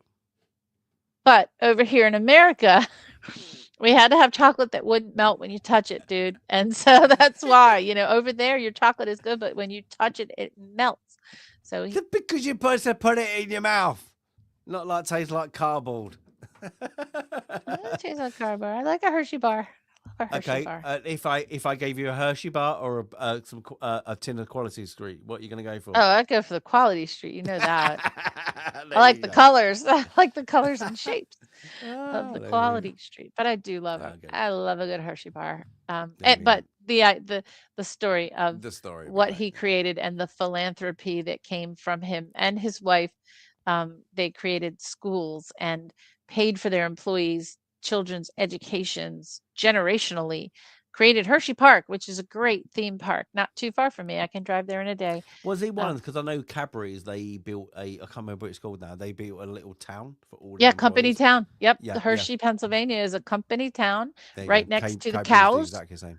Right, so they had to be near the dairy farms, but also then the chocolate was coming in on the railroads, and they built a company town, and then built small amusements that turned into a whole big amusement park, but took care of their people versus other company towns that just swindled people. Just, hey, we're going to pay you in company money and you can only spend it in the company town. That's not cool. That's not good. No. So, no. I being in Cadbury's world, I spent a lot of too much money on chocolate. When you come out, you're like, oh, there's a Cadbury's world. Where is that located? In Birmingham, I think, just outside. Birmingham. Like okay, put it on my list. Birmingham. Yeah, it's got like a little fun thing. It gives you a little bit of historical tour. It's quite good, and then you just go into the shop afterwards. You're like, ooh, and because it's a little bit cheaper, you're like, but I want that. But I also want that, and I want that, and I want that. And so you buy all of it. And I just went, sod it, just buy it all. I was like, no, don't. That's what you do at Hershey, because the air smells like chocolate all over the town, which, because of the factory, I get. But you get out of your car in Hershey, and all you smell is chocolate. So you're in there, and the first thing you do is you go through like the little monorail thing that takes you through the history of Hershey, and then at the end is the gift shop, and it's just all chocolate. It's just the buckets thing is of they chocolate. give out like freebies. Have this, it's new. Whatever, try something. They new. do, yeah. When they have something new, they give you a sample. Yep. I haven't been in years. Maybe we'll do that tomorrow. Tell my husband. There we go. A little bit of comeback. Too much chocolate. And the worst thing is, like, you get to the point you're like, that's just too much chocolate. Ooh, what's that one? I haven't had that one yet. Yep. Oh, very good. Anyway, go, guys. Thank you all for popping in. I know Jay had to pop out early, but here we're back. We got epic and semi-epic and semi-critical epic and an epic. I'm gonna put it that way. Definitely epic. But, yeah. Yes. But catch me. I will jump in lunchtime in the UK until we get to what now we're away, but we're only now 4 away until what we find out is 100. Now I bet you when's your our one's end of October? It's November now. Yeah, it's November? like Is that okay? It's literally like either the last week of October or the first week of November. That is our change. Yeah, so change. So we should do it in still the same time though, but that'd be good. But yeah, I'd like it when you go, whatever, we go first and then you go second, because then I get to watch the ice hockey an hour early. Oh, nice. I like when we're only 4 hours apart instead of 5 hours apart. Yeah. There we go. But everybody have a great one. Thank you all for popping in. All the UK guys, enjoy the rain over this bank holiday weekend. It's actually been horrendous. We've had literally I love it because we've had a drought for like 5 weeks. And now it's raining for the next 2 weeks. Oh, gosh. Good on England. Good on England. And it's been really bad. It's like today, it's like, we know when you go, that's some really different rain. Like, oh, yeah. It reminds me of Forrest Gump. Got sideward rain, fat rain, rain that come from up above. It's literally been that kind of everything. You just walked out the window, you're like, what is going on? And the best thing is the other day we had sheet lightning. Oh, absolutely, gosh. like really good. But it was sunny. Oh, my. It was dripping. It was sheet lightning, sunny, and then just like sprays of water. And I was like, that is great. I love that. Like that. It's like that. My kid was like just going like, what is going on? Like, oh, I've never seen it before. And I was like, oh, I love it when it's like that. Oh, that's fun. So anybody, any UK, send us pictures if you get to go have a barbecue. Because I guarantee you're not going to. But until that, have a great one, and we'll see you. Let's see if anybody's streaming. James, see if no, I always forget. Thank you. Because it is 7 now. Maybe it is 7. If Pete is on. Nope. Let's see. Nope. I don't see anybody. I thought since we went a little longer, maybe somebody would be on, but I don't see anyone on right now. Let's have a look if I have. See if you know anyone who's on. Not looking at it. Every time I go on, like it just seems. Let's see when they are. I've got a couple of upcoming. Wednesday next upcoming. They are. Nope. That's nobody. They're scheduling until tomorrow. So no, unfortunately, I have nobody on there. I think a lot of people like just go like. Do what I do. Don't schedule it. Just go and go. Just go. Yep. Just go. I'm going. That's it. But everybody, sorry about that. You have to just replay one of the old film clubs. Yes, go back to film club. If not, go and watch Sandy's little walk arounds that take epic moments of epic buildings, epic structures, and epic everything else.